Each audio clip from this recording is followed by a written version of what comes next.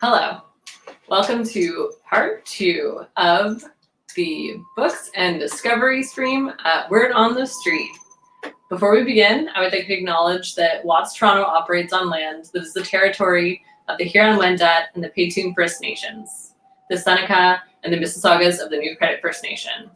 This territory is the subject of the Dish with One Spoon Wampum Belt Covenant, an agreement between the Haudenosaunee Confederacy and the Confederacy of the Anishinaabeg and Allied Nations to care for and share the resources around the Great Lakes in peace.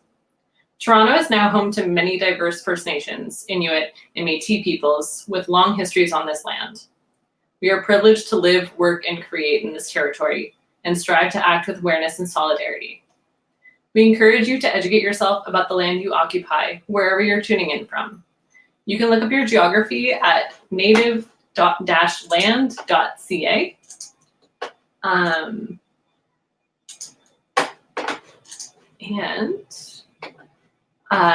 would now like to welcome our next host, Terry Fallis. Terry is a 2-time winner of the Stephen Leacock Medal for Humor and the award-winning author of 7 national bestsellers, including his most recent Albatross in 2019. All of these were published by McClelland and Stewart. Thanks, Vanessa. Very nice to be here. I'm sorry that we are not all gathering in Toronto for the annual Word on the Street, but this is better than not meeting at all. So delighted to be here. And I see my friend Morgan Murray with us already. So why don't we get started? Morgan Murray was born and raised on a farm near Caroline, Alberta, the same village that gave us the figure skating legend Kurt Browning. But Morgan has moved east since then. He now lives, works, plays, builds and writes, builds all sorts of crooked furniture in Cape Breton. I can't think of a better place to build crooked furniture than Cape Breton. And I must say, if Kurt Browning ever reads Dirty Birds, I think he will start to tell people that he comes from Caroline, Alberta, the same place that Morgan Murray comes from. So it's great to have you here, Morgan, and congratulations on the novel. I loved it. It's hilarious, it's zany, it's antic, it's quirky, it's very Canadian, and it is maybe above all very, very funny. So congratulations on the novel. Thank you so much, and thanks for having me here, and I'm so pleased to be in Toronto today. Yeah, as it were. Are you actually in Toronto? No, I'm in the middle of nowhere in Cape Breton. So you're at home in Cape Breton. Okay, very good. Yeah. I know we're going to have you read something, Morgan, but before we do that, maybe just rather than just having a reading with no context, maybe set us up a little bit for Dirty Birds and generally what's going on in the story, and then maybe you'll read for us. Absolutely. So Dirty Birds is the story of Milton, Ontario, not to be confused with Milton, Ontario. Milton is a 20-something from Saskatchewan. He grew up in a rural community, and he went to college at the Polytechnic University of Saskatchewan in Moose Jaw. I'll let you figure out the acronym for that. And once he graduates, he decides the thing he's going to be when he grows up is a world-famous poet and ladies' man like his hero, Leonard Cohen. So as you do, he gets on a bus and he moves to Montreal to find Leonard and fame and fortune and love and money and all of the wonderful things that come with being a poet in Montreal. And he finds some of that, but not really any of it, and it doesn't really go quite as he plans. And poor Milton is all I can really say. Yeah, I love Milton, and I love what he gets up to, and what obstacles are thrown in his path, and how he takes it in stride. Why not give us a quick reading, and then we can chat more about Dirty Birds? Sure. So first of all, the way you can tell I'm a first-time Canadian novelist is my bookmark is only a $20 bill. Terry was reading, it'd be a much bigger bill, I'm sure. Oh, yeah, I'm sure. Yeah, right. So I'm going to read a part where he just gets off the bus in Montreal in the middle of winter in late 2007. And he's trying to make his way to the apartment he's renting with 3 strangers that he's never seen before, and he's having a hard time. So I'll just jump right in. He forgot to pack a toque, so he dragged his sweater up over his head and zipped his jacket up as far as it would go. He looked ridiculous, but by the block 2, he didn't care. He'd meet the elegance of the city tomorrow. Today, he was dying. Milton didn't know a lot of things he probably should have. Obvious things, like taking a cab from the bus station would have been $12 well spent. Like Montreal was a French city and basic grasp of the language would have been an asset. Like 100 other things, but most of all, in this exact moment, he didn't know that the Mont part of Montreal meant mountain and the real part meant royal, and that Park Mount Royal, traversed by Avenue du Parc, the street he was trudging up, was Mount Royal Park. Montreal, the megacity, is spread across the Hochelaga archipelago, a bunch of islands at the confluence of the St. Lawrence and Ottawa rivers. The 2 biggest islands, Ile Montreal and Ile Jésus, make the shape of a pair of lips, with the heart of the city, the crooked cobblestone streets of Old Montreal, the student ghetto around McGill, the palatial mansions of Westmount, the Jewish delis and bagleries and smoked meaderies of the Main, the sex clubs and dive bars and fancy shops of Rue St. Catherine, the tourists flocking to the former site of the Montreal Forum, the hallowed former home of the formerly hallowed Montreal Canadians, only to find it's been turned into a shopping mall on Avenue Atwater, is on the bottom lip, Ile Montreal. The topography of the bottom lip was created by a long-dead volcano that rises above the city just northeast of downtown, like a bee sting on a fat lip. It's all uphill from downtown and downhill from uptown towards Le Banlieue, with the most mountain-like part in Parc Mont-Royal. In terms of things that make Montreal magical, Parc de Mont-Royal is near the top of the list. In terms of things that make carrying an 80-pound bag, several teen blocks in the freezing cold, something that could be mistaken for actual hardship, Parc Montreal is also at the top of that list. But Milton was a man now, a poet man, and this was man making hardship. This was his great-great-great-grand Johnny crossing the Atlantic. He was that Norwegian fella, Sir Edmund Hilroy, crossing the North Pole with his coil-bound scribblers. He was Sir Benjamin Franklin, reaching for the Don Beaupre Sea. He was Bernie Frederico on a breakaway. He was John George Diefenbaker, the George Washington of Saskatchewan, crossing his eponymous fake lake on a third-hand 3-car cable ferry. Milton's trek through the park nearly killed him. It was only a kilometer, but he could have sworn it was the equivalent to the entire length of Ellesmere Island. He staggered the last few feet across Avenue de Montreal and onto the sidewalk in front of a McDonald's. Out of the wind, he collapsed onto his deflated duct-taped sack. He lay there for a long while, catching his breath, collecting his thoughts, contemplating his manhood, slowly freezing to death. A woman walked by and put 3 quarters in his hand. Quel dommage, c'est terrible. Milton had lost his will to go on. He was sure he was going to die there, in a pile on the sidewalk in front of a McDonald's. Another stranger handed him a couple of nickels. The custom of giving new arrivals loose change struck him as a bit odd, but also a bit delightful. What a kind and generous place, he thought, as someone handed him an entire loonie. He was trying to get to Avenue Bernard, which intersected Avenue du Parc some unknown distance on, and then follow it to Avenue de la Paix. But he had no idea how far it was, no idea what time it was, no idea how long it would be before the numbness creeping up his shins would overtake him entirely. So he schlepped his giant duct-taped sack across the street to the bus stop. Besides the 37-hour busathon from Regina, Milton had ridden the bus plenty in Moose Jaw. Mind you, in Moose Jaw there are only 2 buses, the Uptown and the Crosstown, but he was confident he could figure one measly bus ride out. He was, after all, Dr. Zhivago. He was Ruth Bader Ginsburg. What a timely note to end on that reading. Yeah. And I must say, it's a true Canadian who can use Bernie Federko's name in a novel. That's great. Now, in that wonderful scene, Milton shortly discovers that he's lost half of his stuff out of his bag, or maybe he discovers just before you started reading, but there's a rip in his bag and it's just a nightmare. And then he knocks on the door of this house and we begin to be introduced to this cast of wacky characters that you have created in sort of the supporting cast of Dirty Birds. And there are some great and memorable characters. Naughty, of course, and Robin, and Georgette, and Ruddy, and Ava. Tell us a little bit about those characters and how you were using them to illuminate parts of Milton's character and test him a bit. Sure. So Milton moves into this apartment. He finally gets there and he survives. and he meets his roommates there, and the name on the lease is Georgette, and she's a puppeteer from France, and she swears a lot. And his other roommate is Naughty, who is in exile from Newfoundland, where he was a strip club DJ for many years, and he's on the run, and nobody quite knows why. And so they're the people on the lease, and then also there's some hangers-on around the apartment, including Ava and Ruddy, who are connected to the friend group, and they kind of just hang around and loiter and argue about politics and philosophy that they don't really understand.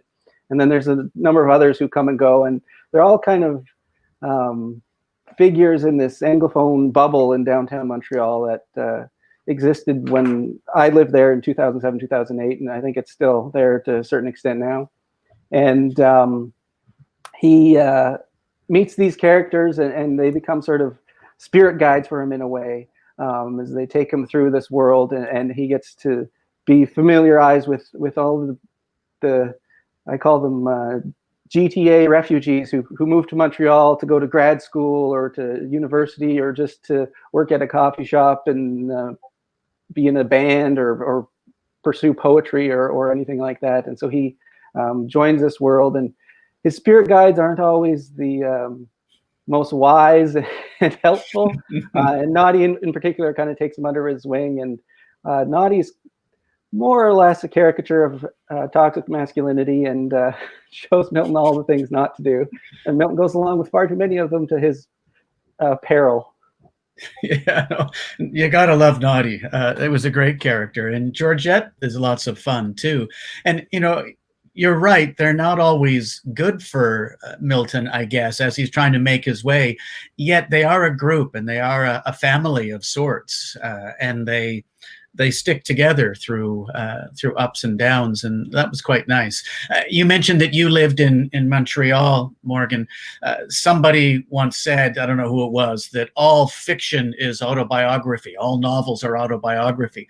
And certainly debut novels, it's not uncommon for debut novels to feature lots of sort of bits and pieces of the writer strewn about the pages.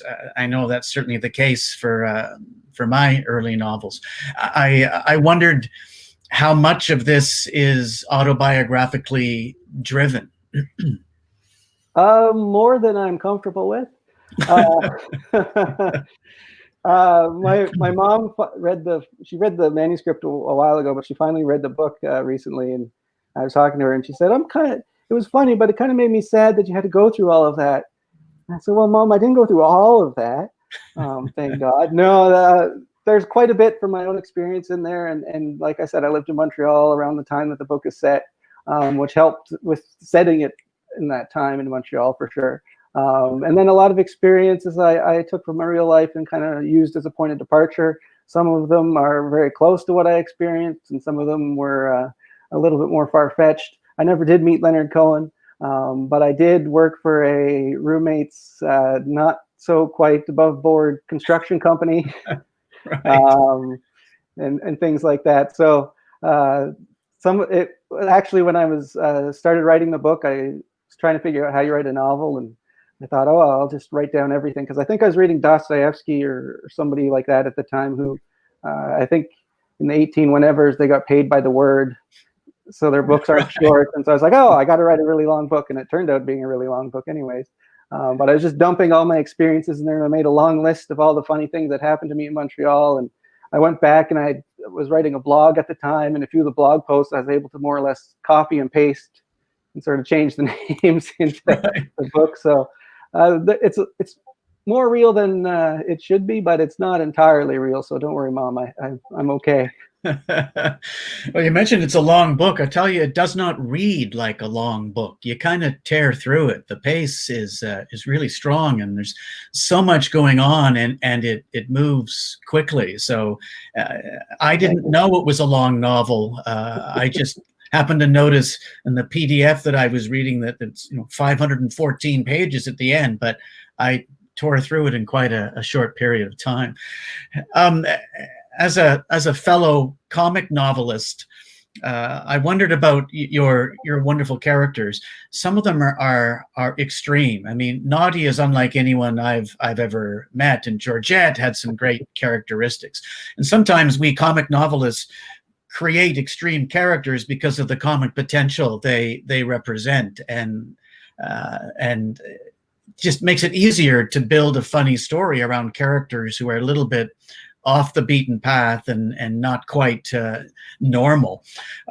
Was that in your mind when you created these characters, the comic potential, or was it are they purely in service of the story? Both. It was. I set out to write a satirical novel about sort of masculinity and coming of age as a male in the 21st century, when we don't have to really grow up until we're in our 30s. And we just kind of go from high school to university to grad school to wherever else, and just kind of flit about, or I did, and most of the people I know did anyways.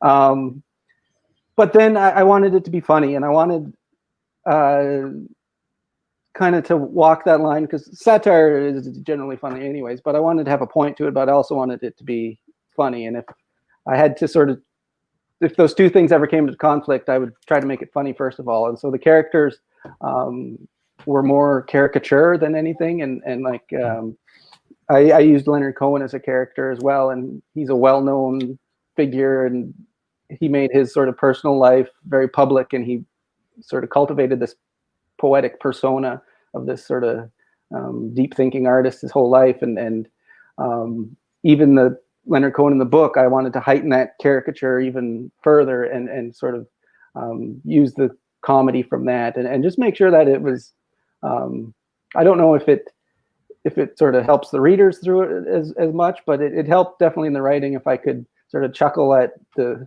Leonard Cohen having a conversation with this outlandish Newfoundland character, Naughty, and there's a lot of outlandish Newfoundland characters. I lived there for quite a while.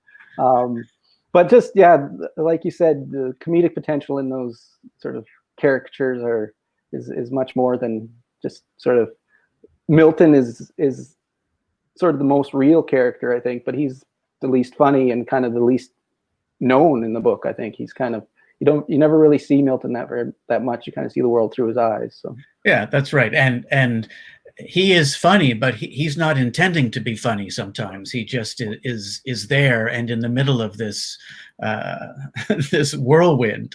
I wondered whether your publisher, Breakwater, ever said anything about you using Leonard Cohen as a character in your novel. Did that come up in discussion with them? It did, and I had a few friends read the manuscript too as I was working on it, and everybody kind of said, "Does this have to be Leonard Cohen?" Yeah. And you kind of got a sense of how people felt about Leonard Cohen when their first reaction to it, because the people who really liked him would kind of defend him. Not to spoil anything, but he's not exactly a good guy throughout the entire book. But it came up, and which was good, because then you have to think about, does it really have to be Leonard Cohen? And I wanted it to be, and I had, my reasons, like I talked about, is sort of this persona of a certain kind of man and a certain kind of artist that Milton inspired to, and Leonard Cohen himself became the symbol for that kind of thing in a big way, and it was an easy thing for a reader to kind of, you say Leonard Cohen, and for me anyways, I have this image of my mind, the black suit and the fedora and the terrible voice and right, the catchy pop song. So I wanted to build on that idea, and I won, I guess. So. No, well, I'm glad he's in, because I think it does make a difference. I once had Oprah Winfrey played a minor role in one of my novels, at least in the manuscript. And she was treated with the same reverence that she has earned. It was nothing, there was nothing to be worried about. And yet my publisher was worried about it and asked me to change it. So I had to create an Oprah-like character to carry it. Well, I think I benefited from Leonard no longer being alive. Yes, I have that's a talk helpful. show host who looks and acts a lot like David Letterman, but his name is not. You may have noticed David Letterman. Yes, so. yes. Brett, yes. Yeah, no, that was great.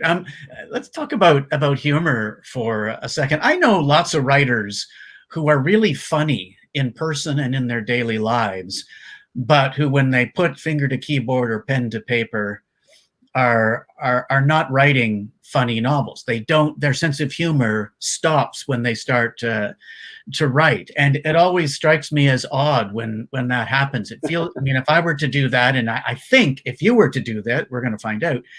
It would be like I'm excising a part of my personality. I'm suppressing something, and it wouldn't feel nearly as authentic. The voice that runs through the novel, is that your voice? Are you? Your sense of humor, you're funny, obviously, but it's not manufactured. It seemed very natural. It was not kind of contrived. It was just smooth. It was like you were talking to us. Is that, have I got that right?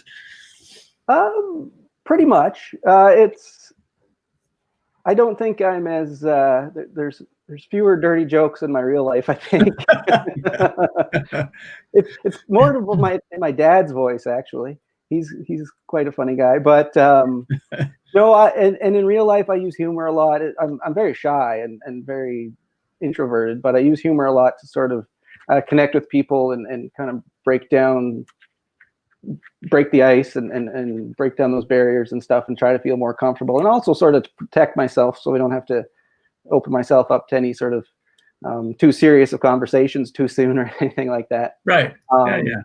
And so, yeah, humor was absolutely I didn't want to write a book that didn't capture that, because it's I've been trying to be funny my whole life for one reason or another, and I wanted the book to capture that. And I've also, like you said, it sounds like I'm talking to you. Developing that voice took a long time, and it took a lot of bad poetry, and it took a lot of bad writing to get a voice that sounds like it's spoken and that it's me telling jokes instead of me writing, with all the big words and everything right. like that. So. Right. Oh, I'm glad to hear that. Maybe while we're on the subject of humor, I sometimes think that as soon as we write a funny novel, some people assume that it can't also be a serious novel. I mean, satire, in my mind, doesn't just make you laugh, it better make you think, or I'm not sure it's actually satire if it's not making us think a little bit. It might just be humor or comedy. Yeah. But I always regret that when we make a novel funny, that all of a sudden it perhaps for some reason seems to diminish its literary cred. Have you felt that, or do you know what I'm talking about? I absolutely know what you're talking about, and I think it's hooey. As do I. Because, like you said, satire is a point with great, comedy behind it, and I find that, not to diminish anybody who writes very serious books about very serious things, but personally, I'm a fan of books that make me laugh as well as make me think. Will Ferguson did me the tremendous honor of comparing me to Kurt Vonnegut, which isn't true, but I paid a lot of money for him to say that. Yeah, that's right. And Vonnegut is one of my favorite writers, and he's hilarious, but he's also extremely profound. And for me, just the way my mind works, I can latch onto an idea and I can mull over a point sort of with greater ease and sort of get what the writer's talking about easier and better, and it sticks with me longer if there's a laugh behind it too. Right. And so I've totally felt like the two things go hand in hand. And I tried to say a lot of different things about being an artist and being a man in the world and being a person, and the nature of Canada as a colonial state, and being divorced from that as kind of a white, cis, straight male who's sort of unencumbered by anything in the world and stuff like that. And all of those are very serious things, and there's a lot to be said about that. But I also wanted to sort of couch it in this ridiculousness and turn all of those situations up to 11 and kind of see what would happen. Right. I totally agree with you. So join the crusade to promote the power and the literary value of comic novels. We're down to 5 minutes. I knew this would just fly by, and it has, but Yeah. I didn't want us to leave the discussion without talking about the amazing illustrations that you have done yourself in the novel. And maybe a shout out to your wife, Kate Beaton, for the cover art. But tell us a little bit about the illustrations. I think they add a lot to the novel. We so seldom get that kind of artwork inside of novels. Sure. So yes, Kate did the cover, and it's beautiful. Then it goes all the way around to the back, and it tells the story of the story on the front. And I was trying to help design with the publisher a cover really early days, and I was pulling my hair out, and she looked at me and said, "Oh, let me do this," and she did it in 2 minutes, and it was perfect. But in terms of illustrations, I still haven't figured out the best use of them, but throughout the book there's all these different illustrations, and if you flip through fast enough, it kind of tells the story just through the illustrations. And I find that illustrations provide an opportunity to heighten the humor. They add sort of an extra punchline to the joke, but they also add, some of that satirical piece as well, because I went through and I drew. There's probably 200 pictures altogether, and I think 60 some made it into the final book. But it was mostly all of the objects that in Milton's life that kind of created his world, and a lot of them are really mundane things. There's pictures of a bag of rutabagas in there and stuff. But these are the things that sort of fill up his world and give it meaning, and are the objects that he's trying to bring into his life to create this persona and create the type of man he wants to be. And so, and I also think that, the cliche pictures say 1,000 words or whatever it is a little bit true too, because it breaks up the book. It's an interesting thing to look at. I've always loved whenever there's pictures in books. Vonnegut did it in Breakfast of Champions and a few other places. And as a kid, there'd be these amazing illustrations in some of the classic books as well. So I've always been a big fan of that. So I wanted to do all of that and put it into this book. I don't know if I nailed it, but it was kind of weird to figure out because the publisher had never done anything like this either, or my editor. So we were kind of like scratching our heads and settled on a number and went with it. And I'm really happy with how they turned out. And hopefully as I carry on, I'll figure out some cohesive theory of illustrations in a novel. Oh, I think they really add a lot to the book. So I'm glad that your publisher was able to do it, because some publishers would probably shy away from that kind of thing. But I thought it added a great deal to it. So we're pretty well at the end. Let me just tell those who are watching that you can shop for today's book, Dirty Birds, at Another Story bookstore. They are live in the Word on the Street Toronto digital marketplace. You can access it through the Word on the Street Toronto website, or the link that ought to appear in the YouTube live box where you're probably watching. And Morgan, congrats again on the book. I think it's a great achievement. I really enjoyed it, and I hope we get a chance to meet in person at some point when all of this is behind us. So congrats on everything, and many thanks for a great chat today. I learned a lot and filled in some gaps I had, and I'm pleased. So I wish you well when you get on your world tour with this book. Well, thank you so much. I really appreciate it. I'm so glad that you were able to read it and that you enjoyed it. And I'll see you on the comedic novel crusades when the world opens back up again. Right on. That's great. All right. Well, thanks so much. And back to Vanessa. Thank you. Hello. Thank you, Terry and Morgan. That was very fun. I also love going into people's homes, and it's really nice when artists really enjoy their own work so much that they just make sure that they have it all behind them for infinity. You can find Morgan's book, again, Dirty Birds, at Another Story bookshop. Thank you so much, Terry, for plugging that as well. Our digital marketplace at www.wordonthestreet, not the .shop is where you can find all the books and especially Dirty Birds. We will be back after a 15-minute break for our debut poets panel, which is moderated by Rasiqra Revulva with Dominik Parisien, Jay Simpson, and Lily Wang. See you soon. Thank you. Bye-bye.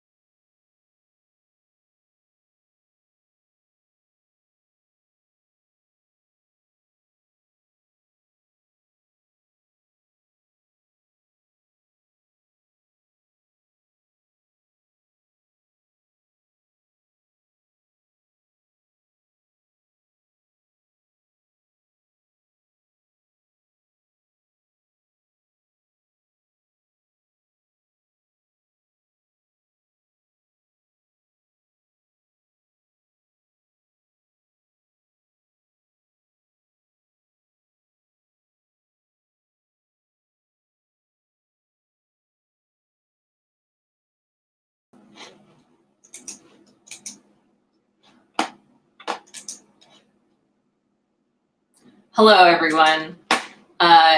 Welcome back. Thank you for hanging out during that break. I'm really excited about this panel. This is the debut poets panel, and I have Rasiqra Revulva as the moderator for this panel.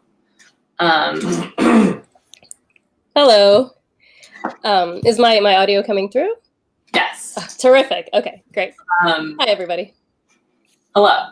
I'm just going to introduce you, and then the world's your oyster. Perfect.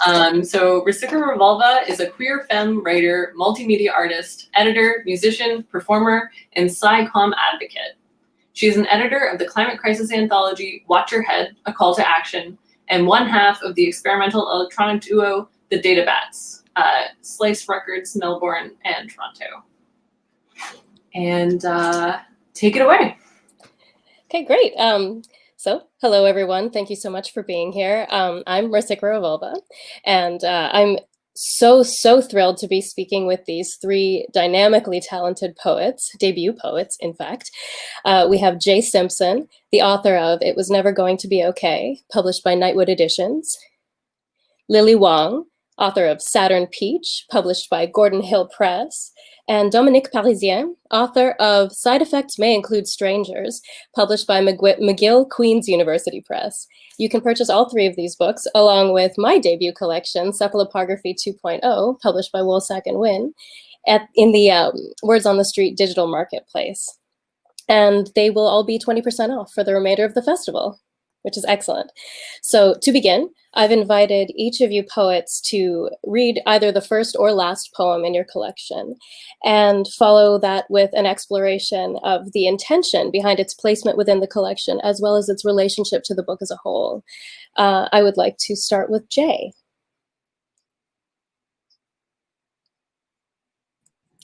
Hi. Oh my God. I have never Hi. StreamYard before. It's so nice to meet you.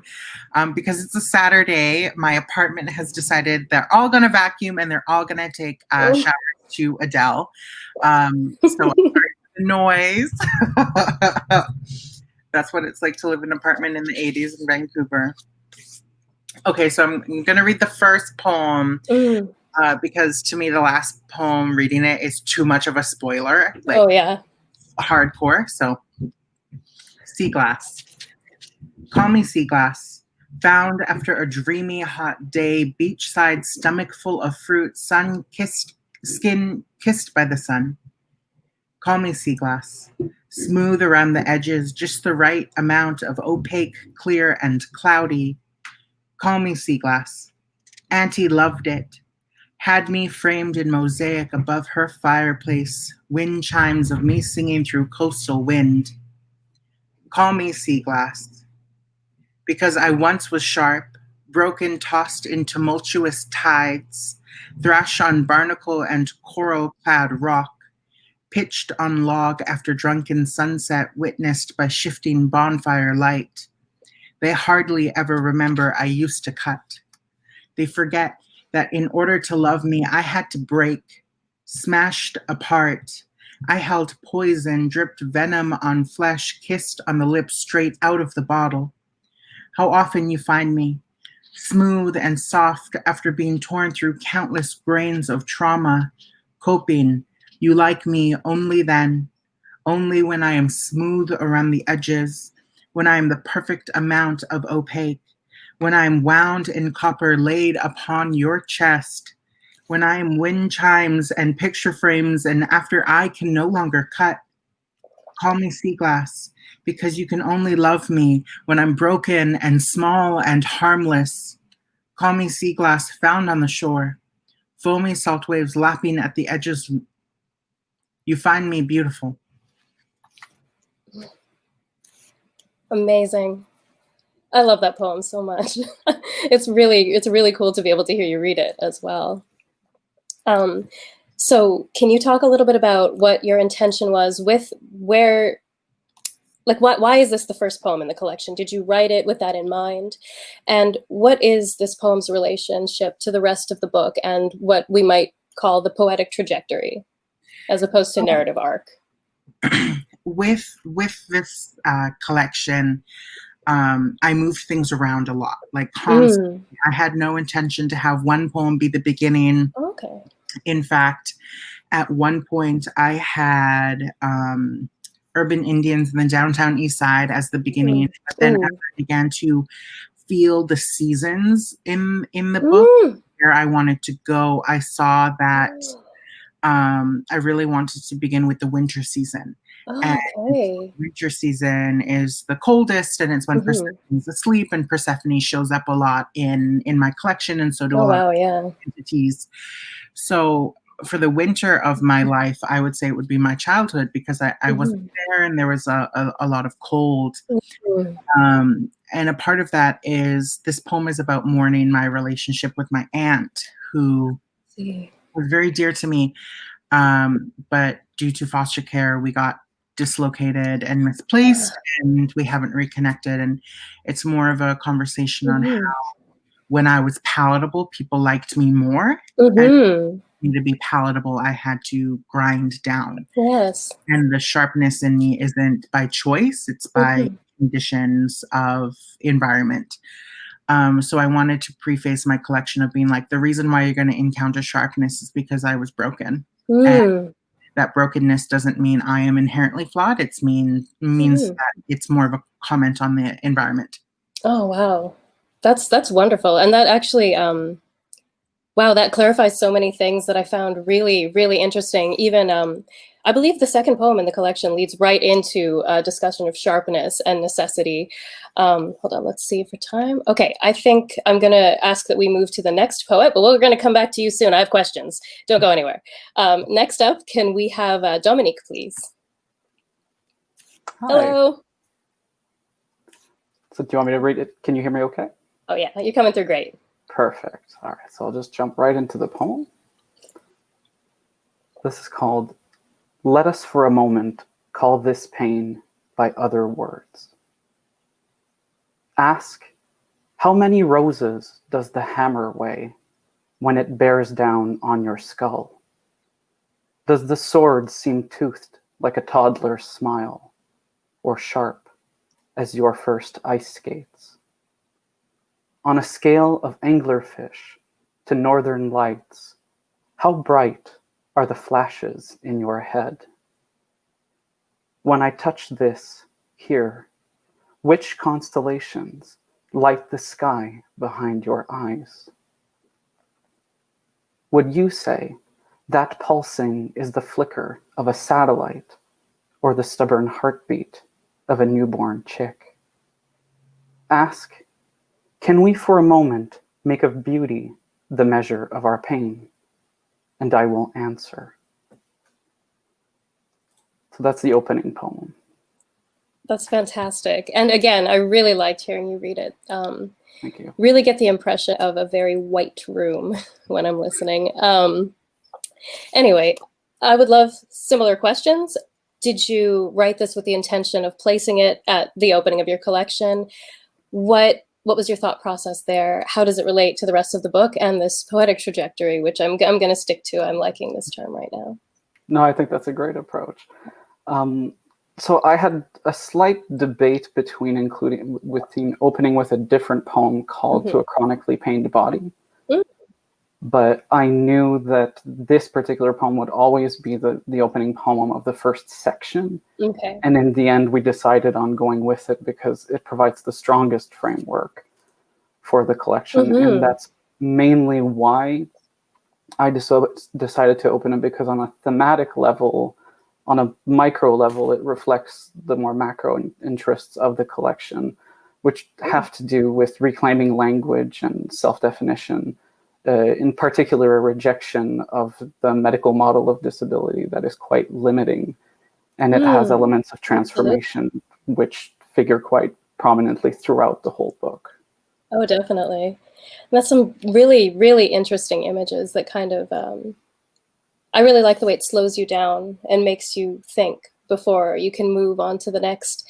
And I think, yeah, it's interesting to consider if the collection had opened with To a Chronically Ill Body, the way that addressing it in this almost epistolary way would really change the tenor of how I interpreted the rest of it. I think it was a really interesting choice, a really sharp choice. Well, thank you. Okay, I'm going to ask that we move on to Lily Yes, now, and then we'll come back to you also, please. Remain. Hi, Lily. Hi, look at us. We all have glasses. I know, right? If you can hear the jazz music from the street, you're welcome. I'm going to read my first poem in my first book. Okay. I was going to do a dance, but I'm sitting on a chair. It's called It's called Nothing Special. When you say the past catches up to you, when it shines like a sprite, offering sweets filled with sea brine, when you say when the past catches up, I am already in the future. The soles of my feet dangling above the water, I am 3 times the weight of a song. Sea brine. This is the only way it can happen, the past. And I know you don't mean one, catching up. I know you are not speaking of numbers at all. It gets confusing. Who drapes what? On who? It gets confusing and we run out of fingers. We pass. Isn't salt supposed to help with that? The passing. And I know what questions you're about to ask, so Okay. I can just talk about Launch it. right in. Yes, please. Okay. This poem it's the first one, and the first part of the collection is called as in reply, as in email response.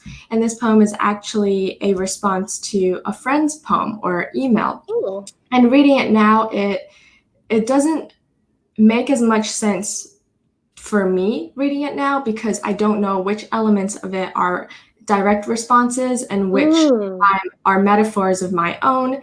And I wanted to start the collection off this way. I didn't write this poem intending for it to be the first in any collection, but it felt right for it to be the first, because so much of what I do is just a reply to. I see a tree and I say, oh, and that's a poem. Language is conversation, poetry is community. And these works are always thinking of a friend or thinking of yourself in relation to so many things.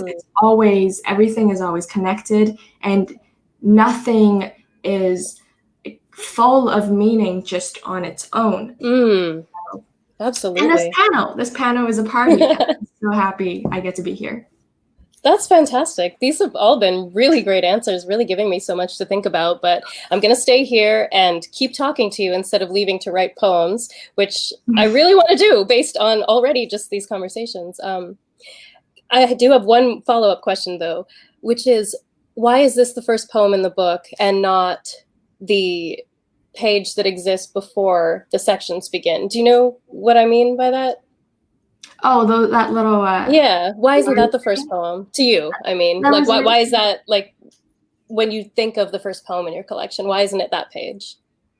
Well, the first poem is my name on the cover. Oh my God, okay. And then everything after that. No, the little blurb is actually, I mean, that page is usually meant for, this book is dedicated to blah, blah, blah, blah, or an epigraph. And I guess I epigraphed myself by giving a little description of the beginning. Has the speaker, or me, I guess, sort of hinting at or saying more explicitly the progression or movement that the poems in the collection are meant to go through, which is this feeling of being in a dream, when being on a boat and running to or from a color. And each section or island in the book is so elusive in its coherency that I felt I needed one image at the beginning of it to pull it more together. Okay, that's terrific. Thank you. All right, so now I would like to move into some individual questions. And at any point, if any of you writers have questions for each other, drop it in the chat, and I'll periodically look over and say, oh, okay, let's stop and pick that up, as it were. But for now, let me just open my notes. I've got 2 questions for Jay. Yeah, here we are. Okay, so I noticed that prose poetry forms appear only twice within this collection, both within the second section, in Flinch and Head and Heart and Hands and Health, a poem in 4 parts. Can you talk a little bit about the relationship between prose poetry and these particular poems, and these poems with each other? Oh, I can't hear you. Better? Oh, yes, perfect. My mic just isn't working then. I get asked that question a lot, and Oh, cool. I think in part of it is I took a few like creative writing classes in university before I dropped several times. Don't do it because all your grants get reverted to loans. So don't like. Oh, I didn't realize that. That's awful. So when I dropped out, it was just because as like an Indigenous person with not a lot of education, with hatred of English as a colonial form that has like my ability to have relationships with my own cousins on my own territory. I don't like to stick to any form. So some of the poems that you see here used to be prose, and I have changed them. Wow. Accordingly, one of the poems that was strictly prose was Waterways in the last section. Wow, I can't envision that. I love what you've done with it. But I also get called out in a lot of my essays for being very poetic. So I think that I meld worlds. And for me, Flinch and Head and Heart and Hands and Health, a poem in 4 parts, it had to keep the prosaic nature of it because to me, I wanted it to feel like a brick. I wanted it to feel heavy. Yeah, absolutely. Like hit on the head with it, honestly. And that's why I give the final prosaic poem in the collection like such a sharp ending. Oh yeah, wow, that's really interesting. I'm glad that. Sorry, I had too many thoughts at once. That's very exciting, and it's interesting to consider the ways that these kind of heavily structured forms also reflect the heavily structured environments in which they were their initial birthing, as it were. So I have a couple more questions for you. So I was really intrigued by, you have a very creative use of punctuation symbols, and I find it really exciting on the page. Can you talk a little bit about, you use slashes, forward and back slashes a lot in multiple different ways. Could you talk a little bit about the way that they operate in the titles and the bodies of your poem, whether alternated or doubled or applied in some different fashion, perhaps more heavily? Yeah, so for me, I come from a theater background where I took theater and as an actor. And part of it was to break up the lines and the pages. So I would use backslashes and ampersands, and I would just use different symbols and I had my own legend, and they shifted and they changed. So these are kind of like when I'm reading them, it reminds me sometimes to take a breath. Oh yes. To slow down or speed up or change my tone, but also at the same time, to me, when I'm reading it without reading it out loud, it shifts the way that sentences work in like a colonial reading structure, and it breaks it up in a way that I think that my storytelling is very like, it's not linear, and or fractal kind of shape. Yeah, and if it shatters and goes into a different tangent, then that's very natural for me. So to break it up and use different symbols was just so natural that I didn't even notice it really until other people were like, wait a minute. Well, it's really interesting. And I love the way you also connected it to theater. You kind of get the sense that you're reading the poet's own annotated mind. You can take your own cues from it, but really like this, it's in some ways a very interesting reminder that this is your work first and foremost. And much as we engage it, it's always going to be your work. You know, we can't take that from you in any way. And I love that. I would never want to. Okay, so now I've got 2 questions to ask Dominik. So also about prose poetry, because I was really interested to see that prose poetry as a form first appears at almost the exact center of your collection, the poem, Can We Call This an Obad? Obey? I don't think I've actually heard that word spoken. If you feel like you want to clarify that for me, that would be fine. Why here? Why at this point in the collection? And is there any relation to the prose poetry form and the slipping of language that occurs within and is like directly remarked upon by the speaker? Yeah, so for me, I work largely as an anthologist, and specifically with fiction, and with anthologies in particular, the middle of the book is often the apex.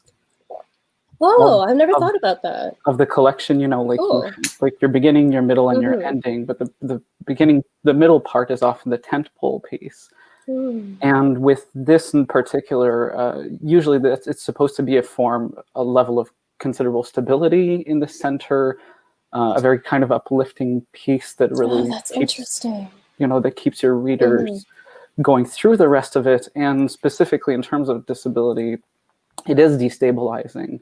So I wanted the central piece to be a moment of slipping and instability. And I wanted form and language to slip. So I slip into French right in the middle of the piece. So in the middle of the piece and in the middle of the book, which as a native French speaker, for me, that is particularly, it's a particular statement of validation, and it's also a rejection of English in various ways. So to me, that's particularly powerful, and at the same time, and Obad is... Oh, thank you. Obad. Well, I mean, I have a terrible French accent, so, I'll say Obad, and it's like, it does not sound pretty in any way. So people in France are probably terribly offended by my French-Canadian accent. But an Obad is a moment of transition. Okay. So on a thematic level, usually, like the forms for an Obad vary quite a bit, but on a thematic level, it's always something in terms of a transition. So I wanted that sense of destabilization in the transition that is not something that's validating necessarily. Yeah, and that's really interesting because of the way it almost feels like it might fight a form that has a lot of stability to it. I mean, it looks a recognized sort of, there's a stiffness there. Yeah. And I'm very tempted when this is over to start clawing through whatever various anthologies are back here and seeing who made the centerfold, because this is now a very, very interesting idea. So I had 2 questions to choose from here. Let's see. I wish I had a coin to flip. Okay, we're going to go with religion. So religion and prayer figure somewhat consistently throughout the book, and to great tonal variation. So what is the relationship between poetry and prayer, poetry and religion, with respect to how they're operating in your collection? Yeah, so obviously this is, for me, but I was brought up French Catholic, but I'm actually an atheist. And so I do recognize the power of ritual, whether someone is, religious or not, and specifically not just Christian, but across cultures. Ritual is an extremely powerful element, and its structures are repeated in various forms. And we, on a structural level, we see that reoccurring in terms of invocations and the like. And for me, I'm particularly interested in grappling with those themes and those forms in that language, but for more secular pursuits. For example, I'm particularly interested in concepts of secular immortality, and memory is a form of secular immortality, and so is art. Oh, yeah. So for me, I am particularly interested in using the type of language that you have with religious texts, but subverting a lot of it for more secular pursuits. And even in poems that replicate some elements of religious language, I'm constantly questioning it. That's really interesting. So that's why I have a particular interest in it. And I've had a few people tell me, like, "Oh, you're a religious poet," and laughed. I laughed aloud because I went, wow, that's really, really off. But it's because they see some of that language, you know, they see an invocation of the divine, and they immediately mean, oh, like God and Christ. And it's like, no, it's touching something in terms of a divine reality, but it's much more on the secular level. So that's why I have such an interest in grappling with those themes, and as with disability, just kind of twisting it in a direction that's a little unusual. And it's interesting, the way that this allows you to address the way that invocations of faith can be something very powerful for disabled people, but also something which is very much applied to and on disabled people, as opposed to something they may necessarily be reaching for. Yeah, like I've been subjected to an exorcism against my will, and you know, and a number of religious practices which are deeply problematic in relation to disability. So I'm never interested in replicating what their intent is. I'm really interested in interrogating them. Yeah.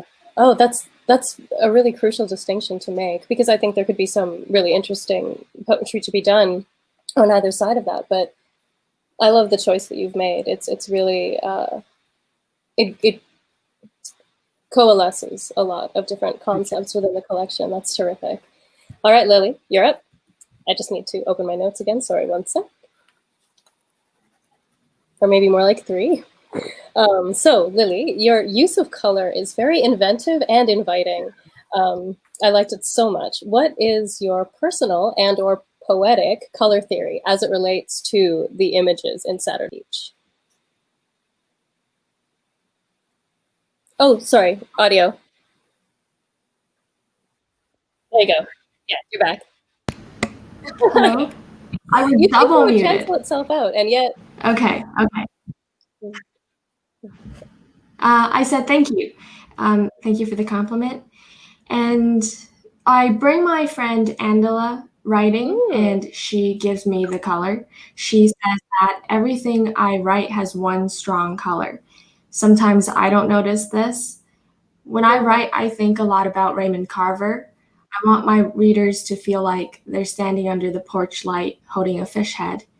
Feelings become colors that I row towards or away from. And Saturn Peach has a lot of color in that sense. It's a lot of yellow, yellow plums, brown, peach pit, blue, the lake, rain, green, trees, lots of trees, wind, movement.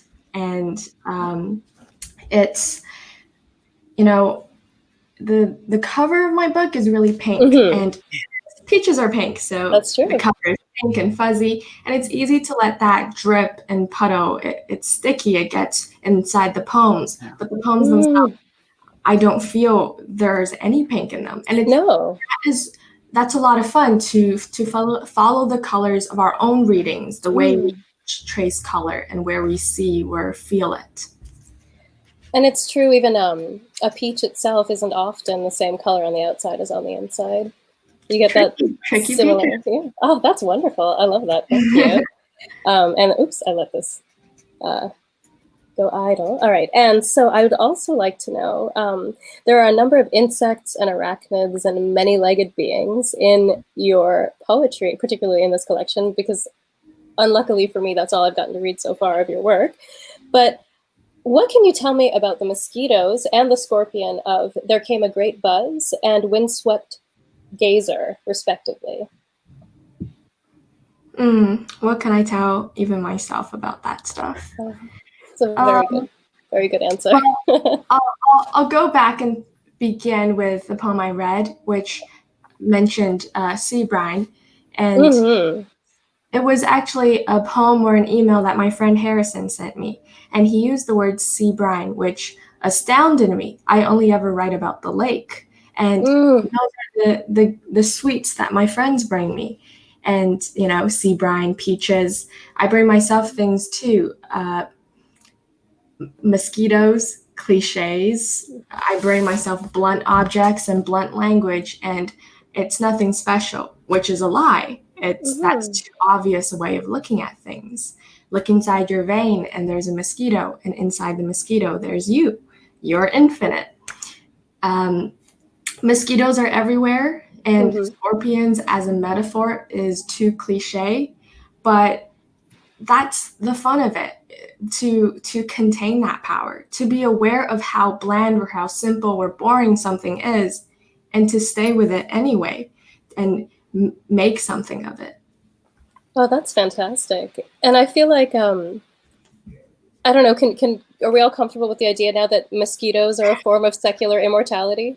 Because I'm really into this. I would like it if we can really get a lot of interconnections going, because interrelationality, I really love the way it's operating in all of your books. And really, it's been so interesting to read them together, and the way that they created a dialogue for me.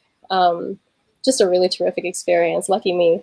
Okay, so I would like now to ask you all some collective questions, unless am I missing anything? That doesn't look like it. Okay, so collectively, I'd like you each to discuss the intention behind dividing your collection into sections, because each of you have, in the case of Jay's collection, you have numbered sections, and you may have already gone into this a little bit with respect to seasons, but honestly, it was super interesting, so I'd love to hear more. And with Lily and Dominik, you have titled sections. So I would love to hear, and if we can start with Jay and kind of go what to me is counterclockwise, Jay to Dominik and then Lily. Hi, thank you. Oh my God, I loved listening to both of you speak. I've been texting my friend Sana, and we've just been like gushing over terrific. this panel. So I'm such a huge fan. Yeah, we're talking that we are a Lily Appreciation fan club. Can I join so this fan club? Actually, are you accepting members? Yeah, please. Yeah, well, I do. Yeah. Originally, the collection wasn't in sections. There was no intention for it to be a sectioned collection. It was going to be from straight to start to finish. But then I kept on coming back to 4s, and 4 is a sacred number in Cree culture. Yeah, 4, 7, and 13. Those are sacred numbers. And so for me, the fact that I wanted to tell something nonlinear and break it up, I was like, so I could do 4 and start with the season winter and then do transitionary things.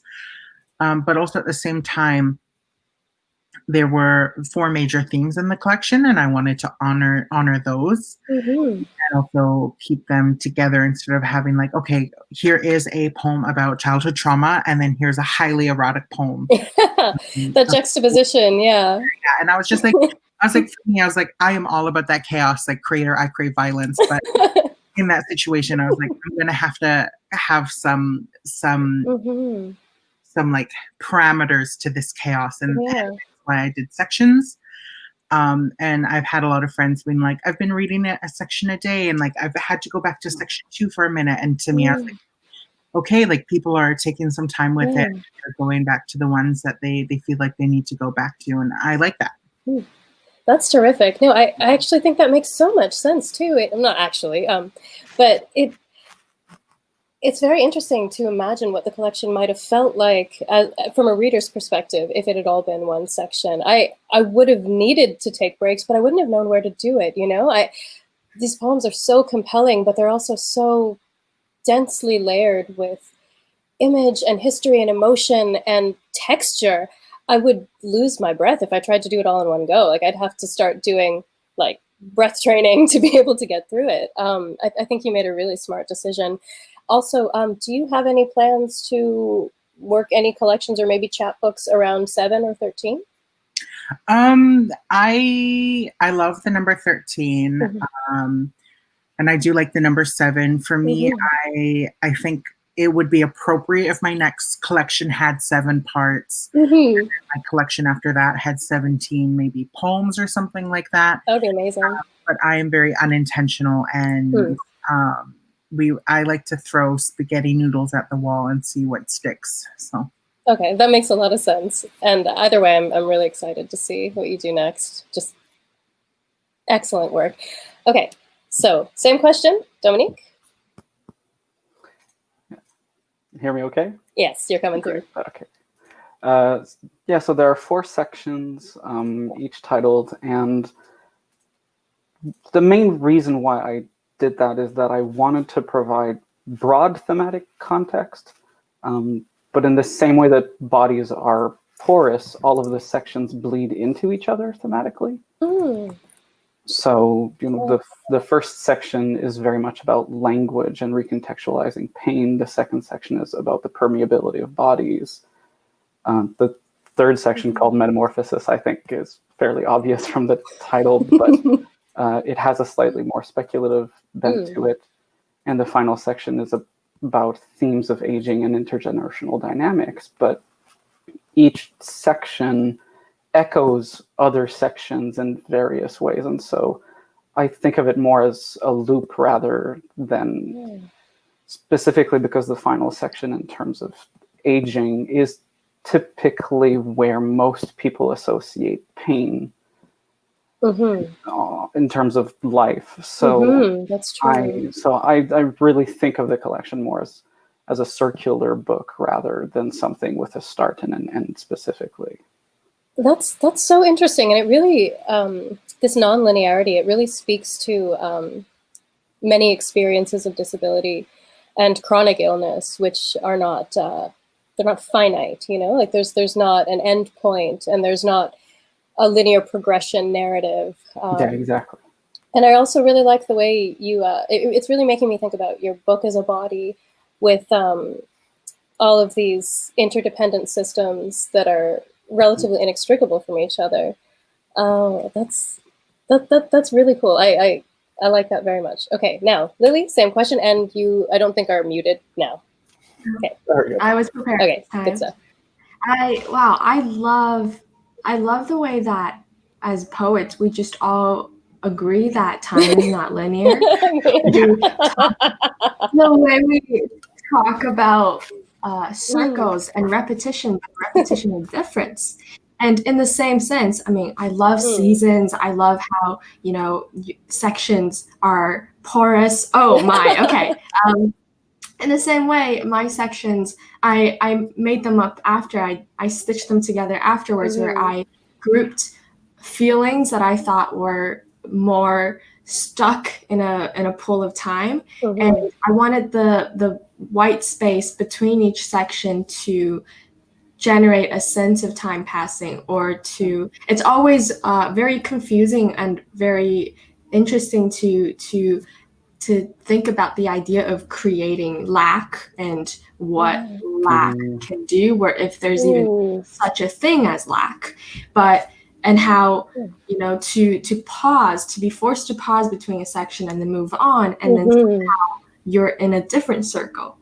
I titled the last section Concert because that word to me felt like it captured all the harmonious or inharmonious, the movements together in one net. And that's how we move, right? It's not a linear progression. We circle, we repeat, we dream. That's fantastic. And it really does speak to the very dreamlike quality of your collection and the poems individually. That's really interesting. And there is so much movement, particularly in the final piece. I love the way books begin and the way they end. And it can be very tempting sometimes to end on a very stark, still note. And sometimes that is a huge hit. But I love this sense of like ellipsis that's happening. And it almost seems exemplified by the way that the slight bleed through between the sections. And actually, that's a little bit true for all of your collections. So we're getting a little close to the end of time. Actually, quite close. A little was, I'm underselling it. But I'm going to move to our final question, which is, again, for everybody. And I've asked you all, so it's slightly tweaked for each person. Basically, a complimentary playlist to go with your books. 3 to 5. In the case of Jay, I would like to hear music. And in the case of Dominik, I would like to see poets. And in the case of Lily, I want movies, because I was really, really, really excited by, there's just so much beautiful referential material. in all of your collections. I'm going to stop talking now. It's your turn to talk. We're going to go Jaye, Dominik, Lily, if that's okay with you guys. Take it away. Okay, so as some folks may have connected with my book, the notes section is filled with musicians. Like, it's filled with musicians because music is such an integral part of my process. And I'm currently working on a playlist of all the songs that helped me write this. And now it's like 4 hours long, so I'm so sorry. But Florence the Machine is like one of the biggest ones. Oftentimes I'm like, I wish I wrote that. And then I'm like, you know what? I'm going to just take that one line. Thank you very much. Amy Winehouse was the very first CD I owned, Back to Black. So I had a little bit of a love for the British song. Is that was so I really like the Average Girl songs. I'm really into that. Amy Winehouse, Florence the Machine, Daughter's been really good. I just really like that haunting. Anything haunting, I'm into it. I'm like, if you're not gonna run up and down my hallways banging pots and pans, stuff like that, I'm not into it. So I love a cacophonious haunting. That's what I'm trying to say. I love that. All right, Dominik, poets, let's go. Yeah, so you had asked me poets that I don't refer to. Yes, sorry, I forgot to say these are all ones that are not in the collection, so theoretically. I'm gonna cheat on one. We'll come back. Because I have to mention her work, and it's Roxana Bennett. Oh my God. On her book Unmeaningable. Roxana is a friend, and some of the poetry was written. We email each other, and we do some work in response to each other's work, and so our work is in constant conversation. So even though I refer to her in the book, I had to bring that one up because it's too integral on a playlist level. Otherwise, I wanted to mention Shazia Hafiz Ramji, Art of Being, which has wonderful things in terms of the social gaze and in terms of permeability, mostly on the technology side. Fabulous, fabulous work. Other ones I want to mention are Jim Ferris, Slouching Towards Guantanamo. That's an American poet. Adam Dickinson, Anatomic. And Khashayar Mohammadi. Specifically, his collection's coming out later, but Genealogy of Rumi is a poem that I reprinted in the Fold this year, and it's in the Thames. And if anyone just goes and looks up that poem, it's brilliant. It's brilliant. There's elements in terms of language and translation and mental health, and it's a genius piece of writing, and I cannot recommend that. When that book comes out, it's going to be huge. Oh, I think so too. And I believe it's with Gordon Hill Press, which is Lily's publisher as well. Yes, exactly. So then actually, sorry, Lily, just before we get to you, since I asked the question kind of inaccurately, Jaye, do you want to throw out a couple of musicians that weren't in the book? Because I didn't clarify that. Pardon? Let Lily go first. Okay. All right. Lily, go. Sorry. Okay. Boom, boom, boom. Okay. Movies. Jaws. Awesome. Blade Runner, the original one. Director's cut or no? Howl's Moving Castle. Sorry. No, Blade Runner. Sorry. Sci-fi. Shooting robots. Shrek 2. You can watch any of the Shreks, but I most feel connected with Shrek 2. That's a good answer. And last one is The Exorcist. Nice. Masterpiece. Very good. Very good. Sorry, I didn't mean to interrupt you there. I got excited about whether you meant the director's cut or not for Blade Runner. Oh. Which is something maybe we could talk about afterwards because it's interesting to me. Okay, so this was fantastic. I really had a great time talking to all of you. Just gonna check my notes and make sure there's nothing else that I need to say. It doesn't look like it, but thank you all so much. It was wonderful getting to read your books. I'm really looking forward to picking up hard copies, which I may do through the Words on the Street digital marketplace at 20% off all through the rest of the weekend. you all can do it too. You should join me. We'll be like in a very cool club of people who bought this particular set of 3 books. And you can get mine too. Hot plug. Thank you so much for doing that. I also, I don't know if you can hear me. It looks loud. Okay, great. Yeah. I wanted to also add, because there was such huge praise for Kramer, also Khashayar Mohammadi, and he's actually going to be on this stream right here at 6 o'clock today with Canisia. Oh, well. So, yeah. So, amazing. Yeah, that's gonna be amazing. I love Canisia. Canisia. Oh, I love her so much. She edited my book, actually. It was really cool. It's a great combo. Those two together is going to be great. Kramer's fantastic. So much. I think Kramer's also still offering editing services. Like oh, wow.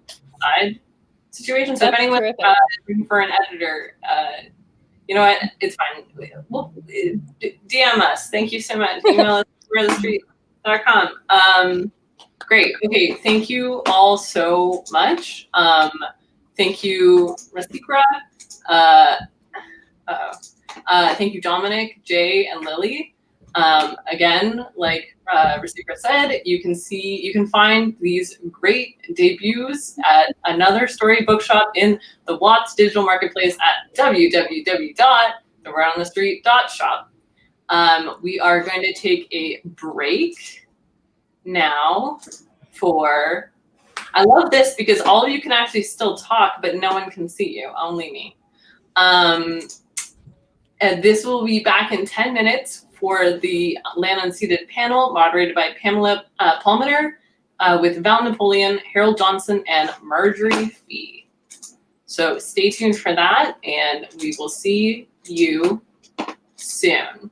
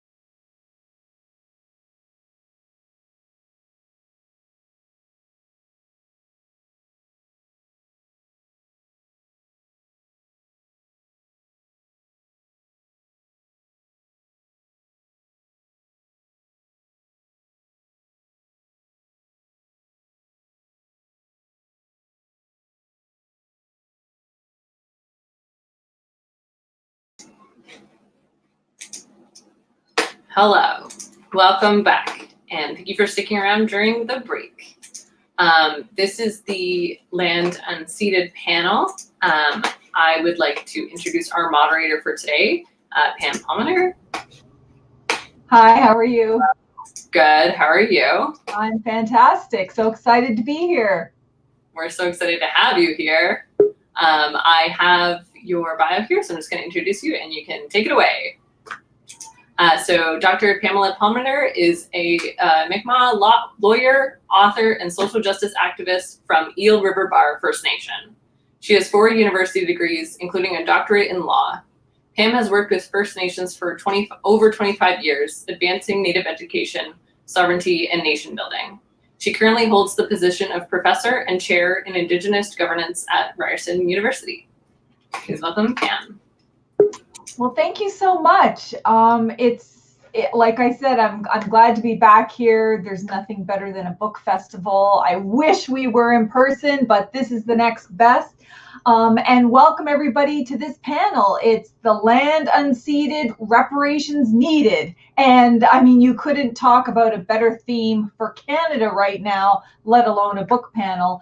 And just before I introduce our amazing panelists, I know everybody is on a different part of Turtle Island right now. I'm coming to you from Mississaugas of Scugog territory, and they've never had reparations for their lands. In fact, the alleged land surrender that they made was so bad that, in fact, the Crown officials said that it would never stand up. So this is the kind of things that we're dealing with. I'm so excited to welcome this panel.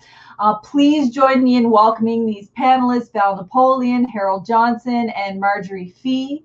We're going to be having a discussion about their books, the themes in their books, how it relates to the panel title, and also what's going on in Canada today, to talk about land issues, Indigenous knowledge, Indigenous sovereignty and resistance, and really how to reshape Canada in a much better way. So please welcome, and I'm just going to introduce them all in a row. Val Napoleon, she is a part of the Law Foundation Chair in Indigenous Justice and Governance, and I'm a huge fan, of course, at the University of Victoria. She has taught and published extensively on Indigenous legal issues, Indigenous law and legal theories, Indigenous feminisms, governance, critical restorative justice, oral traditions, and of course, Indigenous legal research methodologies. So I can't wait to hear from her. Harold R. Johnson has a law degree from Harvard, of all places. That's pretty impressive. And is the author of 6 books. I've got some catching up to do here, including the bestseller Firewater, which was shortlisted for the Governor General's Award for Nonfiction. And he lives in La Ronge, Saskatchewan. And last but not least, Margery Fee. She's a professor emerita at UBC, and she has a ton of publications as well. Some of them include literary land claims, writings on Native North America, polar bear, and on the cusp of contact, gender, space, and race in the colonization of BC. And that was in 2020. So welcome everybody to this panel. Welcome to all the viewers. I'm really excited to hear from you all, because you all talk about Indigenous knowledge in some particular way, and that's really exciting for me. So I think what we'll do is we'll start, and maybe each one of you can give a basic introduction to your book, what it's about, kind of set up the context, and then do a reading of your book before we get into kind of like thematic questions and things like that, if that works for everybody. Okay, well, that's fantastic. So Val, maybe you can tell us about your book, the title, what it's about, and do a reading if you like. All right. Well, thank you so much. This is just delightful to be here. The title of our book, and it's a collection of works, and the title is Creating Indigenous Property, Power, Rights, and Relationships. So the other editors are Angela Cameron and Sari Graben. So this is a collection which takes up the politics of property.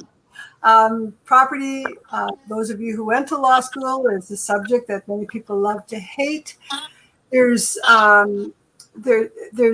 huge debates around property, what it is, what it does in the world.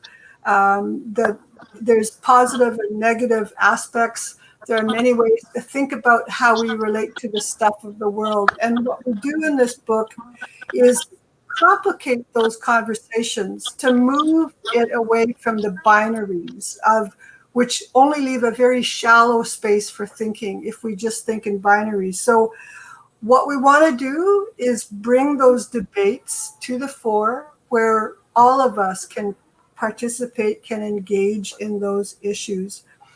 One of the articles is written by I wrote based on research I did in northern BC and a former graduate student of mine. And it does many things, including look at what might an Indigenous feminist theory of property be. If that was developed, and we do develop a multiple part theory, what will it do? What difference will that make? Because what we know is that Indigenous women's experiences in Canada are on a big spectrum. On one end, we know the violence. We've heard about the violence. We have the inquiry and all of that. But at the other end are the stereotypes, the essentializations, and then all the way along that spectrum are decisions concerning the lives with material consequences for Indigenous women. And so what we do with this article is we look at housing. All of us need housing. And what are the issues there? And we look at 4 different communities and look at how those communities are navigating housing and the concerns and experiences. But we also, through the feminist, Indigenous feminist property theory and through the treatment of housing, we look at Indigenous law. And particularly we look at Tsimshian law. And what we're saying is that it's not a panacea.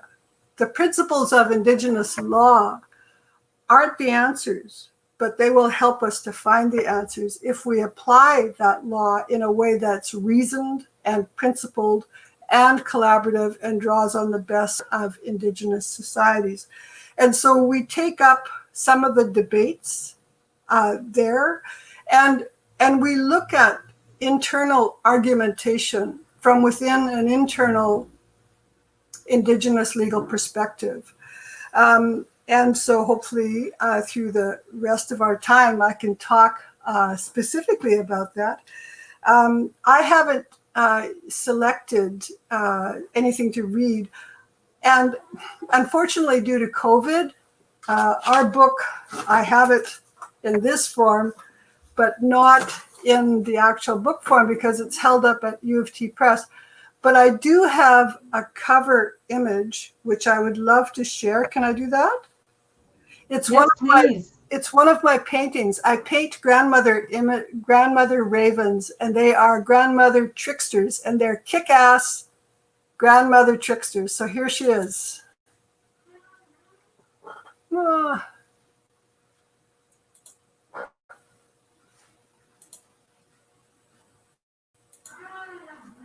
Can you see her? Not yet. Oh, yes, we can now. Okay, there she is. So I have many, many, many tricksters, and they get up to all kinds of things in the world. Indigenous legal pedagogies and all kinds of issues and debates. And the tricksters are the first law teachers, and they teach us by sometimes slapping us upside the head when we take ourselves too seriously. And sometimes they teach us with love and kindness. And so this grandmother trickster is a feminist, and she plays a role in Indigenous law wherever she goes. And so that's all I can share with you from our book. And I will select a reading, but is the image. So there you go. Well, that's fantastic. I can't wait to hear more about it. And I love that the image is so directly related to the content too. So that's exciting. Thank you so much, Val. And Harold, maybe we'll go to you and you can give us some background on your book and do a reading if you have a selection you'd like to read. Your mic is muted, I think, Harold. There we go. Fantastic. I do not have a selection I want to read, but we'll correct something. I have now published 10 books. I have a contract for number 11 with McClelland and Stewart, and just discussing number 12. I'm expecting an offer on it within a couple of days. Number 13 is almost finished on my computer. I'm retired now. I have time to write. Oh, that's fantastic. Well, let's talk about this book. So the most recent book was, what was it? Cry Wolf. Cry Wolf. About a young man who was killed and eaten by wolves in northern Saskatchewan. I was the lawyer for the family at the coroner's inquest. But I think the book that we want to talk about today is Peace and Good Order, the case for Indigenous justice in Canada, where I write about my time as a Crown prosecutor and how I helped to fill Canadian jails full of Indigenous people. Someday a Prime Minister of Canada is going to stand up and apologize for that atrocity. And they'll be apologizing for me. So I took this opportunity to apologize for myself.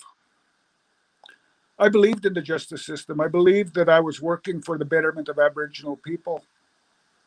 I thought I was protecting the communities from these bad actors. And that's the story that I told myself. Didn't take long until I realized that the problem was primarily alcohol. 95% of the people coming to court were intoxicated by alcohol when they committed their offense. So we weren't dealing with criminality, we were dealing with overindulgence. And not always about addictions. That was part of it, including committing an atrocity. When I realized what was going on, we all know that when we ask the judge to send someone to jail, we're telling ourselves we're separating a bad actor from the community and we're giving the community a reprieve from their bad actions. But we know we sent someone to a correctional center and they're going to come back in less than 2 years and they're going to come back angry. And if we send someone to a federal institution, they're going to come back angry and mean. We're making our communities worse by using incarceration. We're taking victimized people and re-victimizing them. I didn't include it in the book because I didn't know the number until after the book was published. But for every year of incarceration, we reduce a person's life expectancy by 2 years. We say in Canada we do not have a death penalty. We do. The life expectancy here in northern Saskatchewan is about 60 years for Aboriginal people. And I know that over the course of 10 years as a Crown prosecutor, I asked judges to send people to jail for more than 30 years. So cumulatively, I have taken lives.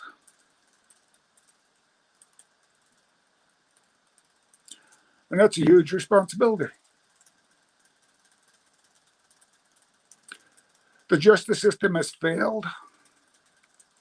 We began incarcerating Aboriginal people in about 1960 here in Saskatchewan, and the incarceration rate has steadily climbed since then.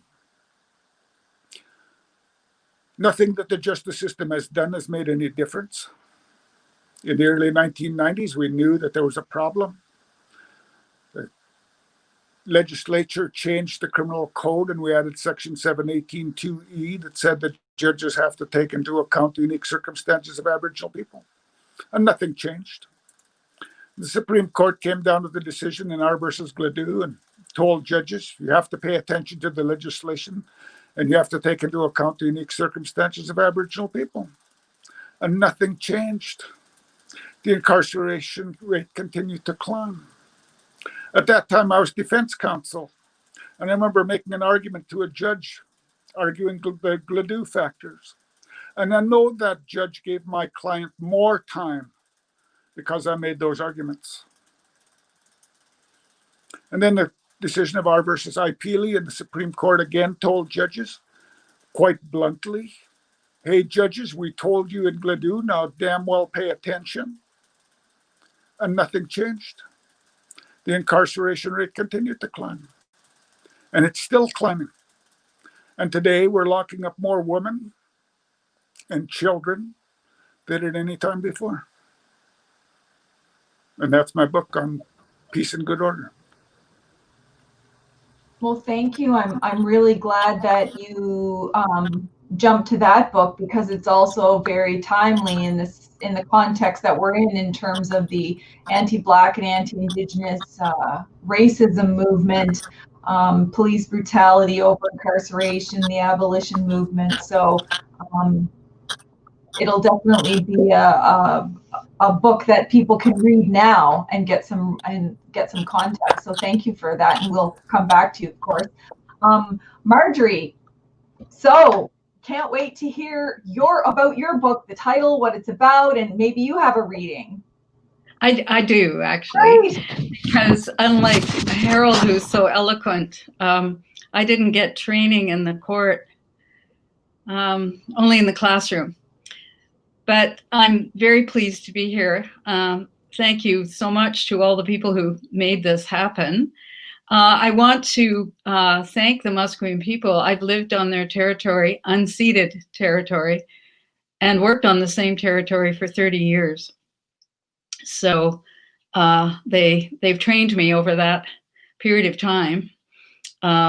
Larry Grant, the elder from Musqueam, started out with, this is Musqueam traditional territory. And then he added unceded. And then he added the Hunkaminam speaking people. So now every administrator at UBC has been trained to say it every time anything important happens, which I think is good news. Anyway, I am going to read. Apologies. The main point of literary land claims is that mainstream ways of thinking about literacy, writing, and literature continue to support the theft of Indigenous land. What the colonizers offered in return was their Christianity and their civilization. Proof of that civilization was a great written literature as defined by European standards, which were seen as universal. In 1892, during the Irish nationalist struggle, the poet William Butler Yeats put it this way, quote, "No nationality without literature, no literature without nationality." Because Indigenous people were deemed to be without writing, they could not produce a literature or have a nation. Although we now see these claims as dangerously flawed, I hope, as provincial rather than universal, in fact, they underlie more recent arguments about Canadian literature made by Northrop Frye in The Bush Garden, 1971, and Margaret Atwood in Survival, 1972. Literature was seen as a way to bond diverse newcomers and tie them to the new land. So Frye notes, to feel Canadian was to feel part of a no man's land with huge rivers, lakes, and islands that few Canadians had ever seen. His expression, no man's land, resonates with a powerful land-claiming narrative, the legal concept of terra nullius, Latin for land belonging to no one. In Survival, Atwood writes, quote, "Literature is a map, a geography of the mind. We need such a map desperately because we need to know about here, because here is where we live." The we in this passage clearly excludes Indigenous people. Here is where they have always lived. Atwood, like Frye, imagines a new literary map of an empty territory open for settler writers to claim and describe. So the new field of Canadian literature that I began to study shortly after Frye and Atwood wrote their books was founded on the same doctrines that drove the belief that Indigenous people were illiterate, uncivilized, and unfit to contribute to the nation as citizens or as great writers. Well, that was 50 years ago. Makes me feel really old to think about how long ago that was. But now we're lucky to be able to read contemporary great Indigenous literature. And I have to add that there is great literature from the past that Atwood didn't mention. But I hesitate to call it Canadian literature. This move would suggest that Indigenous literatures exist solely to shore up Canada's claim to a great civilized nation. There are Indigenous writers who would like to see decolonization come before they join up as Canadian writers. Thanks. That's great. Thank you so much. I had the privilege of reading some segments of your books, so it was really great to meet you all in person too.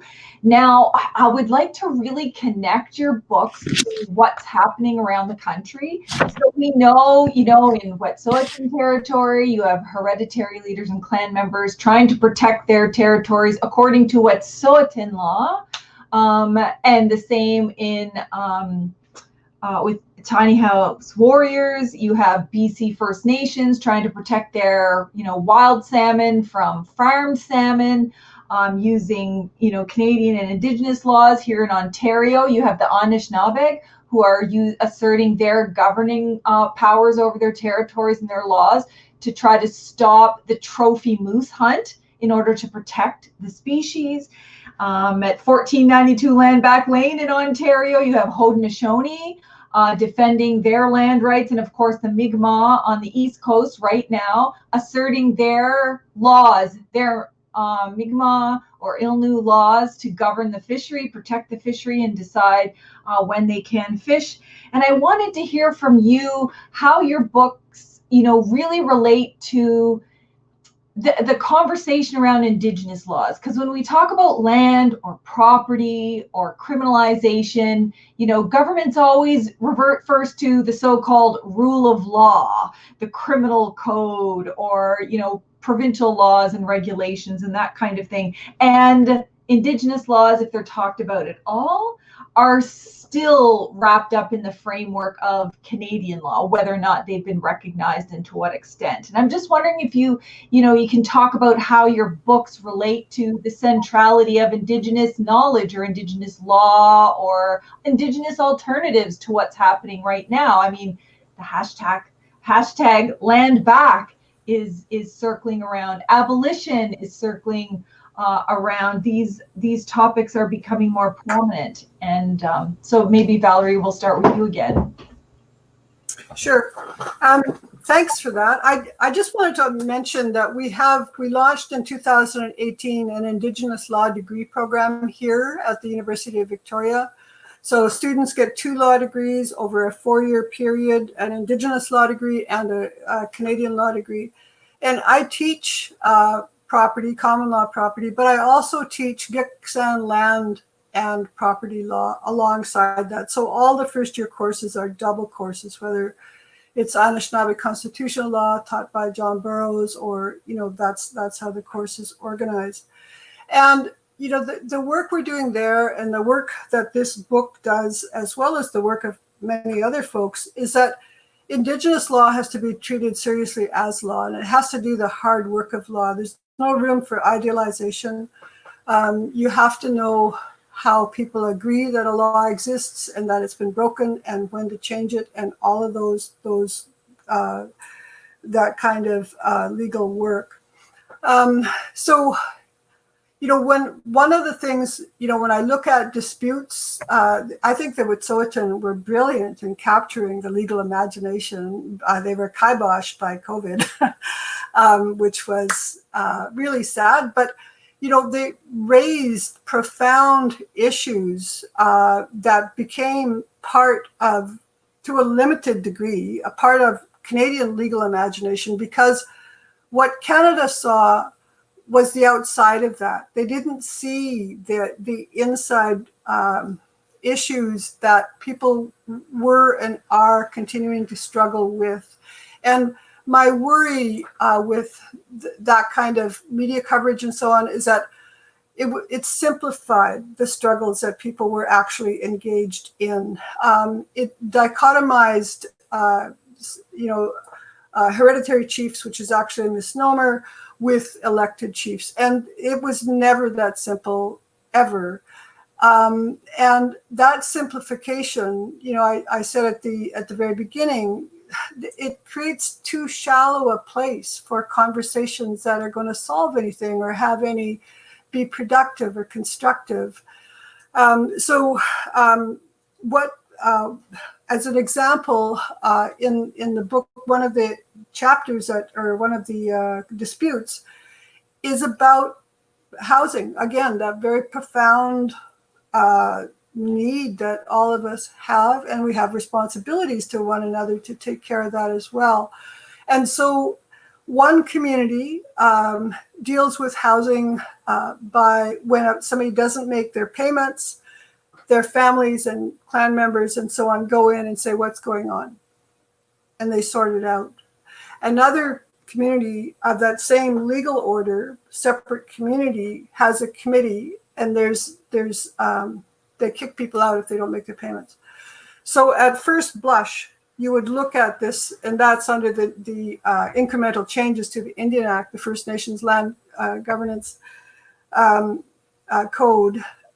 So at first glance, it looks like, well, the first community is fulfilling their responsibilities, right? And the second community is failing. But it's not that simple, because if you look at the individual responsibilities that people have to not incur collective liability for kin, failure to make payments could actually be a larger problem, according to Tsimshian law. And so it has to be dealt with on that kind of basis. You have to understand what the legal perspectives are. And I think there's still all kinds of other issues that are involved there, including the extent to which contemporary practices or interpretations of law undermine historic legal orders and legal institutions through which Indigenous law operates. So I think that there are larger questions. What my hope is let's take those questions up. Let's reclaim our intellectual lives as Indigenous peoples, because there's been a focus on our healing, which is important. There's been a focus on everything else. But we were and are thinking peoples. We wouldn't have the oral histories and the ways that we record law today, but for the fact that we were, along with everything else, intellectual beings. And we need to bring those resources to today's issues, whether it's violence, whether it's housing, whether it's rebuilding our economies according to our own terms, or any of the other work that we need to take on. Oh, I think that's so important. So many people are excited about that Indigenous law program too. But I think your point about taking up these questions, actually not avoiding the difficulty, not avoiding the places where it doesn't seem to make sense between we're only talking about tradition or we're only talking about Canadian law, and there can be no matching of the two or anything in between or addressing any of those things. So I think that's really, really important, especially in these contexts. And sadly, in the media, you often get 2-minute sound bites, and there's no way to actually engage with the conflict. And it's social conflict, and we've always had social conflict, and that's how you work out problems. But I'm glad that you're really looking at engaging that. Harold, so what do you think? I know that you were talking about this, criminalization of Native people, over incarceration, and this also happens to land defenders, water protectors, people asserting their rights. They too are also criminalized. How does your book or books engage with, Indigenous perspectives, Indigenous laws or governance or knowledges? I think we have to stop calling it Indigenous law. Law is not the right word for it. We've got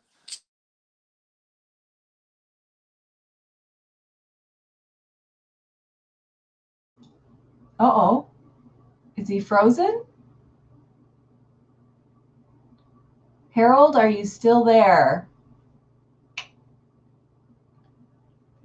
Okay, maybe we'll have to come back to Harold. He's definitely frozen for me. Okay, Harold, if you can hear us, we're going to come back to you because you're frozen, and maybe we'll move on to Margery, just to make sure we don't lose any time. Margery, same question to you. How does your book engage with any of the Indigenous law or knowledges or wisdoms or, philosophies, all of those things? Well, I'd like to say that I'm surrounded by lawyers. I'm just an English professor, retired. But what I found very quickly when I started to work on my book was that I instantly became a reader of law. And that was surprising to me. It shouldn't have been because Musqueam have brought forward some of the most important Supreme Court cases in Indigenous history.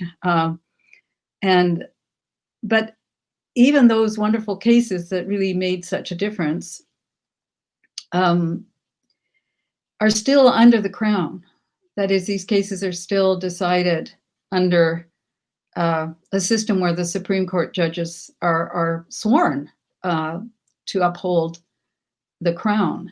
And I realized then that I got what John Burroughs was trying to do and other legal scholars are trying to do. How do we manage the problem of this overarching crown with an Indigenous pre-existing order?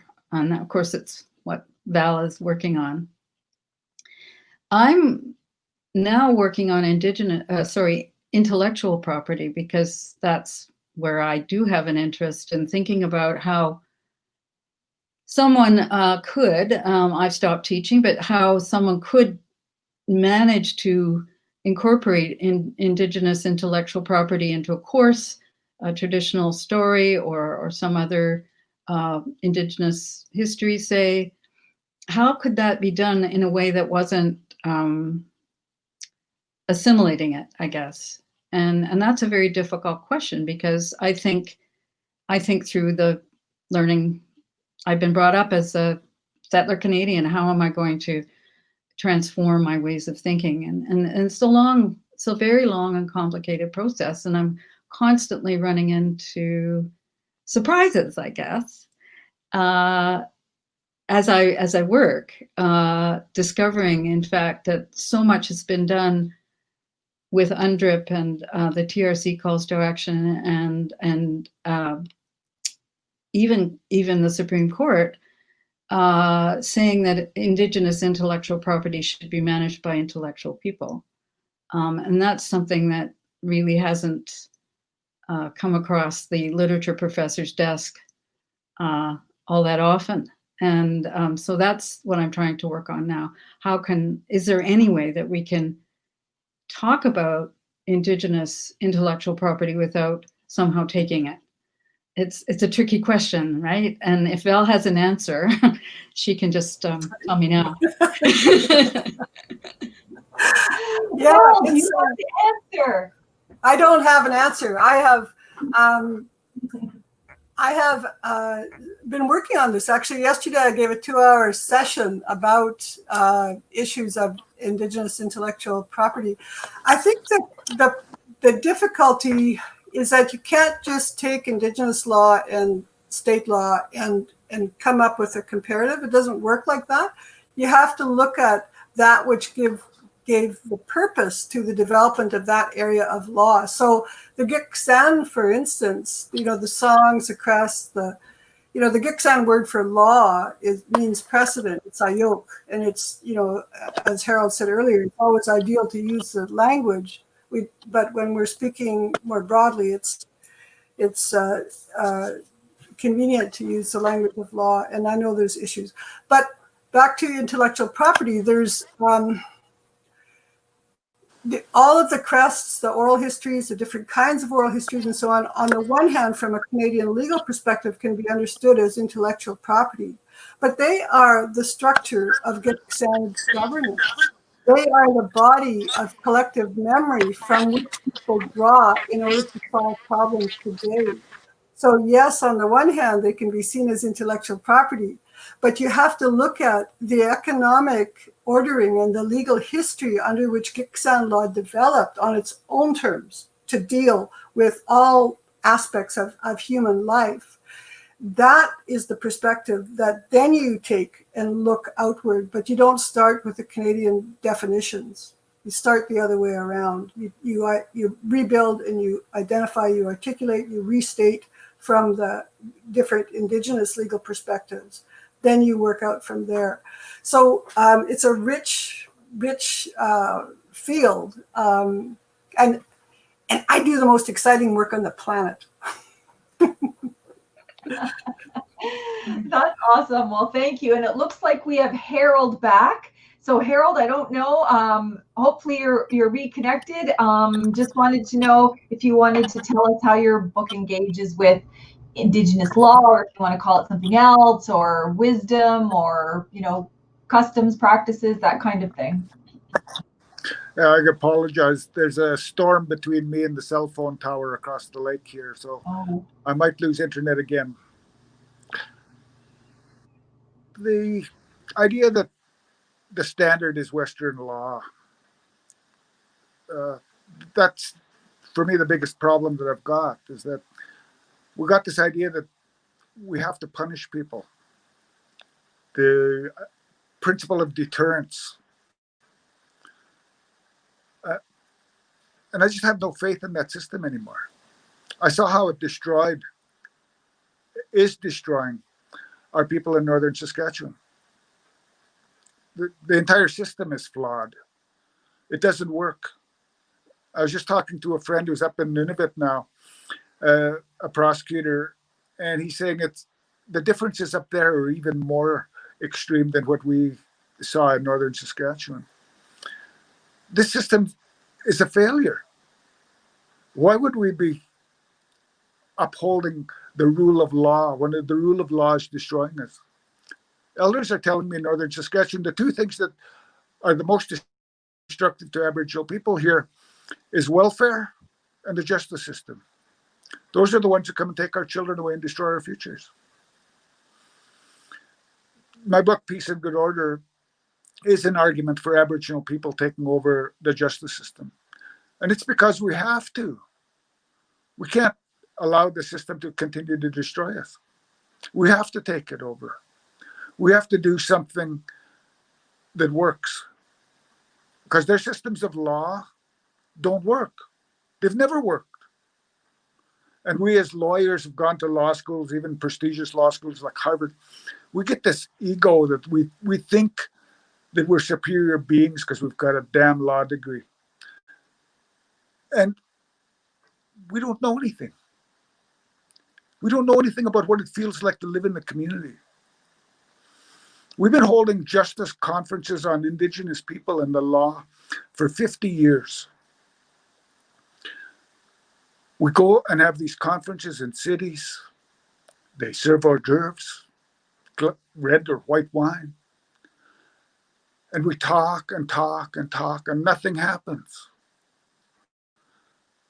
What we need to do is to go down to the street, get an Aboriginal woman, bring her up to the room where all of these leaders are, and get her to tell them what it feels like to be an Aboriginal woman on the street. Maybe they'll get some idea then. But this belief that we've got that law is somehow superior, that it's civilized, is just wrong. And we've got to get beyond this. And it's for our survival. It's not some academic exercise. This is our survival as human beings.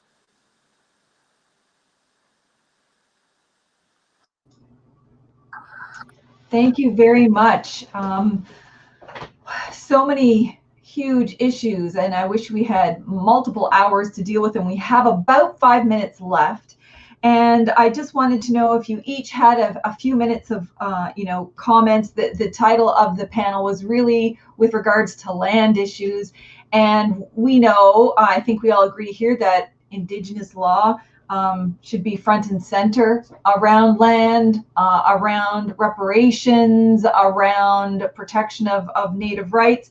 But there would, even in Indigenous law, there wouldn't be one Indigenous law book. It would be the law of Wet'suwet'en, Haida, Mi'kmaq, Haudenosaunee, and even within those nations, there's houses, districts, clans, there's family relationships. So law is a multitude of relationships dealing with land.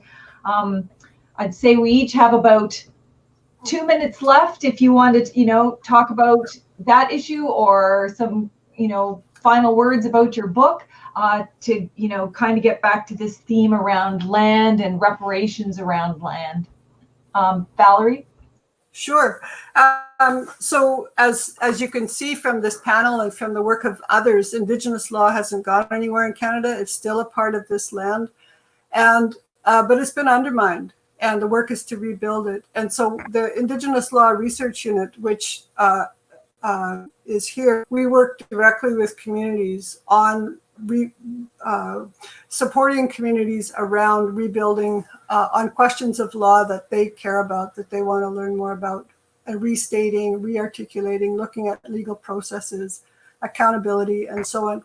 Lots of that work has to do with land, because that's the economic base. It's the way that people are going to be able to think forward.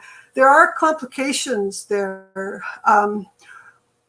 Two things. It's really important when thinking about Indigenous law to appreciate that there are historic legal institutions through which historic Indigenous law operated through, and there's contemporary forms of Indigenous law and institutions through which that operates. And you can't conflate them without figuring out what the contradictions are, because you create more problems for people. So that's some of the homework to do, and it's not impossible. We are doing it. We've been doing it for a lot of years.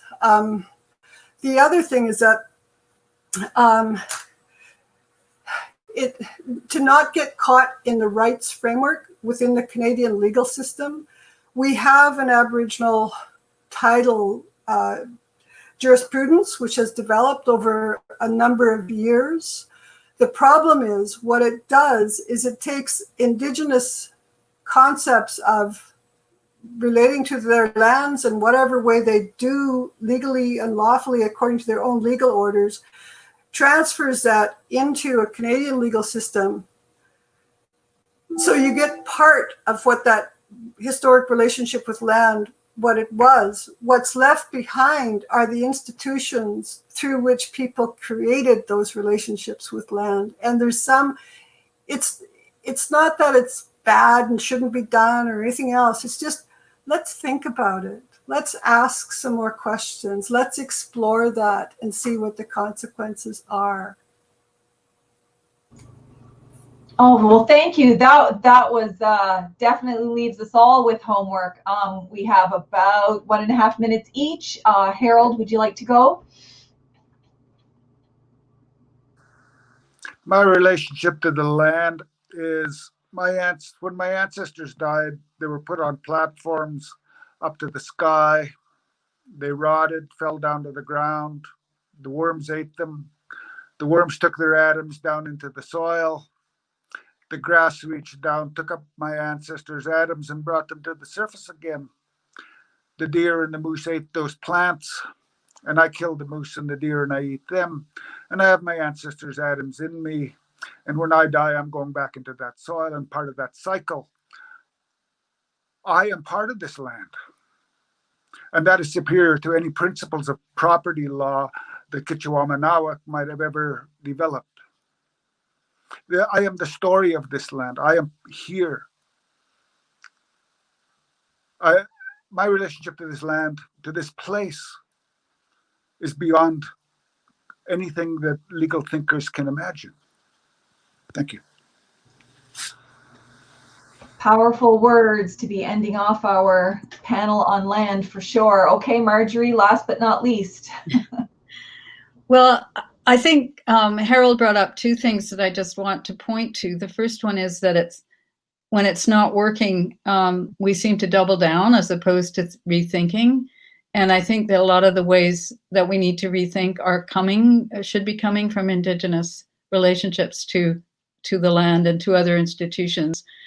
I'm just going to give one example. It's not really related to land, but it's to the normal Canadian classroom in which I taught for so many years. I mean, I used to say to my students, this is all wrong. This, it's hierarchical, it's competitive. We're not helping each other. We're competing. We're treating each other critically when we should be helping and loving each other. The whole situation in my daily work was kind of teaching people to be in a way I didn't really enjoy. And it's just taken for granted that that's the way it should be. And so we have to start very far back and very far down. And very close, I hope, to the land, or we know we're not going to be in good shape. So thanks, Harold. That was, and Val, very interesting.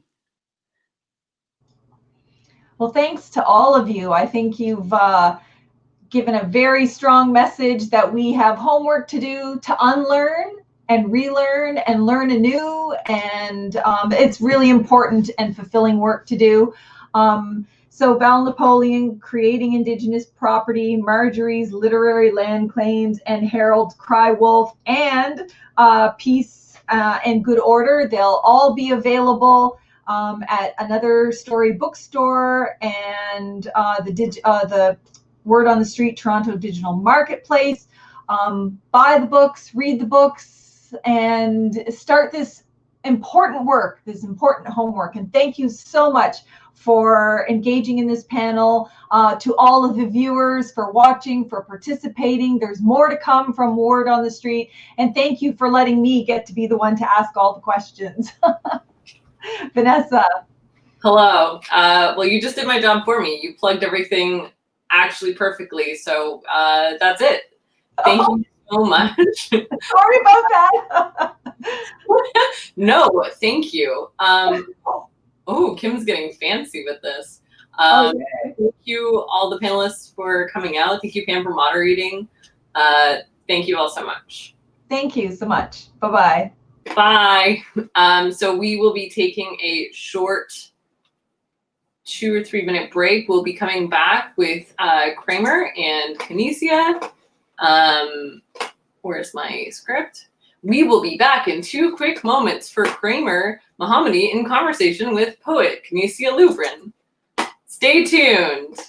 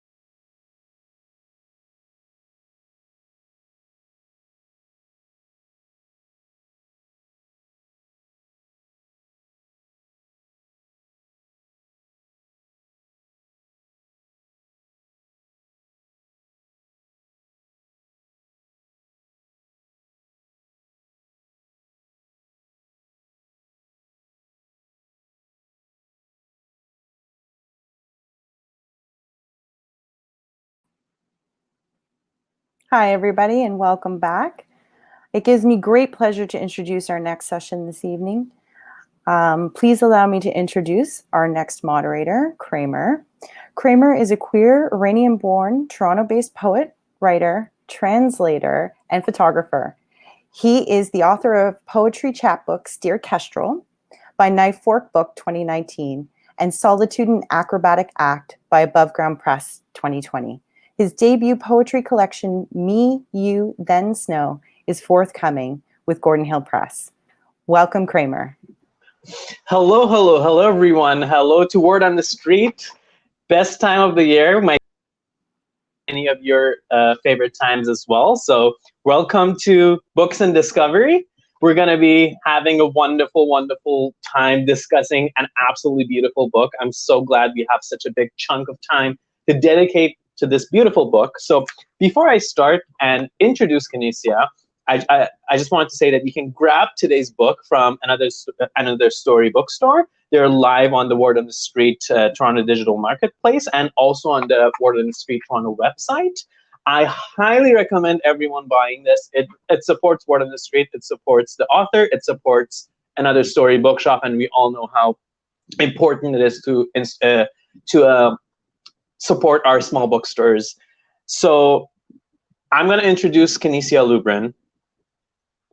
And we're going to have a little reading by Canisia, and then we're going to get into a discussion about the book and a panel basically moderated by me. So Canisia Lubrin is a writer, editor, critic, and teacher whose international publications include translations into Spanish, Italian, French, and German. Lubrin's writing has been recognized by the Toronto Book Award, Journey Prize, Gerald Lampert, Pat Lowther, Writers Trust Rising Star Prize, and others. Please welcome Canisia Lubrin. Hello, Kramer. Hello. Yes, thank you for being my compatriot in this thing, and thank you to Word on the Street for having us. Pleased to be here. I will read a very brief excerpt, and then we can get to talking. This is from Act 2. Ain't I a nickname for home? Turning homeward on a foot 2 shoe sizes into adulthood, Jejun returns with fire in the veins, with a voice dug up from the middle sea, hitting the market crowd as stones, in the spirit of recklessness, in the 401s meandering, and all the shortened lives arrayed as welcome, though it is not a welcome that Jejun seeks, nor dangles from bare hands set to the work of measuring the distance between eyes' hips and the descending wail of city women. In the middle of the square, I says, touch anywhere and begin, or press enter. Jejun, exhume I's tongue from the buried records, as you'd asked when we were 10. Except do not lob it at the floating hand I sent there a decade earlier to wait. Because now, Jejun, you must hand the beacon back to I, cutting red a road through this border, before the hand with its index pointed at the temple of the complete world realizes it is not always foolish to rouse a sleepless thing, to offer pills for it to stay awake, to witness the columns of ash and smoke taking the tsunami by surprise, just as the gods who sell their dead to stay awake, before the concrete slabs close in on promises for doing better.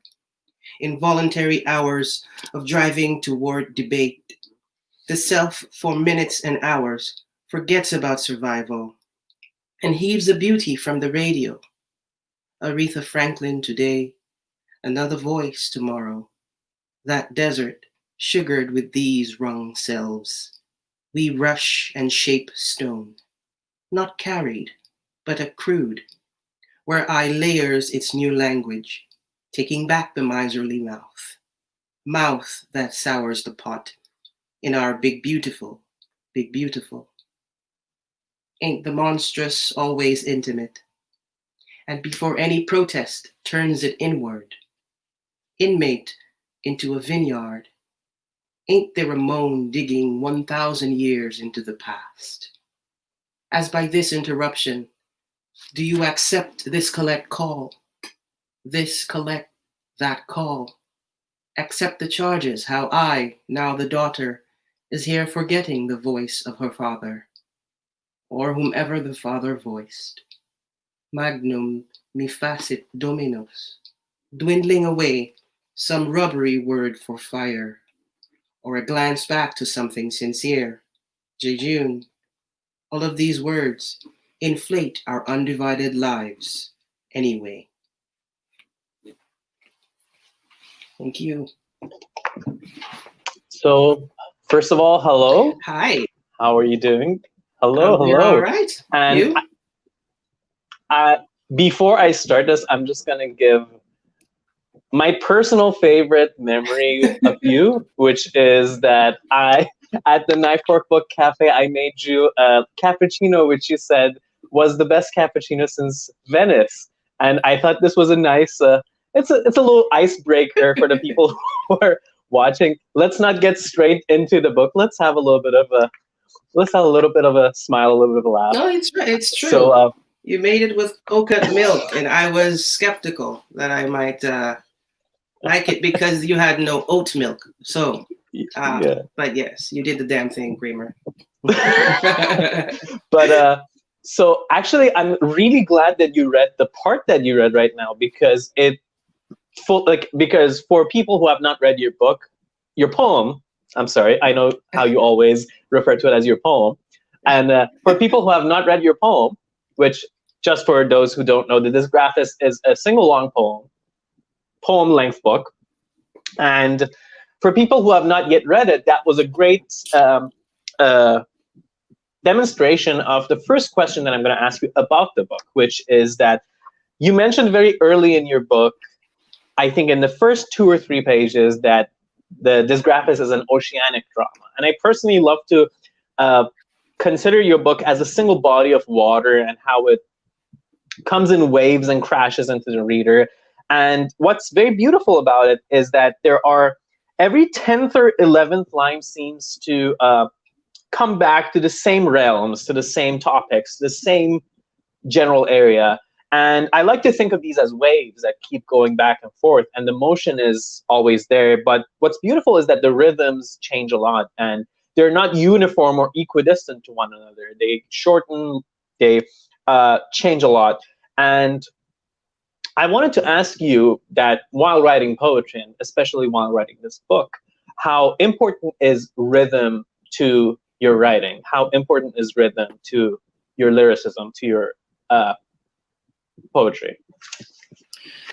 Yeah, these observations that you make are very, very closely related to my sense of rhythm.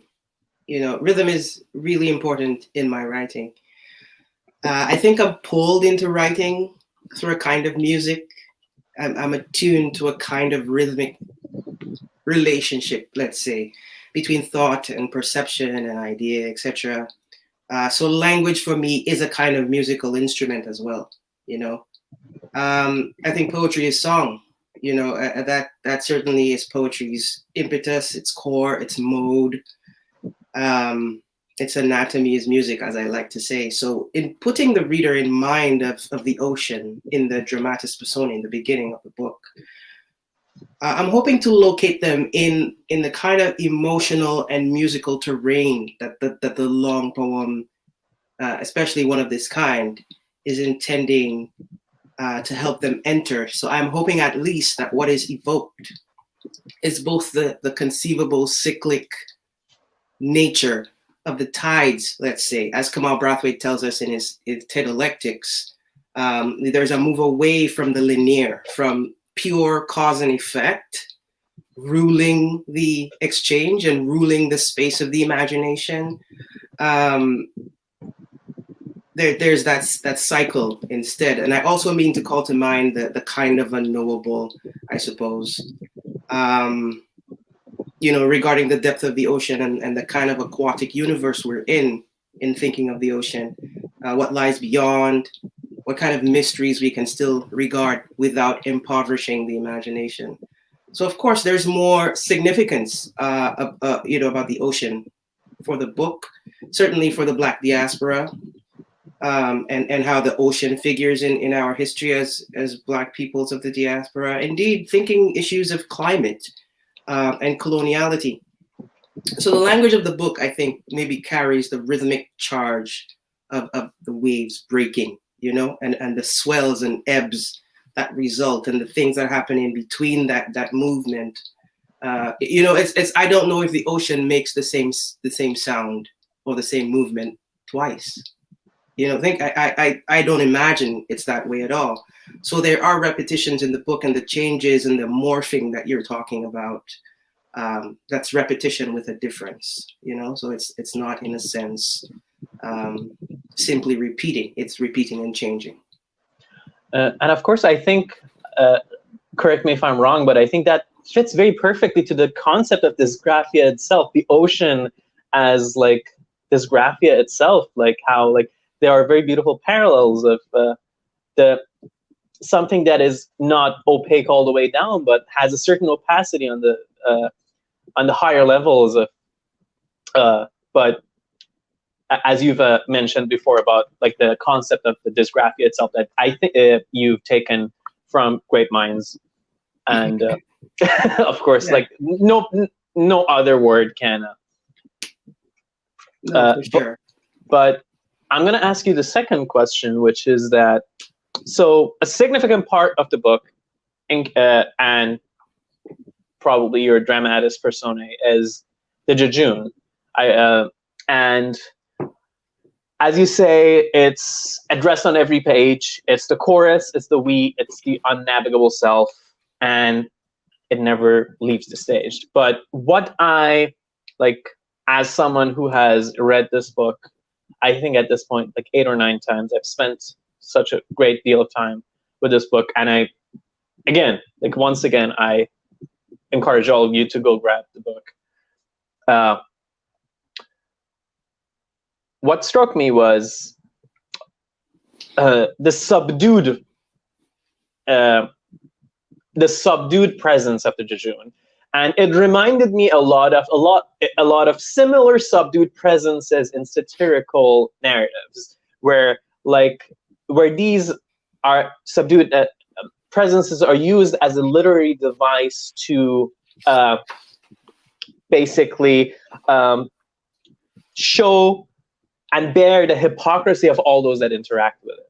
I was wondering if I could ask you if you consider the Dyzgraphxst to be a sort of satire, if you consider the jejune to be a device in the satire, if yes. Yeah, I think some elements of the poem can be thought of as satirical, such as there are certain interactions between jejune and the speakers that are sort of dominated by a kind of satirical register. But the funny thing is that jejune, is basically all the speakers also. So the speakers are refracted through jejune. And so there is a kind of sociocultural critique at the heart of the poem, which exploits, I think, what you're identifying as satire from time to time, especially in Act 6. Anti-madness, because there is a kind of oscillation between the particular and the social, and that's a dominant move throughout the book. But I think it's most pronounced in like Act 6, right? But there's a kind of tension, I think, between the form of the long poem that the Dyzgraphxst puts in the confines of a book, and also the kind of structure of drama that elicits something three-dimensional that's happening in front of you. And in a kind of traditional sense, I think that is a kind of gesture toward satire, at least in the mode of drama. But I wouldn't really categorize the poem as a satire per se. I think it's formally promiscuous, Let's say that. And I think the dramatic structure, the wit of the speakers, the fact that jejune is a kind of frame or embedded formal device. That there is gesturing to a narrative that I think is mostly suggested and not dramatized. So I think that's probably what you're calling the subdued presence. And then, of course, there's the footnotes section that gestures to something of the essay. So I think you can certainly view Jejune as a kind of satirical presence, from time to time. But I think Jejune is mainly the prism through which the multiple perspectives of the speakers become both contained and expanded and accentuated in the nested perspectives and the voicings that's happening throughout the poem. Beautiful, beautiful. And going back somewhat to the first question, it's a new question, but you partly have answered it in the first question, but I'm going to go back to this idea of cycles, which is that when I read your poem, when I set it against the backdrop of a great deal of anti-colonial and diasporic poetry that I have read, the more prevalent mode of the portrayal of the self in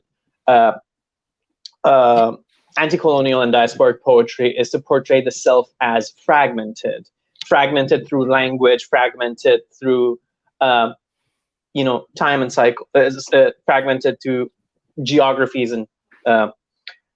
But what I found very beautiful about your book was that it, again, like because of all these cycles and these basic iterations of the same poem, it seemed to direct us towards a cyclical nature of language, the self, and the self created through language. So I was wondering if you could, and this self can be the person behind the webcam right now, the person looking at us, or cultural consciousness as a whole and on a much bigger level. But I was wondering if you could, would you say that the wave-like structure of your poems and the cyclical nature of your narrative, would you say it directly or indirectly affects the conception of self through language? You've made a very good point about fragmentation. And in fact, if we address the sort of creolizing context of the book, we have a lot of fragmentation to contend with. Many writers and thinkers have and continue to think through these fragmentations and what they mean. You and I can talk about the various languages present in the book, for example, and what kind of work that is doing. Certainly fragmentation as a colonial condition would be one of the things that we probably, could talk about. But your main probe, your main prompt is asking something very interesting in particular.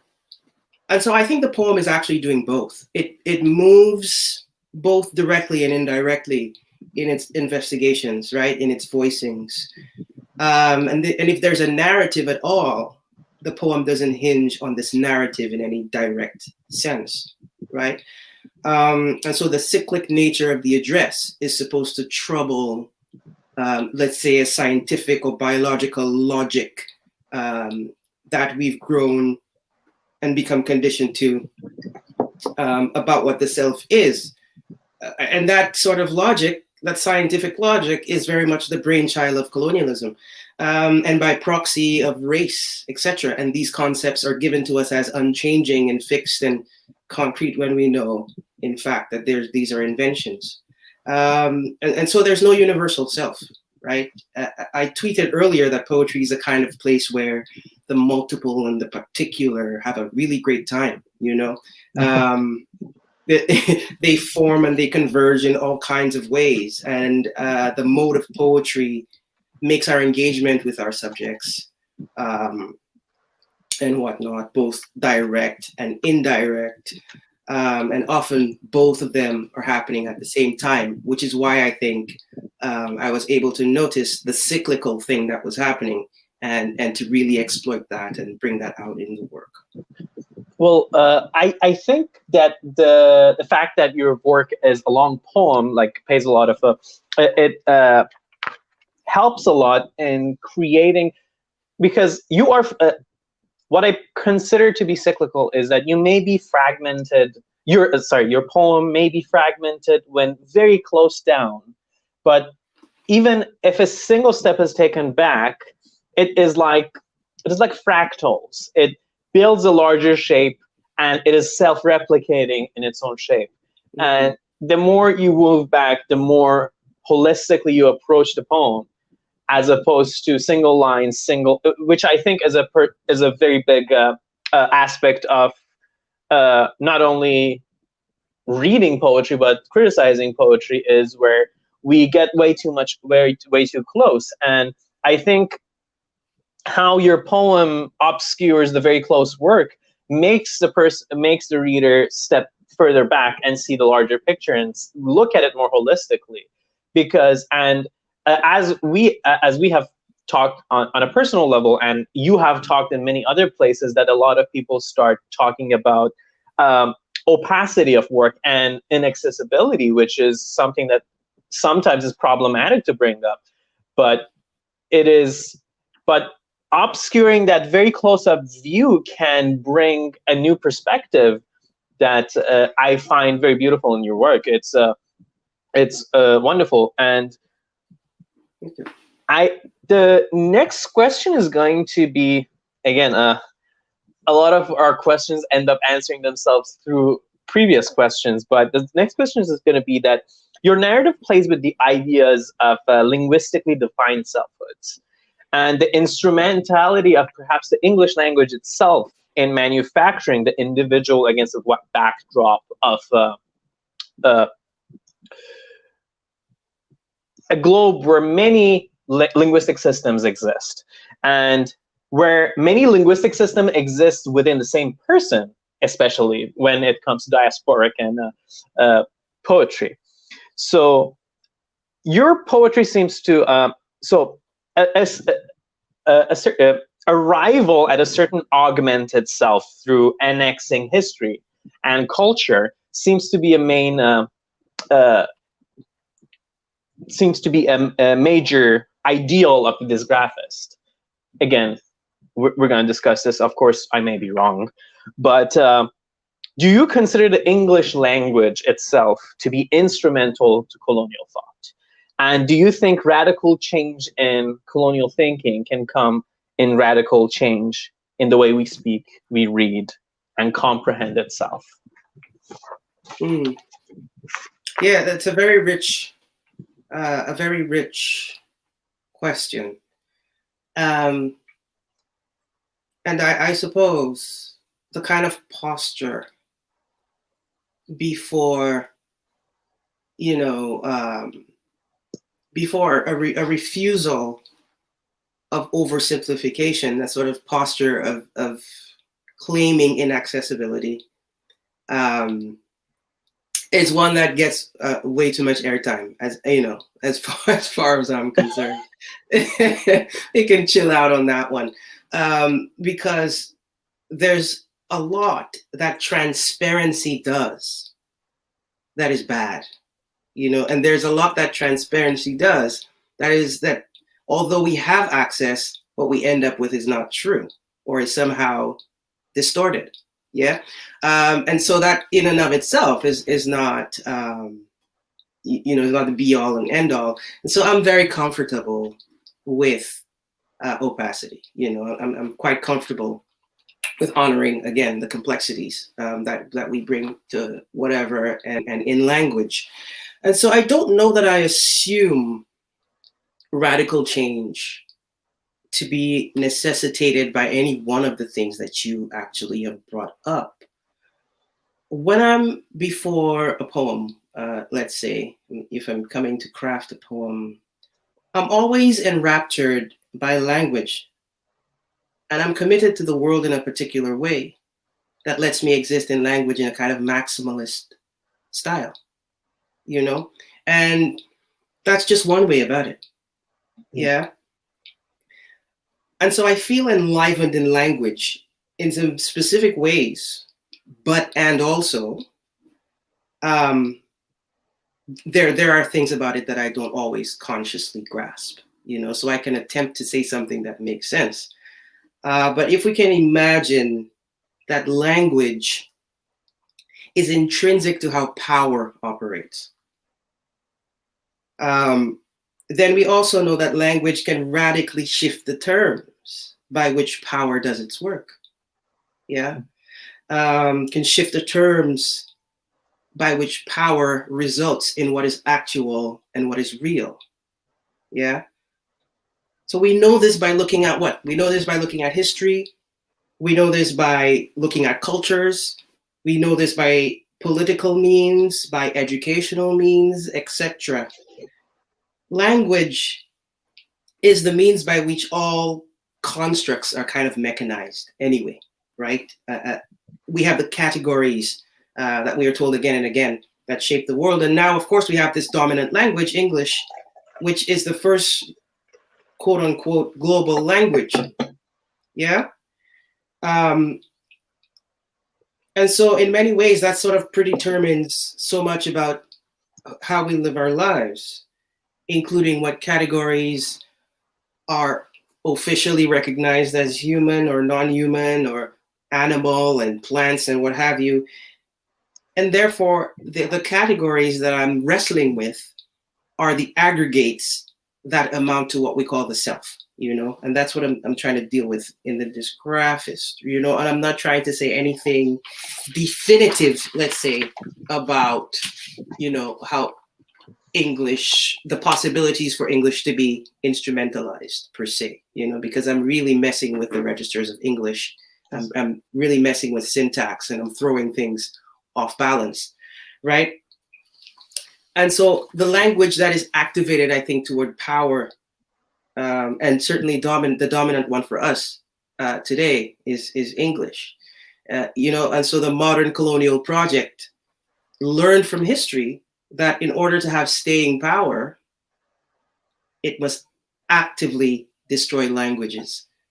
It must wage wars over culture, create hegemonies in the social sphere that has people fighting, that has people jostling for what Ronaldo Walcott likes to call the crumbs of empire, you know? And so as Lucille Clifton tells us, if you can't imagine the thing, you can't create it, right? And language, I think, is quite central to any kind of making, any kind of imagining, yeah? These things become actualized through language. Yeah, and so if language can calcify power, language can also shift that, right? But I think people need to have the will to make those actions real somehow, you know? Actually, you ended up touching on something that I had been playing around with a lot for creating a question, but I never ended up manifesting it. But I realized through your speech that I have a whole new question which pertains to what you were just talking about, how we can find all these ideals in languages elsewhere. And so I wanted to ask if so the new question becomes whether or not I think a lot of anti-colonial work, diasporic work, will get the reputation of being very avant-garde, very futuristic, very forward-thinking. But in fact, when you look at it closer, you realize these are just ancient cultures just being synthesized with current language. And a lot of people that you reference in your own book seem to basically interact with all these ancient thoughts, ancient cultures, which are just irrelevant to capitalism and colonial thinking. And for bringing those forward, they become somehow, they become portrayed as new while they're not actually new. These are thought patterns that have existed but are just alienated from, but are just only alienated. So I hope my voice is still coming through. Sorry about that. Okay. All right. I hope I don't. Okay. I almost cut the stream. So the last question that I'm going to ask you is going to sound irrelevant at first, but stay with me. So I'm a huge fan of horror. I'm a huge fan of horror fiction, everything. And I think a major aspect of horror in the contemporary world, especially in like the last 10, 15 years, that we've had a new resurgence of horror, has been cosmic horror and existential horror, which all basically take the horror belies in the alienation of the self and the dissolution of the self, and specifically the individual into the cosmos, or even more mundanely into any collective larger than a single self. And when I read your poem, I think I wanted to ask you, so great many ancient cultures from all across the world see this very dissolution of the self and the individual into something larger, into the cosmos and into the everything surrounding, as the jejune, as many, as you mentioned in your book. They see that as the highest form of life, as the highest form of humanity. So I wanted to ask you, what are your thoughts in the realm of individualism and the collective consciousness? I know it's a very... Listen, I like a conceptual challenge. I don't know. The words cosmos and ancient are not usually words that I can manage very well, to be frank. And I don't think in terms of time or even in terms of being like that. And I think we can get trapped in the dangers of nostalgia, in the kind of hagiographic result of trying to codify the present with what usually makes a really antiquated sound and an antiquated kind of sense.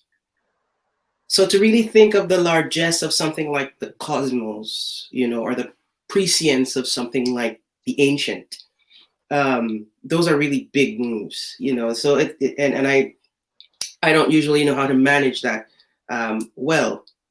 And so to make this exchange even more promising for you, Kramer, I don't watch horror.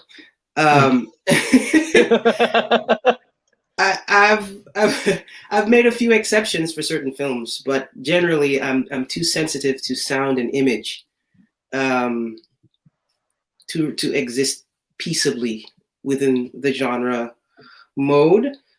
But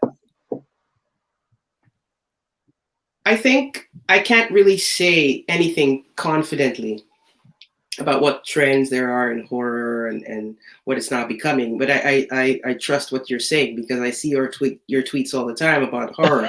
So I know you know your stuff. But I mean, I know the horrific, I know the horrific and how that mode needs to exploit both individual fears and collective anxieties in order for it to do its work. Yeah. And so I think it's one thing to know that modernity and colonialism and the Enlightenment, for example, led to something that we can call individualist ideologies. That's one thing to know.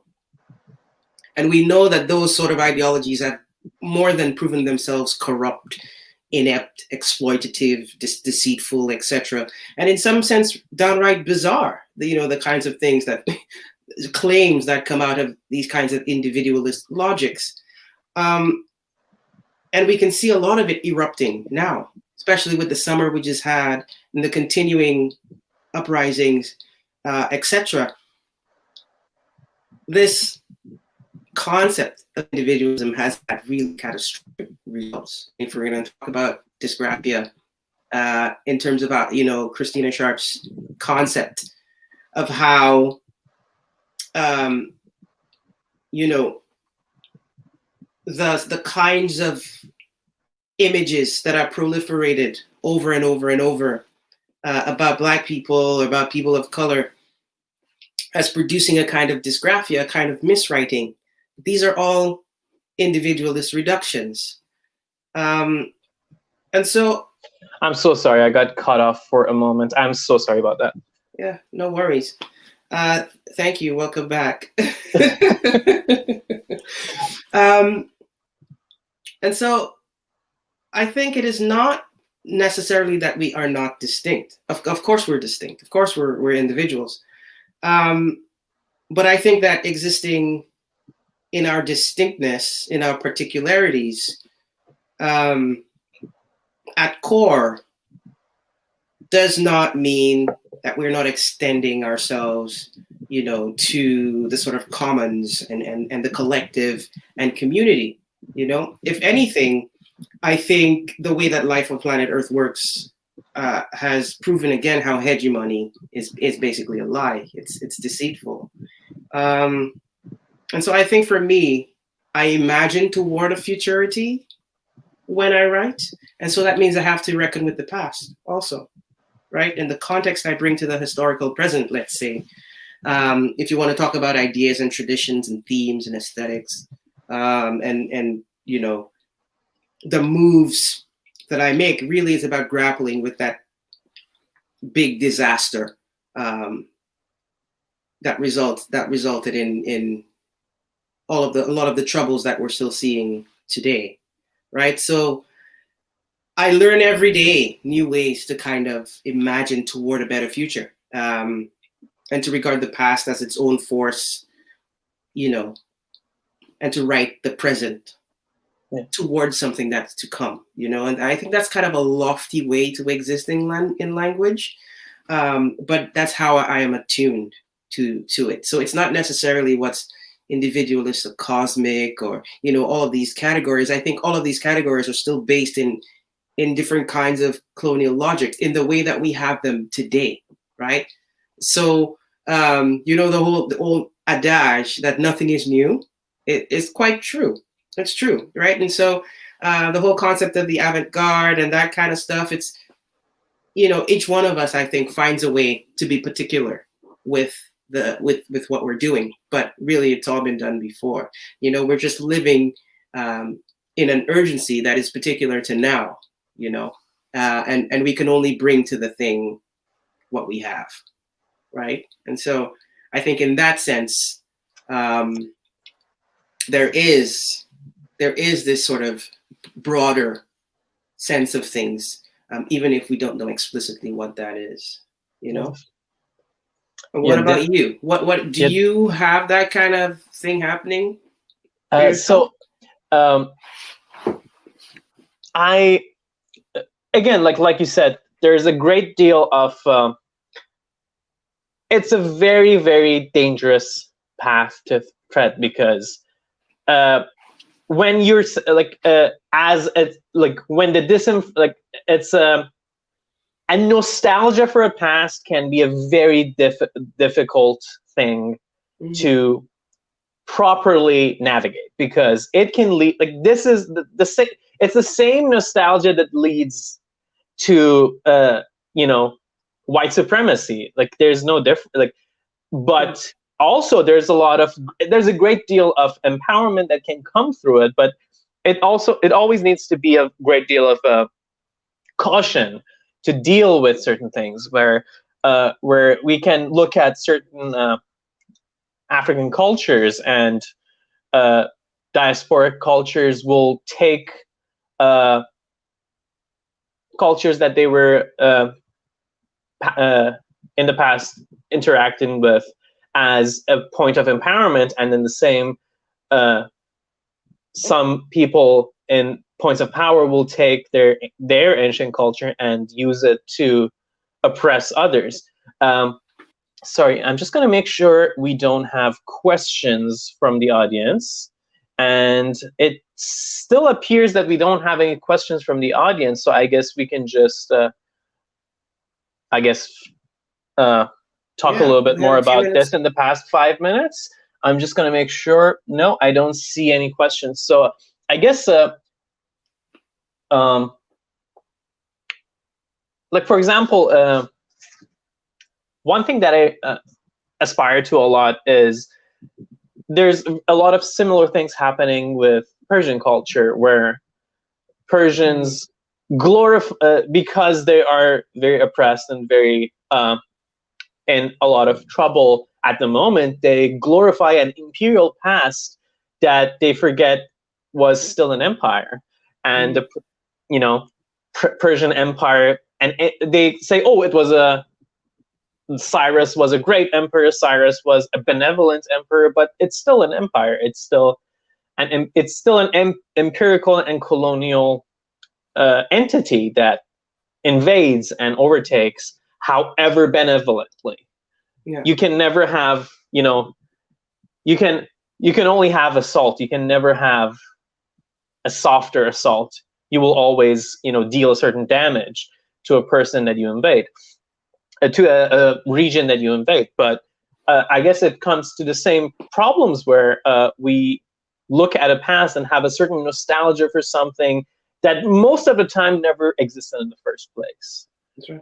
A lot of these romanticized ideals that we have from our past cultures were never really the way they were in the first place. So I'm sorry for taking over all this time, but I guess I did ask you. yeah. I wouldn't want to take all this time in this stream, but again, this book has, I personally think, like, the reason that this book really engaged me this much was because I didn't get it in the first, you know, I didn't skim it and say, oh, I get it. I know this book. So I read it 6, 7, 8 times. And I would personally say few people in Canada or the world have read your book as many times as I have. And this is way before I wanted to do a review or anything. I was just doing it to understand. And that's the power that these kind of books hold, where the profound sense of discombobulation makes you really pave a path, as opposed to, like you said, like a lot of the transparent, well, if it's transparent, it's leading you in a path. When it's not, when it's opacity will make you pave your own path. And I think that's the power that your book holds, and that's the power that your writing holds in general. And let me just check one more time if there's any questions. And I still don't see any. Let's see. And we're near the end too. Yes, we're only 2 minutes. We're only 2 minutes away. So I was wondering if you had any closing statements. So we have 2 minutes away. Any closing statements before we hand it over?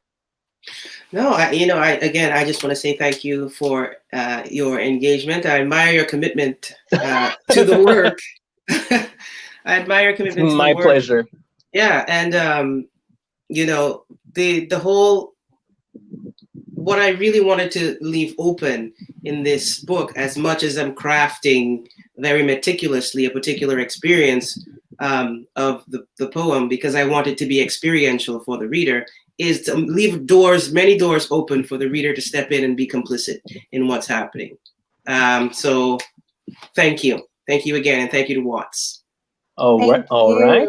Thank you both for joining us for a really great talk. Just a reminder to everybody watching out there, you can pick up Canisia's book at Another Story Bookshop through the WOTS Digital Marketplace. Thank you so much to both of you for joining us this afternoon. Thank you so much. Have a great afternoon, guys. Take care. Same to you.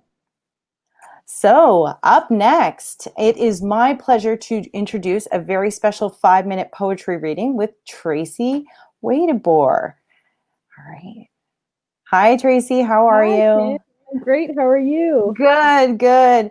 Tracy is a writer from Calgary, currently living here in Toronto. She is mixed race and explores identity in much of her creative work. Tracy writes poetry, fiction, nonfiction, and experimental literature. Her work has been published in a variety of outlets across North America, and she facilitates writing programs with people of all ages, Maybe Basically is a collection of poems that explores mixed race identity, nature, and relationships. It is the author's first book. I'll throw it over to you, Tracy. Thanks so much. Thank you. Thank you, Kim, and thank you to the Word on the Street Festival for having me. This is like a dream come true.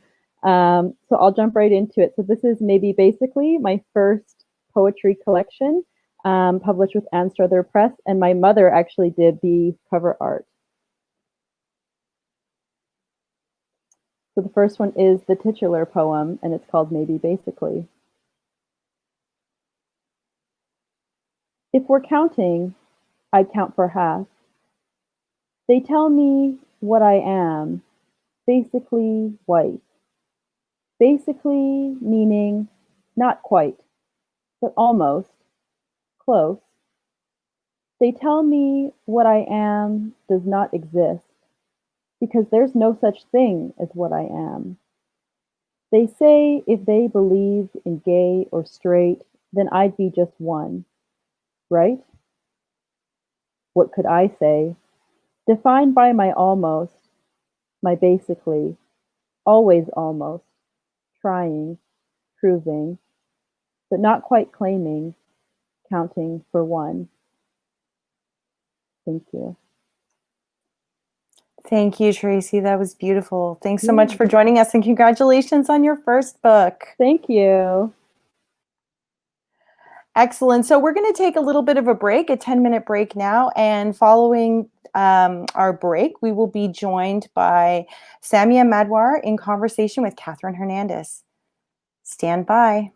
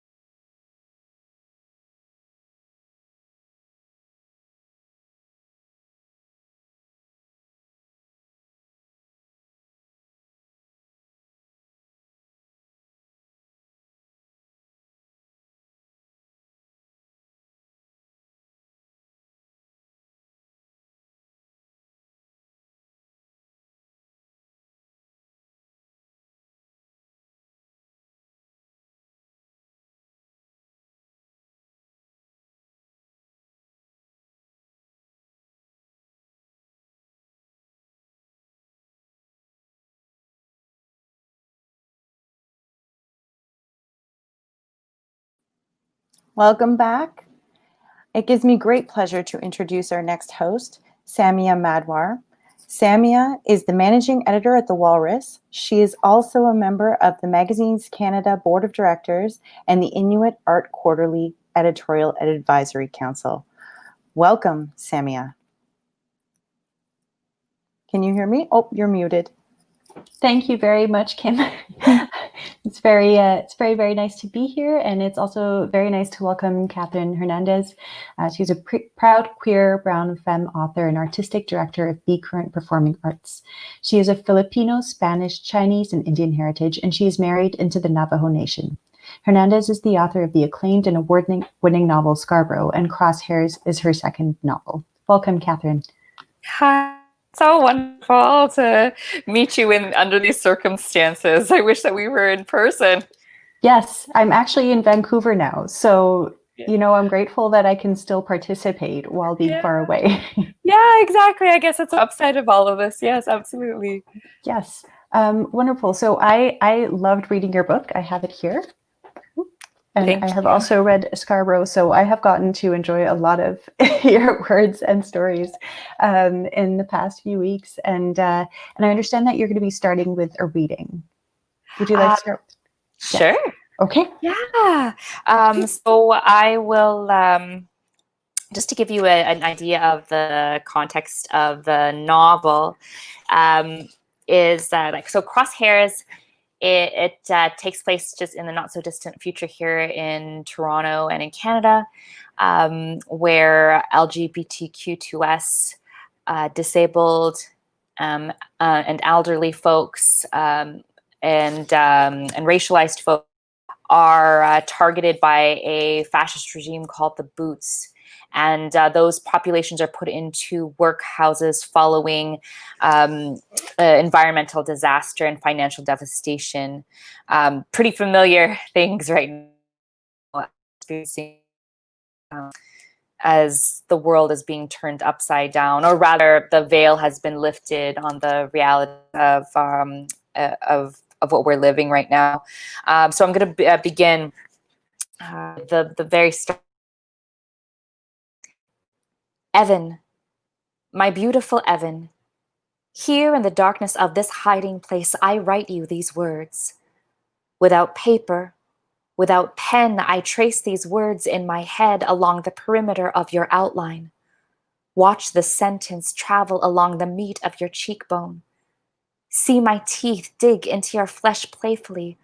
Watch these words ball into your hand along with a fistful of bedsheet, which you pull over us to create a tent. I imagine lying across from me, improvising a silly song about the smallness of my ears. Ironically, you sing it half in tune, half out of tune. Maybe you're the one with the small ears, I suggest, and you scrunch your face in embarrassment.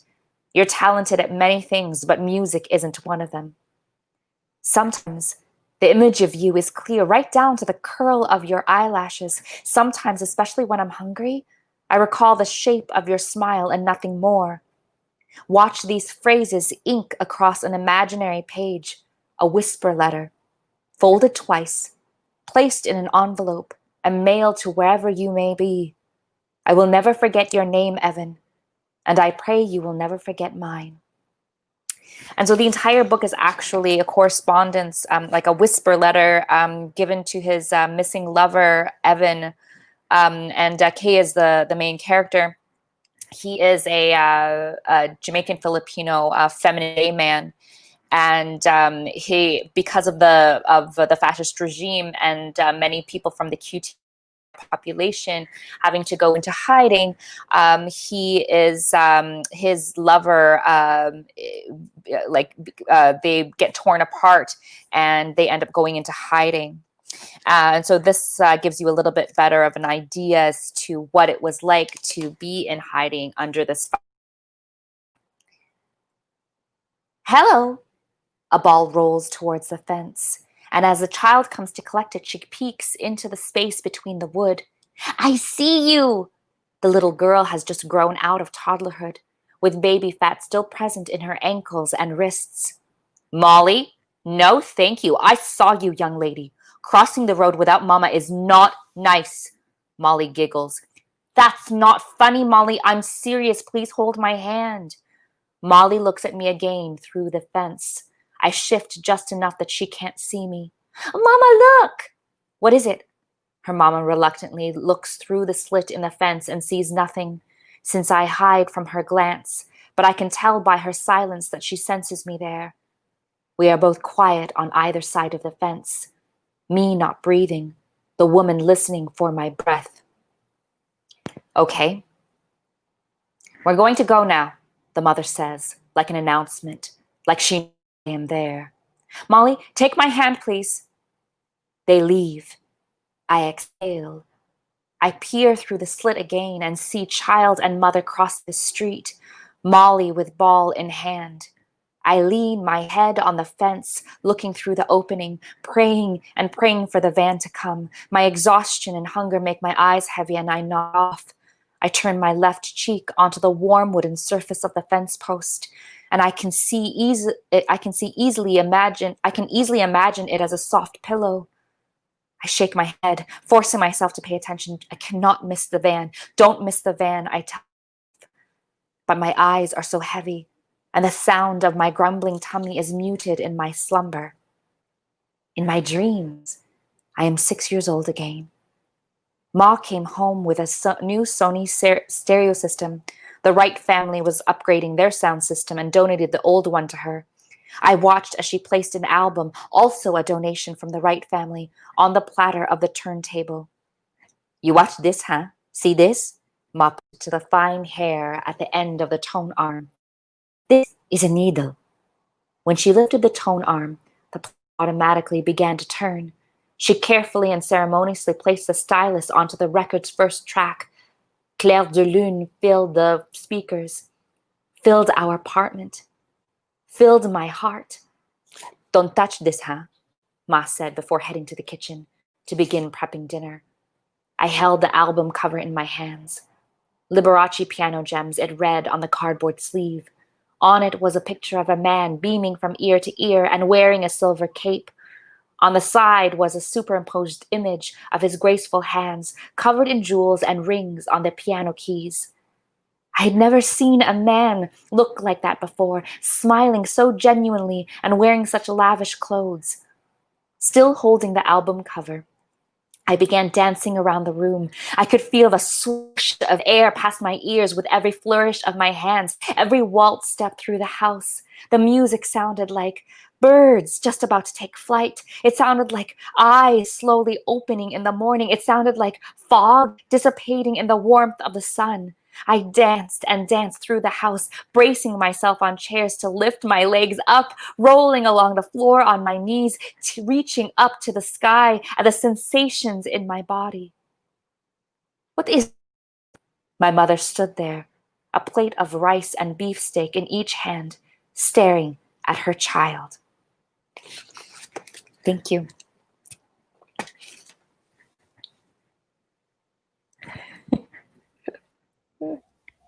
I'm unmuted now.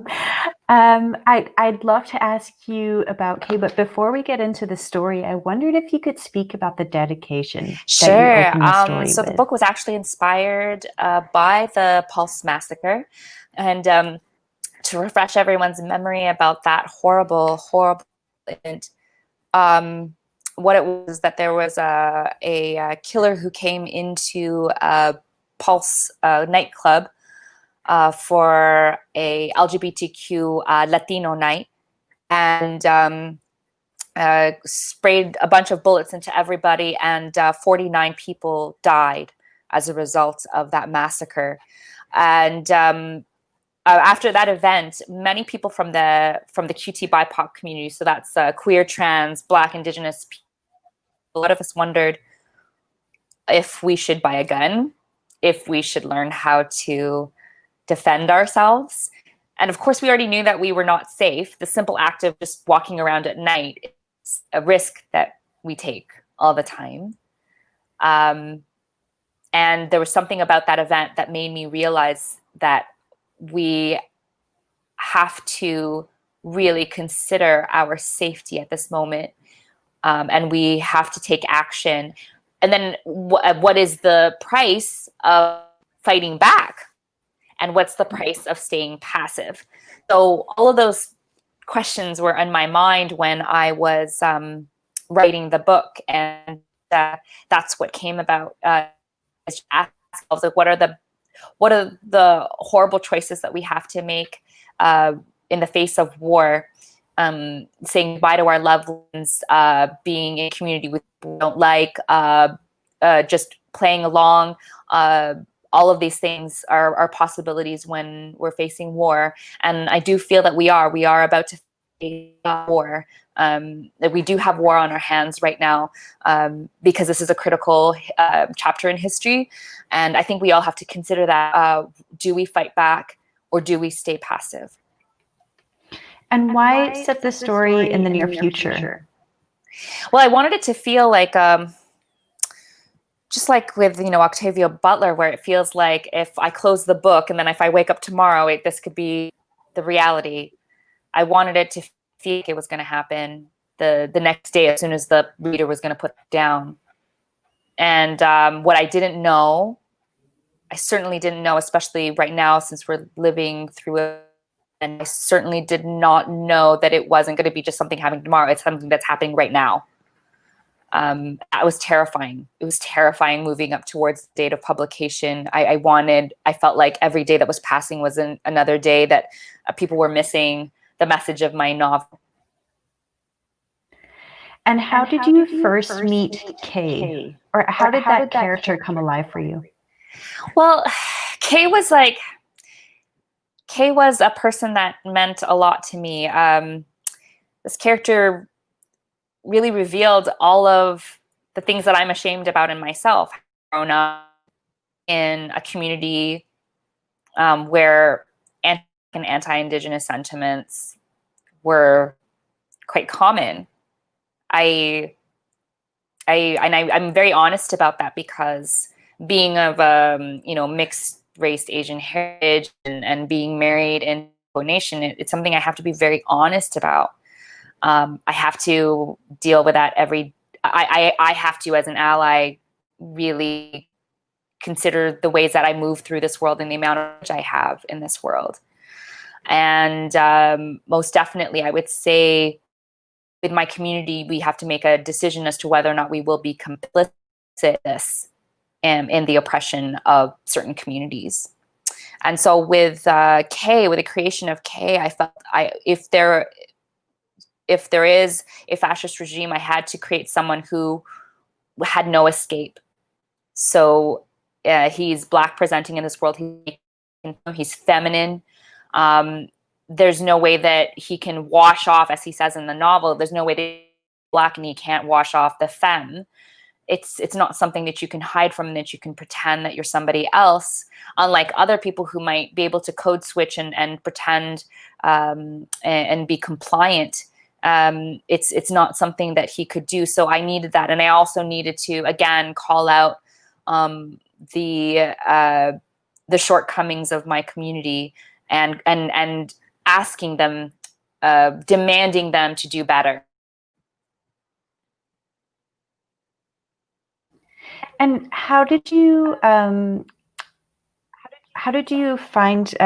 build the world that Kay lives in? Not just the horrible dystopia, but also the community that supports him, that he comes to love.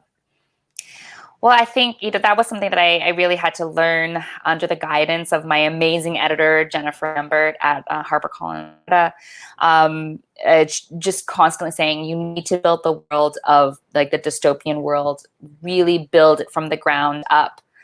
And I felt that the way that I could build that the dystopian world is by understanding how I would rationalize it. So why would I rationalize fascism? That's what I had to keep on asking myself, which was difficult. It's like, what would make me feel that it's okay to target certain groups of people?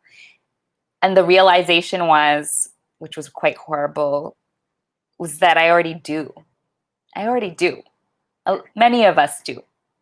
I have access to water. I have access to food. even the laptop that I'm using right now in order to be broadcast to you all, this fucking ring light, it's that everything has been accessed because of people's compromised labor. And I had to admit that to myself in order to then make a full list of why I'm okay with people suffering. So if I was able to do that, then I could really build this world. Why would people rationalize it? And in the book, it is a lack of resources because of environmental disaster and financial collapse. That's why everyone is completely fine with using certain communities in workhouses. That was a lot. It was a lot for me to admit. And I think a lot of us are going through this reckoning right now, especially with the pandemic going on, is that, you know, when you see an empty shelf on in a store, it's a cue for you to realize that the reason why there's not as much meat in the meat now, because the people who are working in the meat factory needed to stand less than 6 feet apart. We do not care whether or not they were socially distancing because we want our burger. Work, work, work. And you know, if you want money, if you want safety, you have to keep on working. We don't care about you. Just give us what we want. And that's the reason as to why I'm sick. And that's the reason as to why we don't have those supplies. So just this constant dialogue through my present. As for building the world, you know, like I wanted to capture what I was hearing in a lot of my interviews with people who have survived war and genocide, is that there's this simultaneous thing going on, is that folks who say, oh, it happened like overnight. Like I was doing this thing, like I was depositing, hoping that I'm still on. Sorry, because it's blanking out every now and then, but I was depositing in the bank, and then the next thing I know is that there were tanks going through our city, or I was holding my baby the next, and then all of a sudden my baby was dead. Then you have this other thing where you're like, no, it's generations of hatred that builds the momentum towards a genocide. So all of that's, you know, like I really wanted to capture that, is that there's a weight and there is a history that leads us towards a genocidal campaign. So whatever war that we are heading towards, which I know that is happening, it is impending, it is around the corner because of this critical time in history, is that if you think about it, we have been, the Canadian government has been helming a genocidal campaign for generations of Indigenous people. So we must think about that, is that it's not a surprise. Whatever horrible things will unfold over the next year, none of this is a surprise, and we should have seen it coming. So with Crosshairs, you see that as this constant like back and forth between the past and understanding the reasons as to why things are the way they are in the present. Before I move on to my next question, there's a question from the audience really quickly that I think speaks back to what we were talking about, is did the Night of Pulse drive you to write Crosshairs? And if not, what motivated you?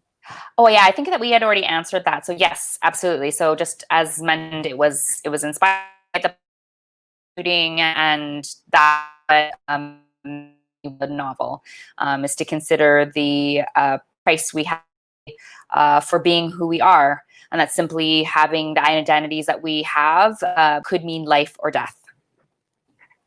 And you mentioned, you know, interviewing people who have survived war. What other kinds of research did you draw on?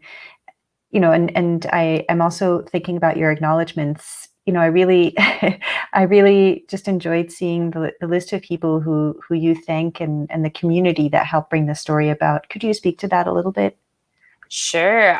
Yeah. So, you know, like I interviewed numerous people with regards to experiences surviving war and genocide. And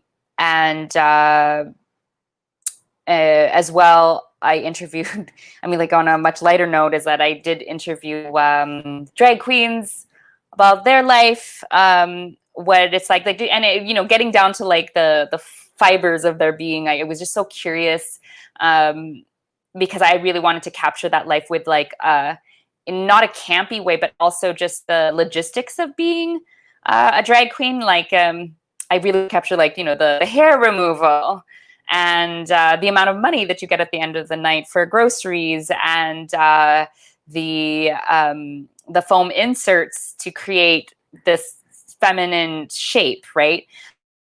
Those things, and then also because of my background as a burlesque dancer, I really wanted to capture how burlesque, drag, and like that entire cabaret life is very much it's an essential part of queerness, because being on stage, showcasing your body, proud of who you are, being unapologetic is such an essential part of our healing as a community. Whether you're on stage or off, it's a very healing experience.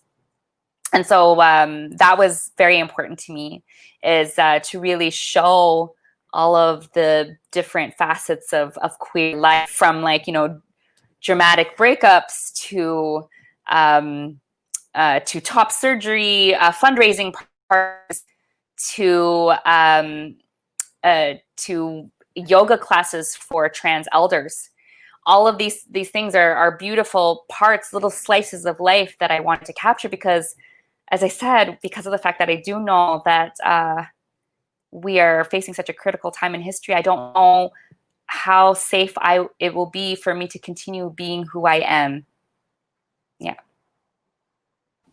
And the you know, this is in part, you know, interviewing drag queens is in part because Kay does also train as a performer in the story, and and this is something I you know, it struck me most, or it was the scene that really struck me the most. There is a chapter in the book where you juxtapose scenes of Kay, I think, being taught by his former roommate how to perform in drag, and then there's, you know, it's juxtaposed with an ally, and we'll get to this, but one of the, you know, I guess a militia member or an ex-military man who's teaching Kay and some of the other protagonists some military tactics because they're part of a resistance. I hope I'm not giving too much away. Yeah, no, it's fine. I mean, and I can actually go on about that, because I'm really actually proud of it. And I want to actually, just before I do that, I forgot to answer the second part of your question,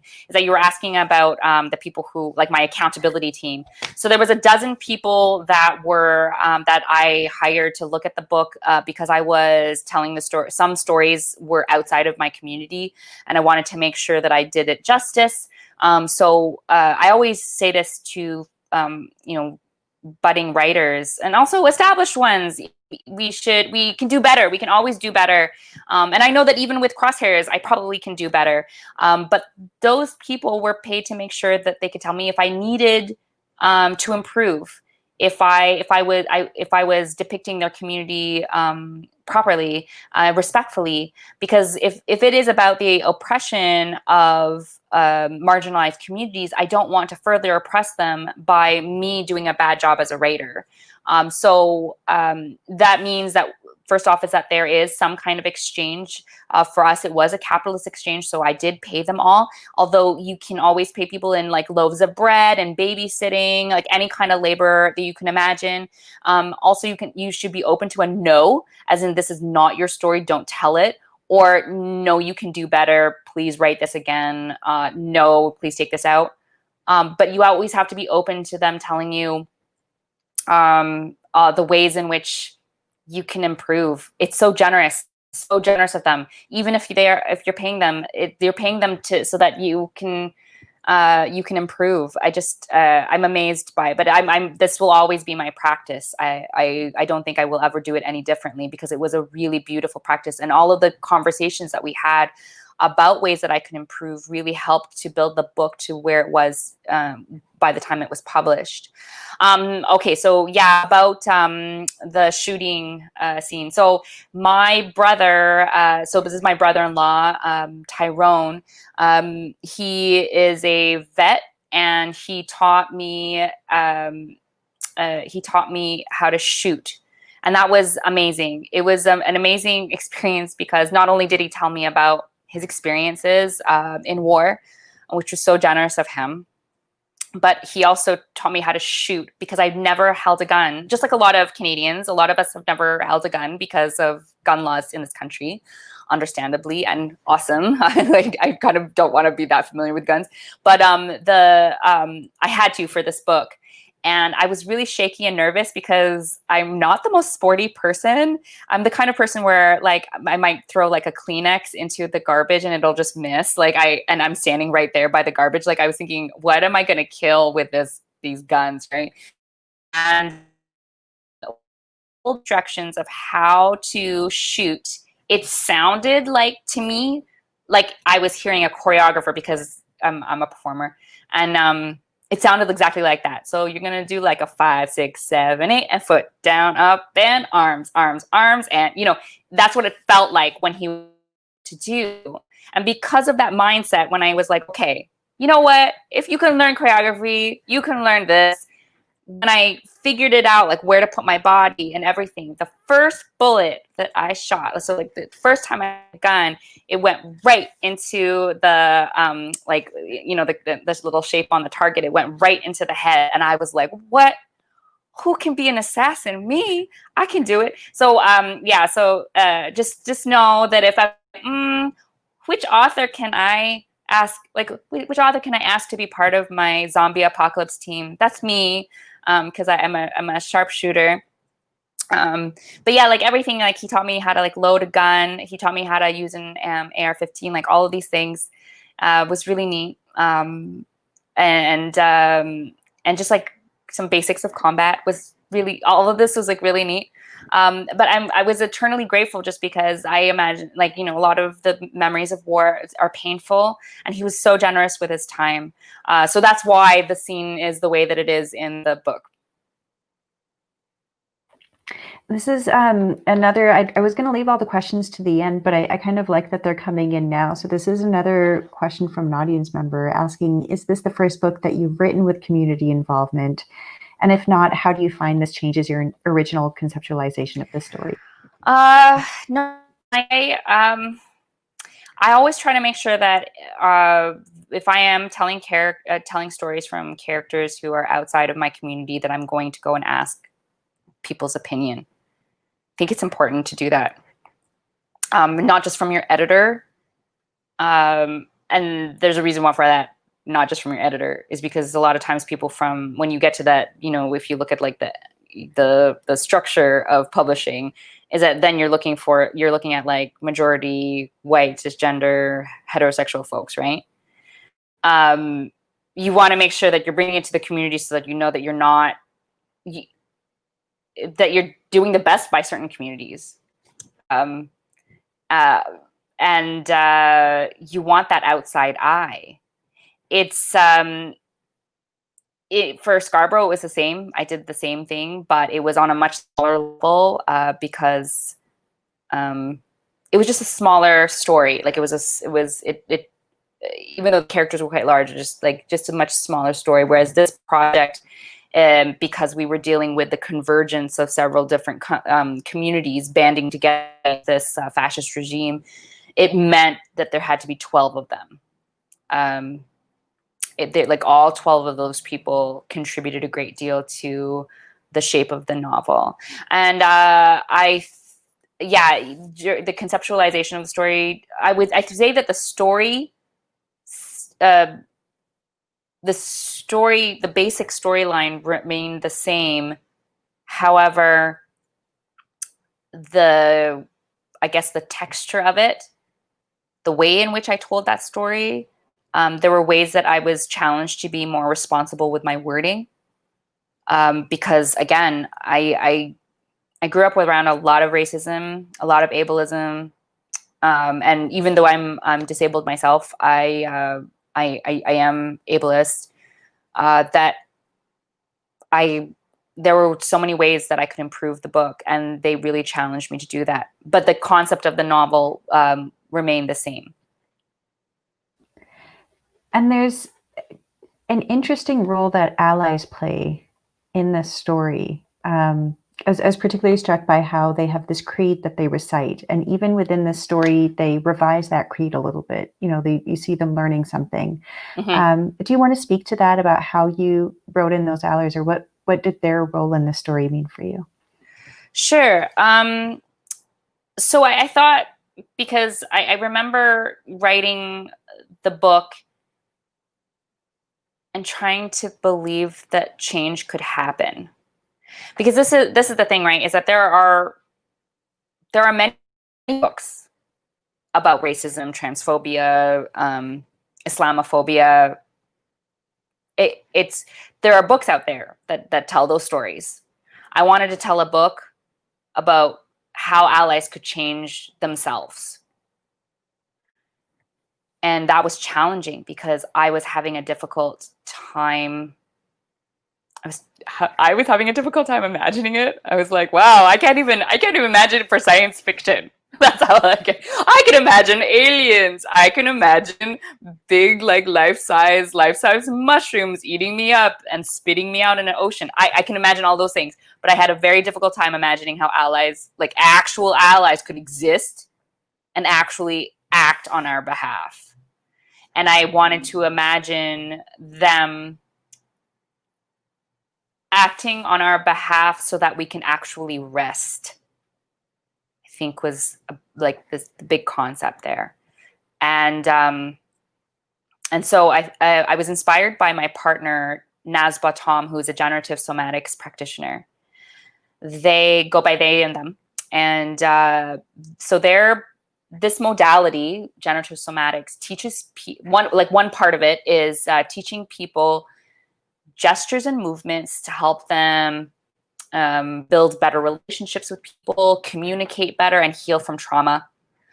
And I thought, well, can allies learn movements and say it to a creed? And so I thought about that, and I thought, well, what is the creed?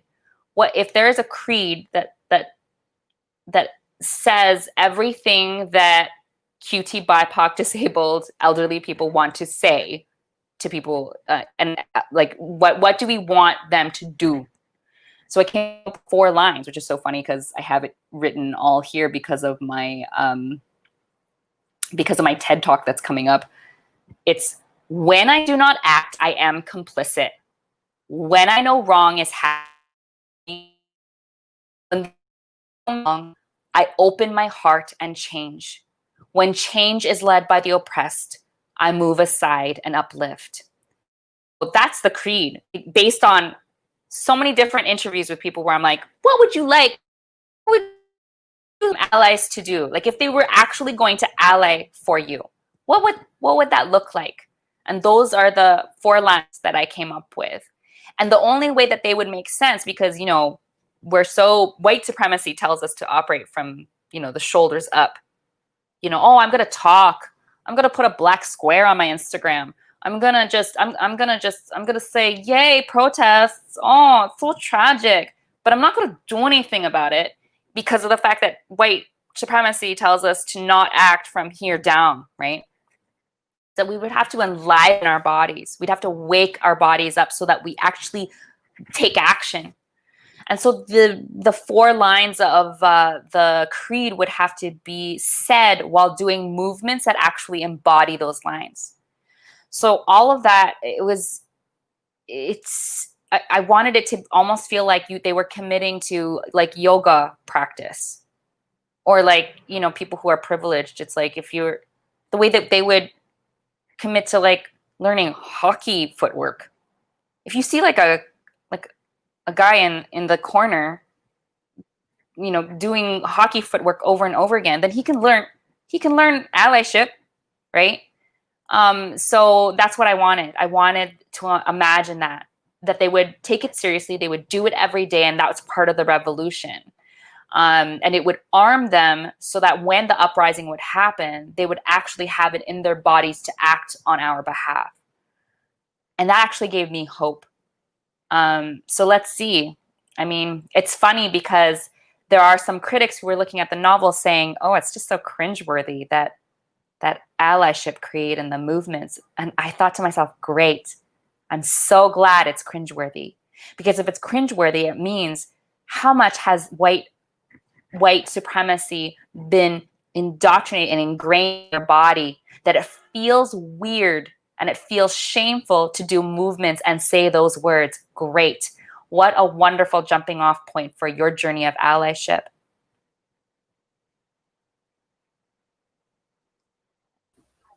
Along those lines, there's a couple of questions from the audience I'd like to bring up. I might be skipping one. So there are a couple of questions that kind of point to a similar thing. How do you find or identify people to give you feedback with regards to communities that you don't directly belong to? Another question is asking something similar. When hiring sensitivity readers, it sounds like you selected people from specific communities. How did you decide on who to reach out to? How did you decide who would be best to give you this feedback? So the people that were on, this like part of this group, I knew that they were people that were not going to let things pass. They were not going to be easy on me. Even though I've known some of them for years, it didn't matter. They were going to be difficult on me, and that's great. Sometimes the feedback was so difficult that we had to have tea around it. And of course, it feels really uncomfortable. But those are the kinds of people that are there for you and that are going to be generous, is that they were going to give you generous feedback that might feel uncomfortable, and they won't let things slide. Those are the people I chose. You don't want to have people that are going to be like, that was amazing. Or yeah, that's great. Like, blah, blah, blah. Like, you don't, of course, they had wonderful feedback, like where it was positive, and they said they loved the book. It's just A, B, and C. You could do it. It's just mainly that. It's the same thing with finding an editor. You don't want someone who is just going to coddle you. You want someone who's going to push you into places that feel scary sometimes. But then in the other side of things, you realize why that person was pushing you is because you could always improve. That's what you're looking for, I feel. Yeah. And what's so funny is that I want to just challenge this entire idea of like a sensitivity reader, because I want people to stop thinking that, oh, well, people are just being so sensitive. That's why we have to think about our language. It's not about people being sensitive. I think it's more about accountability. And that's why I called them the accountability team. It's because they were going to be accountable. They were making me accountable for the work that I was writing. So just consider that, because it's not about like, oh, well, it's so difficult right now. Like I have to, it's so hard for me to consider people's feelings. And it's not about people being like, sucky wusses. It's about actual oppression. And that's really important for us to realize. There's so much there, but I'm not going to take over for the another interesting question is you spoke about the immense reckoning that you underwent regarding your complicity in harmful systems. This person in the audience is asking, have you found any ways to live differently in the world to reduce that harm? Yeah, that's a great question, because it's a question that I'm trying to, I think a lot of us have a lot of questions around that right now, because it's so weird, is that we're like, well, because I'm chronically ill. Well, I need to eat and I need to have things delivered, but then I'm putting that person into a great, in harm's way in order for me to have the things that I need. It's so horrible. And then also at the same time, it's like, I want to support that person. I want them to eat, and they need money, but sort of standing back. And so it's obviously not my soapbox to be telling people about the pandemic, but it really is connected to my novel, is that I feel like just standing on a mountain and saying, this could have been a long, long time ago, had it not been for capitalism. And all of it, no one would have to pay a mortgage. No one would have to pay a rent. Everyone would have access to resources if it wasn't for capitalism. And that's, you know, like when you think about like the AIDS crisis, the AIDS and HIV crisis, really shedding light on rampant homophobia and transphobia around the world, is that this pandemic is showing us showing us the horrible ways that racism and classism, how those are diseases that we need to get rid of. I'm so appalled by everyone's behavior, including my own.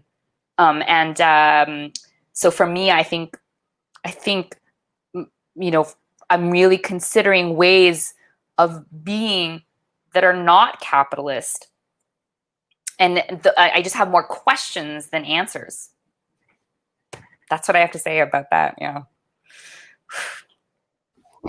Another question then from the audience is someone who is asking if you could share a memorable moment from your interviews with drag queens in particular for this novel. Yeah, I don't want to give too much away because it's yeah, but I can probably share this part. Is that so? Erin Brockovich, who is the Queen of Brunch in Toronto, I love her so much. I was interviewing her, and it was so profound because I was interviewing her in Glad Day, Glad Day Bookshop, which is the oldest LGBTQ bookshop in the world. And it was weird because I'm like, whoa, this is so strange because this is actually the site of one of the scenes in the novel. Anyway, I was interviewing her, and she was mentioning like how you get the sort of the inserts for you to have the, you know, the hourglass figure, and it's foam. There's someone in the community who has an industrial saw, and she shapes the foam so that it's, you know, whatever kind of bum you want, and if you want sort of like, you know, a crotch or whatever it is, and it's an industrial saw. And I said, why does this person have an industrial saw? And she just paused and was like, we don't talk about that. And it was a very funny moment where we were like, oh, okay. And so I had to write that into the book. Is what is this drag queen doing with an industrial saw? It's still a question that wasn't answered. Yeah, so you see that in the book. It's just funny. Like but I love drag. If I could have a PhD in anything, it would be in drag, because I love that art form so hard. And I can't do it myself. It's an art form that I can't ever master. I think it's so beautiful to watch. And always remember to tip your drag queens and kings well.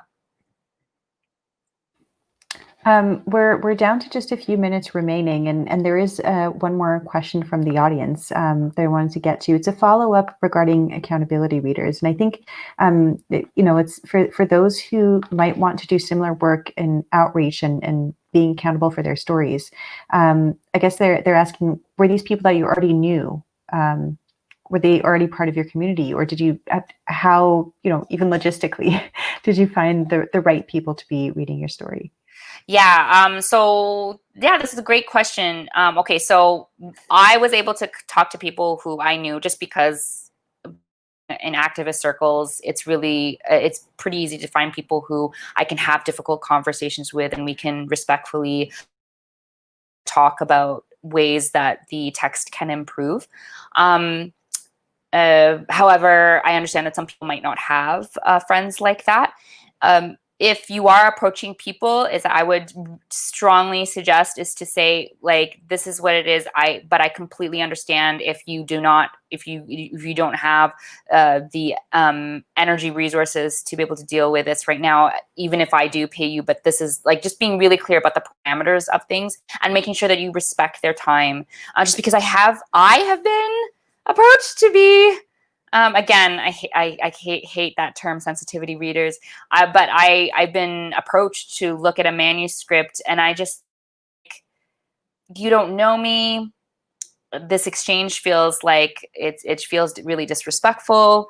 And I'm not interested in teaching you how to be a better writer. I think the best thing to do is really to just approach everything with a great deal of respect.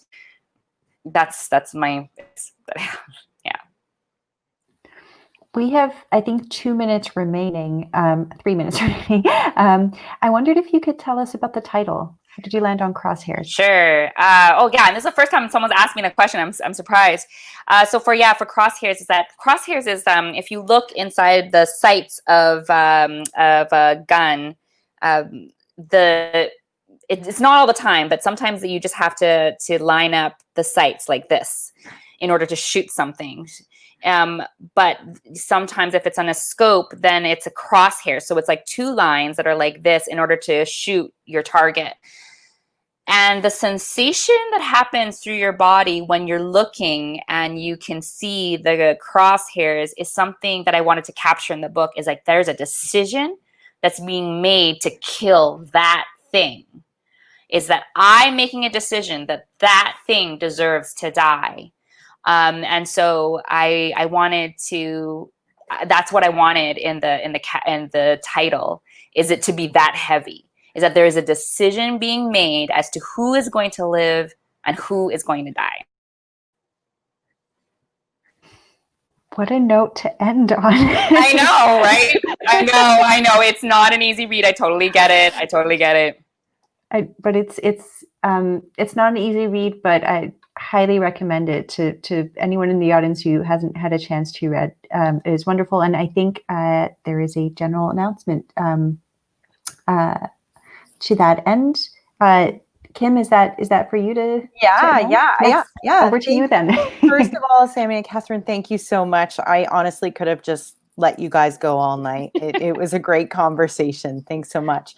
And like Samia was saying, if you haven't already, Crosshairs is available. Go out and buy it.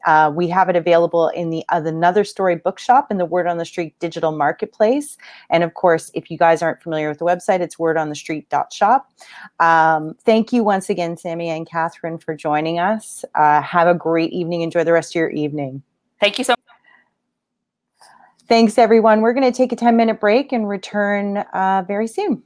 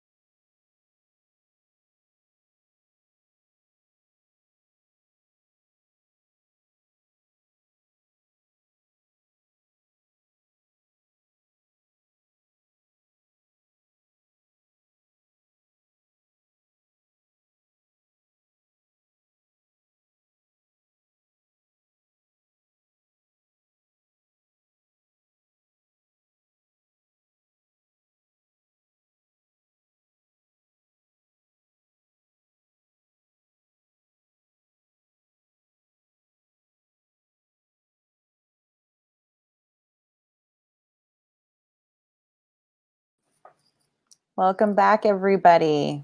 So here we are, our last event of the evening, and it gives me great pleasure to introduce you to tonight's host, Stephen Beattie, the Quill and Quire's magazine review editor. Welcome, Stephen. Thanks very much, Kim.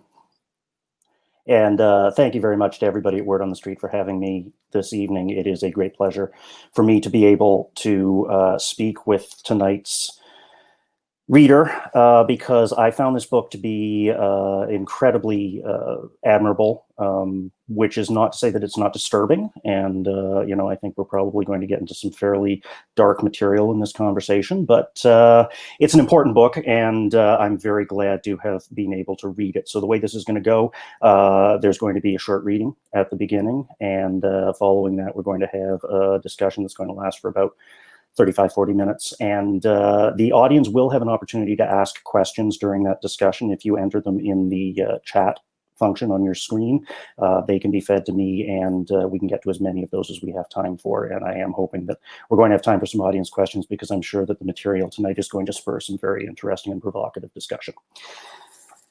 So to introduce tonight's reader, Justin Ling is an investigative journalist whose reporting has focused on stories and issues undiscovered and misunderstood. His writing has appeared in the Globe and Mail, the National Post, the Guardian, Foreign Policy, and elsewhere. And this season, he is the author of the powerful new book, Missing from the Village, the story of serial killer Bruce McArthur, the search for justice, and the system that failed Toronto's queer community. Published by McClellan and Stewart, and here to read from Missing from the Village, please welcome Justin Ling. Hey, good evening, everyone. Thanks for joining us in these slightly stranger times than I think any of us were expecting, but I hope you like the floral arrangement I put behind me. I think it adds a certain something. They're not my plants. I would not be able to keep this many plants alive, but a friend of mine graciously let me make use of his actually very well done little home garden. Yeah, I'll just read you a little bit from the first chapter, because I think it sets up a little bit about kind of where the book really begins. And I think in writing this book, I tried rather hard to not hone in too much on the grisly details. The point of the book was very much to try to kind of give you I put it at one point, kind of the agonizing in between of a lot of what the victims and what the people in the community felt after men started disappearing between 2010 and 2012. And as there was kind of a pervasive fear that there was a serial killer haunting the village, and that police just were not doing enough to really focus on it. So I'm going to start in chapter 2, just kind of at the very beginning, as people started to really panic and get this loss that they were sort of gripping with. So chapter 2 is the void where each man was. When Skanda, Basir, and Hamid disappeared, they truly vanished. Joel Walker, Skanda's friend, likened Skanda's disappearance to an alien abduction. One second, these men were sitting at the bar at Zippers in the village, and the next, they were gone. Police did the requisite checks. Their debit and credit cards hadn't been accessed. Their cell phones hadn't pinged the cell tower. Their emails hadn't been opened. It felt like there was not so much as an indent in the grass where they had been standing. The only piece of evidence that appeared in the weeks that followed their disappearances came in Basir's case. He disappeared on December 29th, 2010. In the first few days of 2011, someone called the city to report a decade-old Nissan that had been parked on their street since the new year had rolled over. It's the kind of neighborhood where someone would notice a car out of place. A necklace of bright yellow parking tickets was strung across its windshield. A tow truck was dispatched, and police ran the plates.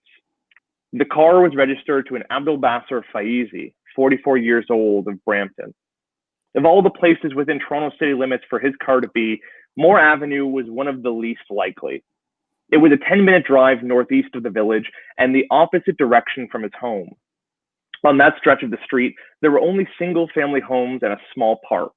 You wouldn't end up there unless there was something very specific you were looking for. When I did that drive for the first time, it was not an intuitive route. from a home in the West End or from downtown, you need to drive east to Jarvis Street, head north, and take the Mount Pleasant exit.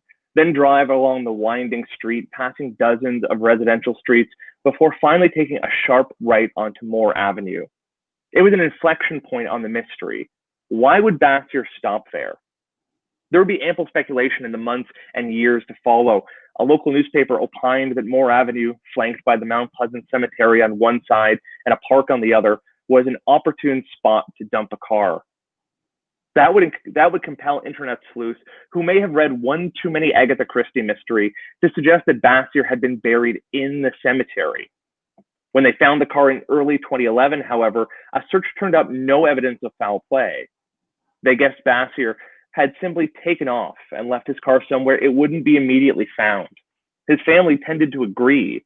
Police even had a phrase for these sorts of cases. The missing person simply vacated their life. Just the same, police knocked on some doors in the neighborhood. Nobody knew anything. At the time, nothing quite fit. And if Bassier had been robbed, a criminal would have likely done better than to dump a car on a well-lit residential street. Toronto is not lacking for deserted areas to hide an automobile. If Bassier had wanted to run away, it would make more sense to ditch his car within walking distance of a train station or the airport. Though to do that, Bassier would have needed to bring his passport or cash, and he had neither. And despite some active imagination, hiding a body in a locked-up cemetery in a residential neighborhood isn't as easy as it seems. Of the three disappearances, it was the most glaring piece of evidence to suggest that something was desperately wrong. There was another red flag, though. As a journalist, when I first began working on this story, it's what struck me the most. It's that Skanda, Bassier, and Hamid looked so similar. Here were three men who disappeared from the village over just 2 years. If you walked into a room and saw these three men sitting side by side, you could reasonably infer you had walked into a casting call. Middle Eastern or South Asian male, 40s or 50s, beard. Each family, each set of friends toiled over these disappearances in their own way. Skanda's friends put up posters, searched ravines and parks. Bassier's family took it upon themselves to search his email and computer for clues about his disappearance. Hamid's friends and family worked with police to try to find him. I have lots of theories as to why, after three men of color disappeared in fairly quick succession, nobody in the broader city seemed to notice or care. Why this had not set up some kind of tripwire. When I began working on the story, I would argue at length about these theories. Sometimes I've even argued with myself. Sometimes I think maybe their cases had too many differences to reveal their similarities. Skanda, openly queer, Bassier in the closet, Hamid somewhere in between. It seemed that despite drinking at the same watering holes, they didn't even know each other. But that is a poor explanation. I get angry about it. If three white women had vanished from the wealthy neighborhood of Rosedale just adjacent to the village, their disappearances would have been national news. If three bankers had disappeared from the financial district, alarms would be going off immediately. So why not these three? Maybe I'll stop there and I can do more if you'd like, but I think that seems like a good place to pause. Thank you very much for that, Justin. It was a terrific reading. I'm glad you mentioned that you are not responsible for the plants because they look like they're thriving, and because you and I have that in common, and that we both, neither of us can keep a plant alive. But no. I'm amazed at how clear you're looking. I feel like I'm the last couple of these I did were during the day, so I feel like I'm kind of in soft focus in a Sergio Leone film or something like that. Yeah, I've done a lot to light this. I used to have actually the secret is this neon. There you flamingo go. That is giving me, I think, a healthy glow. I'll need to get a neon flamingo for the next one of these that I do after dark. It's the secret. People have bought ring lights, but the real secret is fluorescent flamingo. Thank you so much for Missing from the Village. It really is an incredible read, and obviously one that's very close to your heart and that you're very passionate about. How long have you been involved with this case from a professional point of view? So I can tell you exactly the first day I began working on this story. I actually recounted in the book, and it's amazing to me because my memory is often quite addled. that I remember it extremely vividly. It was a really hot day in August of 2015. And I know the exact date because I had to go back and check some old messages, but it was in the midst of a federal election. I was at that point the parliamentary correspondent for Vice News. And I remember because I was in my office, which is on the 3rd floor of the Parliament buildings, or what used to be there because they're under renovation right now. But I was sitting around at my desk, and the election was extraordinarily long, which is unusual in Canada. And I had nothing to do. I had absolutely nothing to work on. I was bored, which is a horrible thing for a journalist to experience. And I was sitting there thinking to myself, there must be something I can work on, especially something that had nothing to do with the election, because the election was just absolutely, I think, numbing my senses. So I was just sitting there, I was sort of leaning back in my chair, and I was just kind of going through my memory of, what are some things that I just maybe dropped or forgot about. And it just sort of hit me like a bolt of lightning. I had remembered vividly these headlines in 2013 that I had been seeing about men disappearing from the gay village in Toronto. I didn't even live in Toronto at this point. I'd never lived in Toronto at this point. Coming from the East Coast, I thought I would never, ever live in Toronto. And here we are. But, I had this vivid memory of these three faces. And it's kind of as I described what I was just reading, these three men that could have been in a central casting, either Arab or South Asian or East Asian, dark skin, beard, in their 40s or 50s. And I just remember thinking at the time, how could you not conclude that a serial killer was at work? And I remember feeling frustrated that I didn't see that notion coming out of a lot of the media reports or a lot of the police statements at the time, despite the fact that it just seemed like the only reasonable conclusion. So I sat at my desk and I kind of thought, what happened to those cases? Surely there's been an arrest. Surely some of them have come back, if not. And I just started looking up the case, and there had just been no update. There had been almost nothing written. So this was 2015. The police had originally linked these three cases in 2013. There had been almost nothing written in 2 years. And that just struck me as completely bizarre. So I sat there and I started reaching out to some of the journalists who I knew had worked on the case. I started, reaching out to some of the friends and family, reaching out to some of the detectives, and it basically sparked what was a 2-year odyssey of me trying to get answers from the police and trying to find some explanations of my own. And it was a remarkably bizarre thing to work on for that long. And what's even more unnerving is that I finally put something together that I don't think answered the question, but at the very least asked them all over again in 2017. And published it, and to some effect, there was certainly some interest. But what's really unnerving is that about 2 weeks after I published that story, Andrew Kinsman disappeared, who would ultimately become Bruce McArthur's 7th victim. So it basically just sparked a whole new kind of avenue investigation that ultimately kind of brought me into the story right up until Bruce McArthur's arrest in early 2018, and then obviously the last 2 years have been kind of digging into that investigation and sort of trying to figure out what went wrong. I'm interested in your becoming involved around the time that Andrew Kinsman disappeared. Publishing your story around the time that Andrew Kinsman disappeared, because that was the first time that I started noticing this story. I was one of those people. I've lived in Toronto all my life. I'm not a denizen of the gay village. It didn't register to me when those first 3 men disappeared. And we can talk about the media failure to cover that in 2010 through 2012. But I started registering that there was something going on because I started seeing posters of Andrew Kinsman appearing on billboards everywhere in Toronto and lampposts and so on and so forth.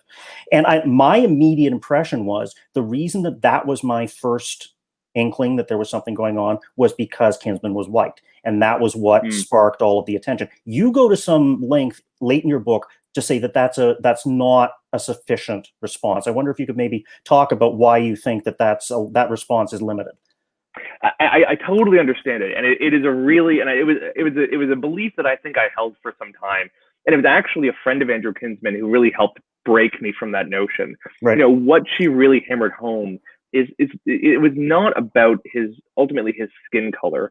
It was about kind of social purchase, and it was about kind of social capital, right? He had a group of friends around him. Andrew Kinsman had a group of friends, an organization, a network of people who had the time, the resources, the money, the connections to get to the media, to get those posters up. They told me that their strategy was they would put one poster up.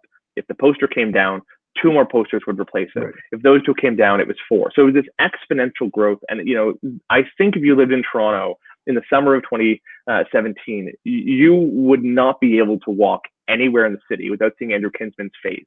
And that ultimately was so much more powerful, you know, than I think anything else that, you know, maybe even the media or you know, any of us could have done. It was his friends in that network that basically did the exact sort of grassroots on the ground activism that needs to get done for one of these cases to be taken seriously. But what's really interesting is there's a direct parallel there to the first victim. Skandaraj Nevaratnam was incredibly well liked. He was openly gay, unapologetically gay. He had a huge network of friends. He had a huge network of supporters. And when he went missing, a very, very similar thing happened. His picture was everywhere. The media paid attention. There was posters up everywhere. There was searches organized. And there actually was a legitimate movement. The problem is many of the victims in between didn't have that network, didn't have that social capital. Right. Some of them were recent immigrants. One of them was a refugee who was basically undocumented and was in hiding, more or less. There was a man who was homeless who didn't have that network. When he disappeared, people unfortunately didn't notice in the way some of the other victims disappeared. We have people whose loved ones had a huge language barrier and weren't even able to interact properly with the police, let alone the media or the public. So ultimately, race is a factor here. I will absolutely acknowledge that. But there was 1,000 other things that made these cases fall off the radar, and that made these cases easy to ignore. And unfortunately, you know, that was a calculation that Bruce McArthur made, and he was right. Well, and I mean, that was going to be my next question. I mean, the homeless man that you referred to, Dean Lissowick, was also a sex worker.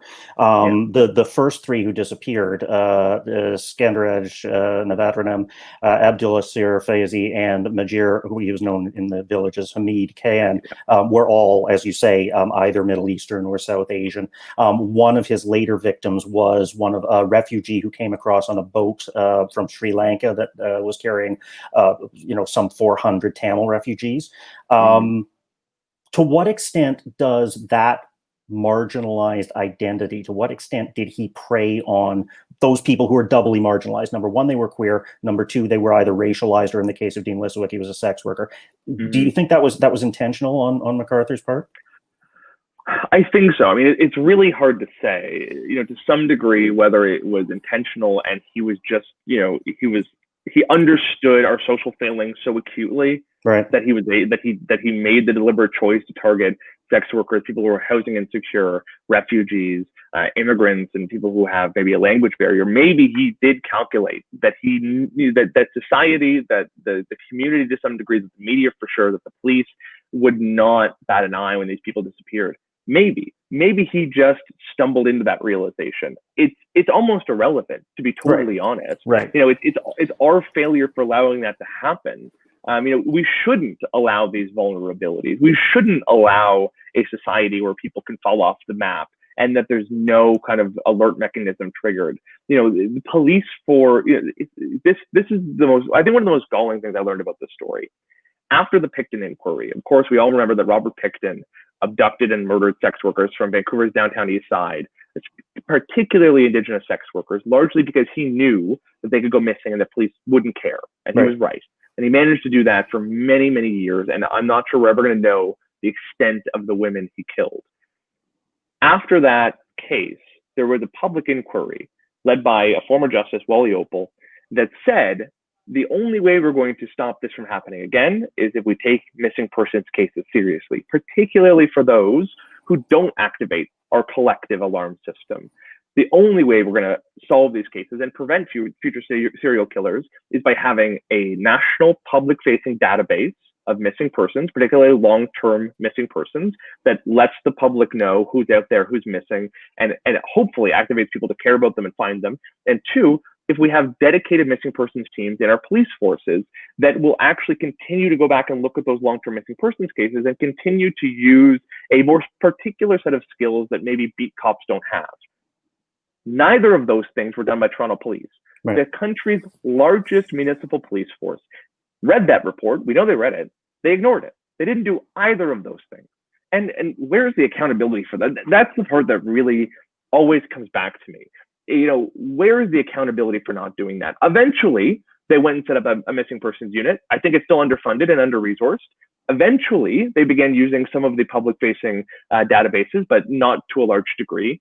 So where's the apology for that? Where's the apology for being told bluntly, here's how you fix this, for not doing it, and then for ultimately being responsible for a city where 8 people went missing and were murdered without you fully realizing? You know, that I can't escape that failure, because it's massive.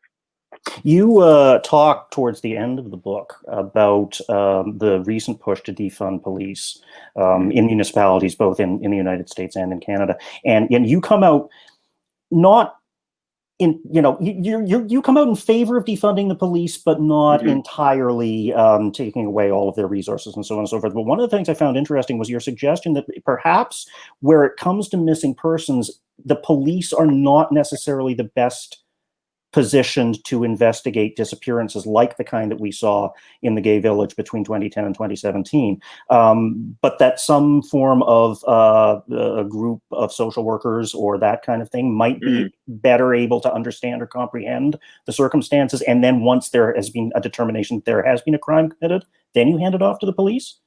To some degree, I think that's roughly it. You know, I don't pretend to have the prescription of exactly what we need to do to fix long-term missing persons cases, but it strikes me that, you know, I think defund police is a very good slogan. I think everyone recognizes it's a slogan, not a, you know, an exhaustive report on how to reform policing. There are some people out there who will say that we need to basically abolish police services altogether or to a large degree, and you know, I think that's a part of the debate.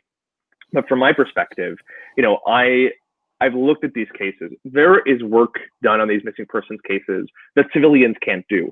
Civilians can't go to Google and Facebook and request, you know, logs and IP records and access to individuals' Facebook, right? They can't conduct search warrants. They can't devote some of the resources that our police need to be doing in order to solve these missing persons cases. So, you know, I think there's always going to be a component there where police need to be involved. You know, I think there is absolutely a role for liaison officers, from community outreach workers, for mental health workers to come and do a lot of the on-the-ground work that police, frankly, aren't trained to do, aren't particularly good at, and know they're not particularly good at. Officers will be the first to tell you, you know, they're not the ones who ought to be going into folks, you know, in the midst of a mental health crisis, or folks who, you know, might be housing insecure or addicted or vulnerable based on their refugee status. We could much better handle some of those interviews or some of those conversations or relationships with civilians. And I think police officers acknowledge that. They don't want to be doing, they want to be doing the police work, which they're good at. And in some cases, they're very good at it. And the fact that they have to do all this other work that they're not good at means they can't do their job better. So I think there's absolutely a role to play here in having officers involved, but, you know, not have to do every step of the way. Now, there's another component to this, which is that, you know, I talk in the book extensively about historical murders targeting the queer community. The queer community would not have been better off with no police, or police totally pulled back or disengaged from the community. What I actually found consistently, and this is actually kind of borne out by a really fantastic book called Ghetto Side, kind of about how violence impacts mostly racialized communities in the United States.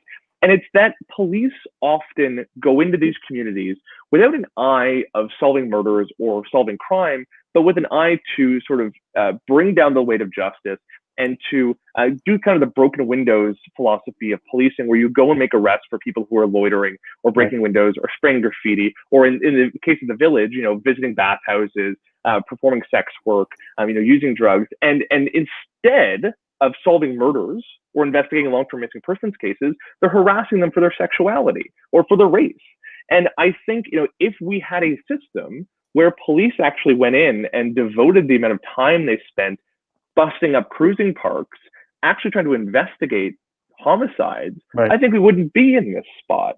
You know, I went back through historical cold cases, and there are still dozens of unsolved homicides of queer men in Toronto. There were years where the clearance rate, the solve rate for homosexual murders, which accounted for about a quarter of a third of all murders in Toronto for a time, went unsolved at a rate of 10 to 20 points, I think in some cases more, than straight homicides. That is a failure that is enormous.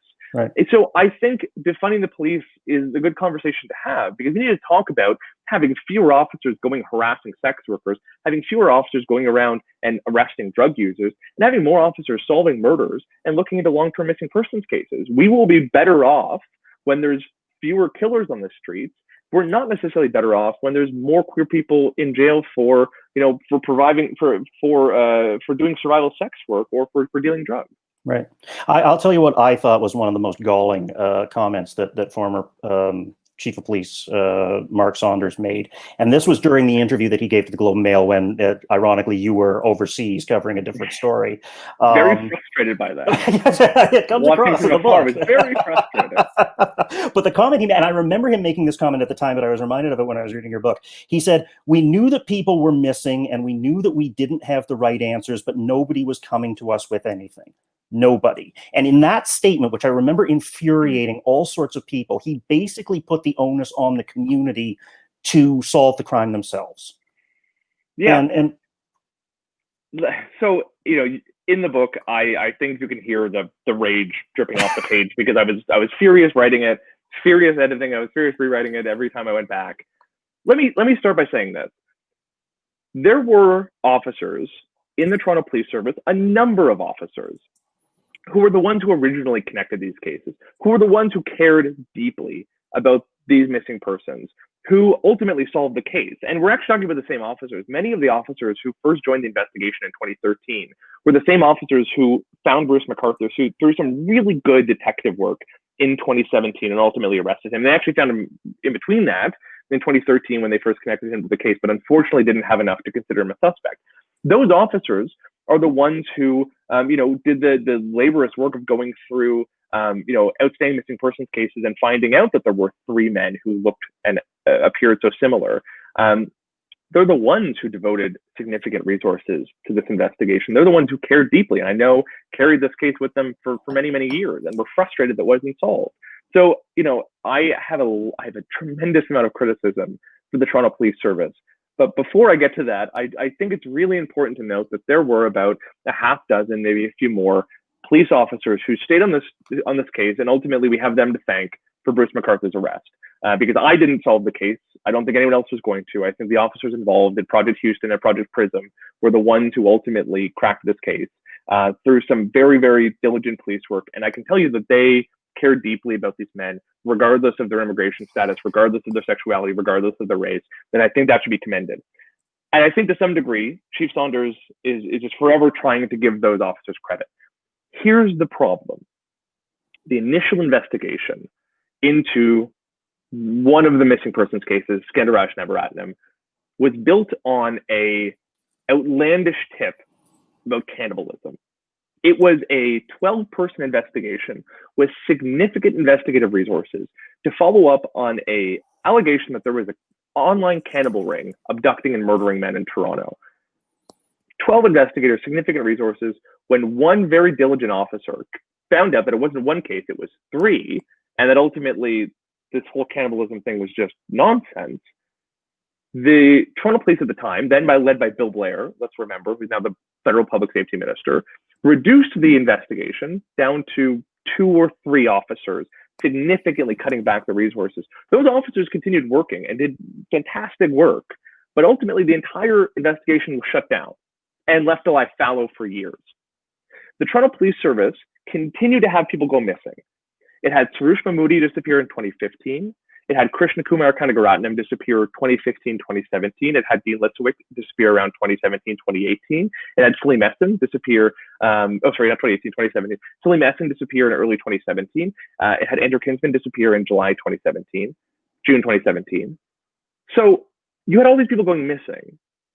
And it's your job to find them. It's your job to note these cases. It's your job to tie them together with other possible likely cases. It's your job to develop the resources, to devote the resources, to assign officers, to get people engaged, to bring it to the media, to bring it to the public, to underscore to the public that it's unusual to have this many missing persons cases. It's unusual to have this many people who look so similar disappear in this way. It's unusual and it's suspicious.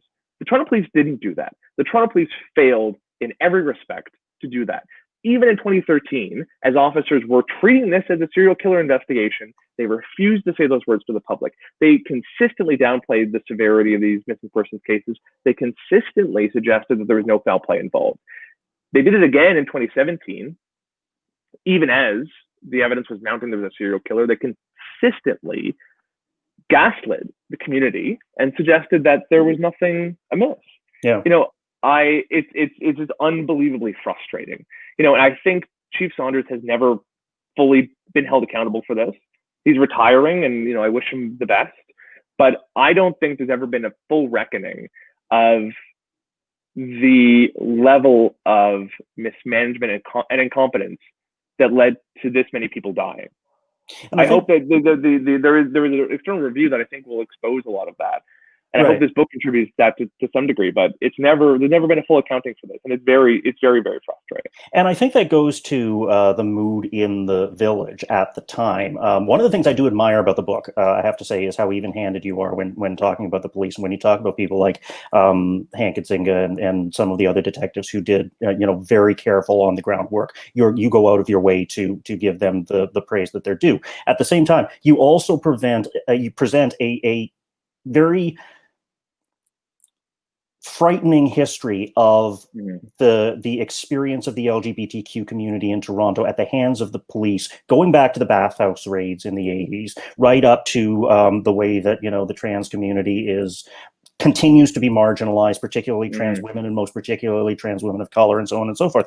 I'm interested in one word that you use repeatedly in the book, and it's even the title of one of your chapters, and the word is paranoia.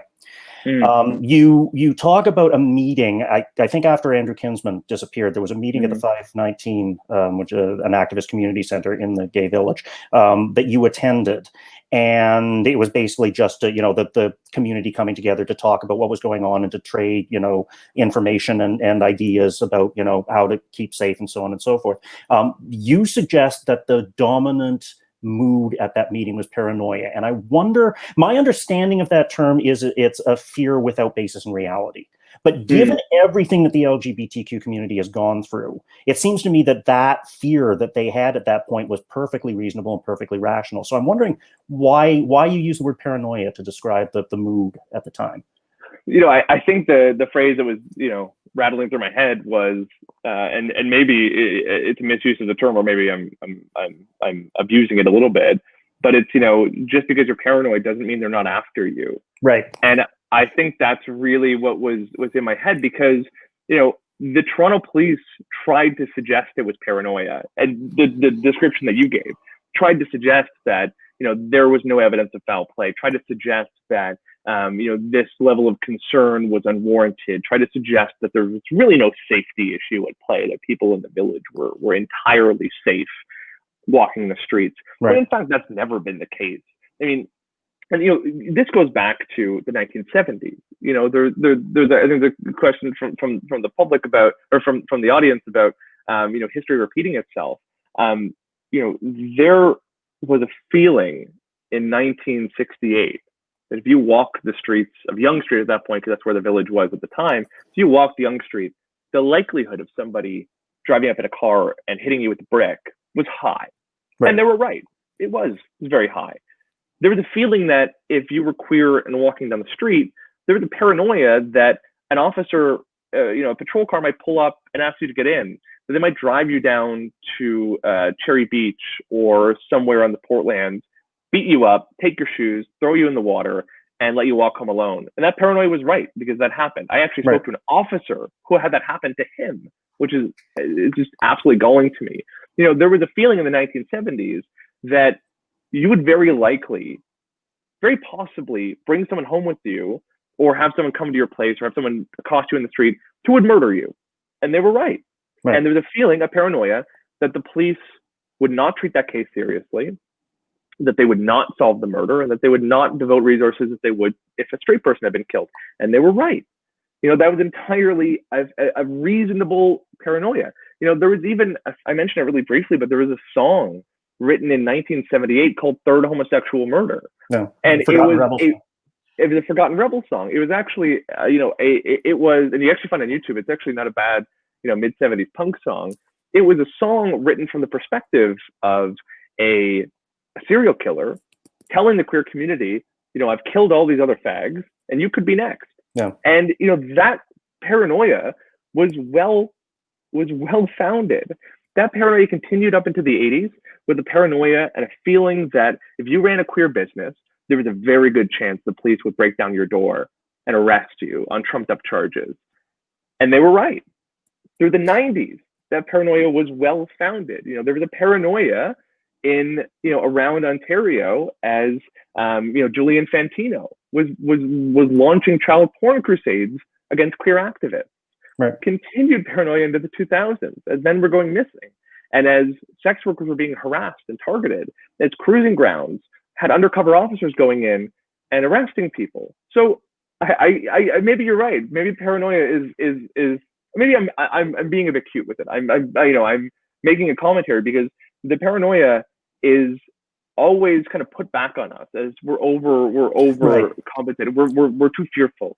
Everything's very safe. You never had it so good. You have gay marriage now. How are you so afraid? Why are you so afraid of the cops? Right. Why are you so distrustful? Well, because we're paranoid. And rightfully so. Well, rightfully so. I mean, because you have this history, and it's a history that as this questioner that you alluded to from the audience says, seems to keep repeating itself. I'm going to ask the question that audience member posed right now, which is, given that this seems to be sort of a repetition of a repetition of a repetition, what would you say needs to change so that we can stop this from happening again? I think this book, Ghetto Side, Jill Levoy, I believe her name is the author, really hit home for me. It's a book that really presents the case that if police spent as much time worrying when a black man is murdered as they spent, worrying about, whether or not he's a member of a gang or whether or not he's dealing drugs or whatever, the racial disparity in policing would likely, it wouldn't be solved. We're not going to solve anything in that like that. Police can't solve racism. But with the very least, let's talk about one statistic. The unsolved homicide rate for black men would not be as drastically disparate as it is. There would be a feeling in those communities. She actually goes and speaks with a lot of people in largely black neighborhoods. And it's remarkable the degree to which the reaction from those people is, from folks who live in those communities, is, why would I deal with the cops? They're never gonna. They haven't solved 8 of the murders on this street. They don't give a shit. They don't interview us. When they interview us, it's largely looking at us as criminals. It's not actually with an eye of solving homicides. And I can tell you that has been absolutely the feeling in the queer community.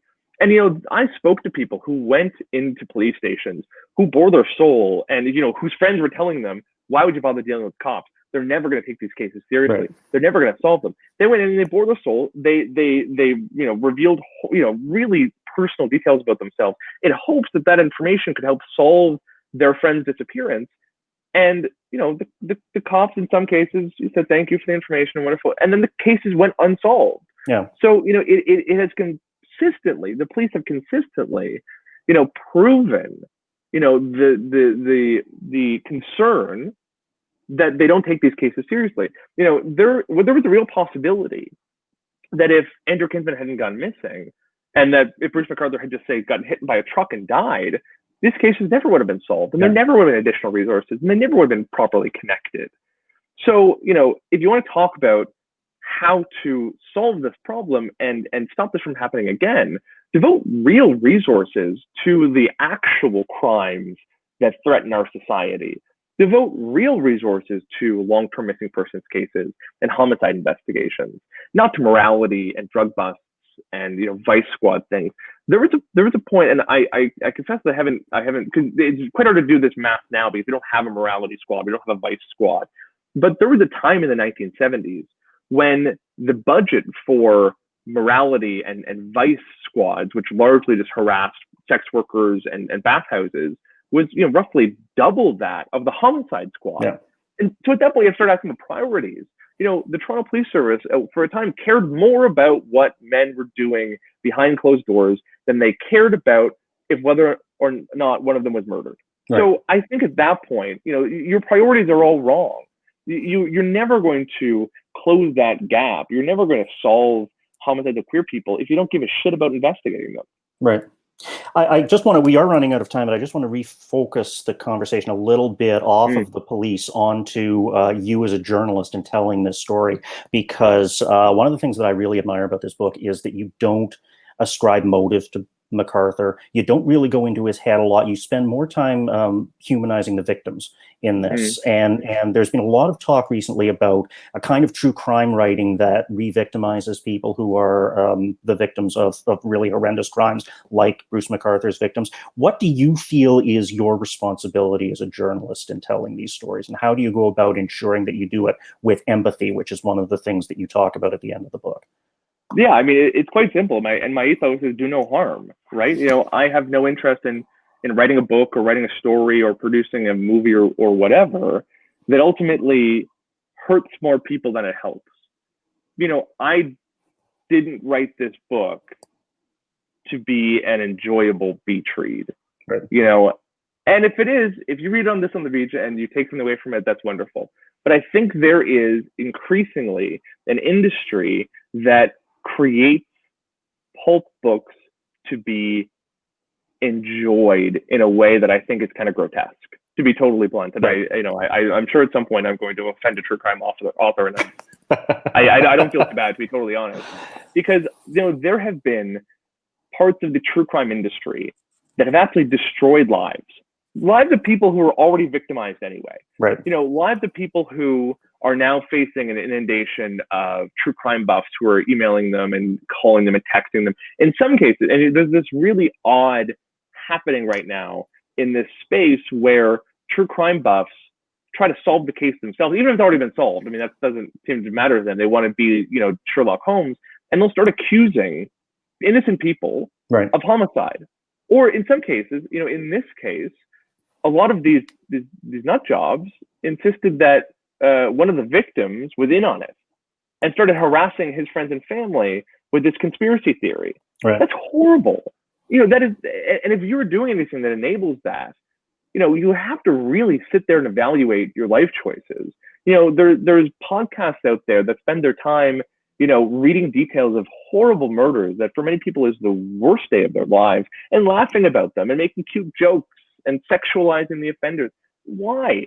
Yeah. What do you get from this? And I just have no interest in being part of that. And I hope that I wrote a book that doesn't do that. Well, I think that certainly this is a very high-minded book, and I think that a lot of people are going to be able to read it with that kind of dispassion and be able to glean something important from it. We are really running out of time. I want to get to one more audience question, and it is after you talked about how angry you were about writing about the case while it wasn't solved, how did you feel when Bruce MacArthur was finally arrested? I was shocked. I told people time and time again, there's a serial killer out there and they're not going to find him. I was convinced. I was absolutely convinced that the case got cold all over again, and that maybe eventually he'd slip up and try killing somebody and getting caught. But I was convinced they wouldn't arrest him. So again, I can't say enough about some of the investigators who worked this case who stayed with it, and who, even as public attention moved away, kept working diligently. I try to recount with some great detail exactly how they cracked the case and how they, really dug in and did some really good police work to arrest him. So in the end, I was impressed. I was, through this whole case, I spent a lot of time wondering, is this someone in the community who, for whatever reason, because I don't think the motive truthfully matters that much. I don't think why he did it matters all that much. Was it someone in the community, or was it someone outside the community? Was this hate motivated, or was this someone within the community who may have been motivated by hate as well, but under kind of different circumstances? Sure. And ultimately, so I think I was a bit surprised that I was a member of the community. So it was surprising. And I think just really briefly, there appears to be or have been another serial killer operating in Toronto just over the last couple of months. Someone targeting racialized men in Rexdale and kind of in the north of the city. And it does appear to be somebody who was hate motivated and who appears to maybe have had ties to neo-Nazi extremism. And I think, it underscores that you can never really anticipate, motivation for these killers. And to some degree, motivation just doesn't matter. Good police work is what solves these cases. And you can't explain away or, rest on your laurels just because it's a community that you think, whether you in the media, whether you in the community, whether you in the police, is just something where this happens naturally. Yeah. Because that just seemed to be also be just, and I'll kind of end on this note, it seemed to be a thing I heard time and time again. Arab men disappear. Men of color, they go back to their home country. Queer people, they're flighty. They just take off. And that reactionary knee-jerk assumption was really damaging. It was really dangerous. And I think we have to get rid of those sort of assumptions, and we're going to be in a much better spot. Well, you're also very critical in the book about, the kind of serial killer profiling that we see on television and in movies like Silence of the Lambs and so on and so forth. And that, a lot of that is really retroactive, right? Well, these are the serial killers that, that we've caught. So we really don't know. Was it worse or was it worse to find out that MacArthur was so tied to the community? Is it worse? In many ways, yes. Yes and no.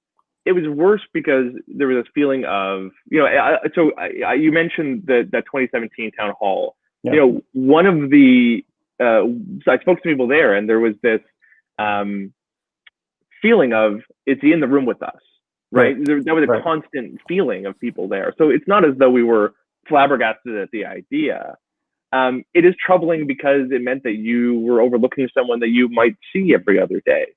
But at the same time, I think it doesn't really matter, whether they were inside the community, outside the community, motivation, personality, anyone is capable of this.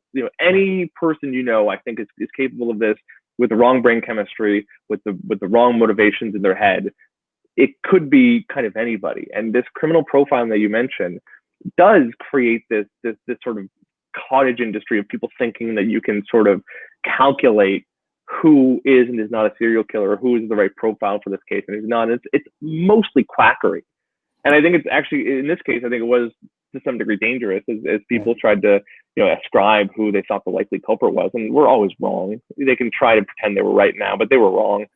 And people have asked me, are you going to go interview him? Do you want to go sit down with him and understand his? And I have zero interest, absolutely zero interest. There's nothing he could tell me that I think would, apart from, whether or not there's potentially other victims. I don't think there's anything he can tell me that will illuminate anything about this case, because fundamentally, this is not the case of a brilliant serial killer.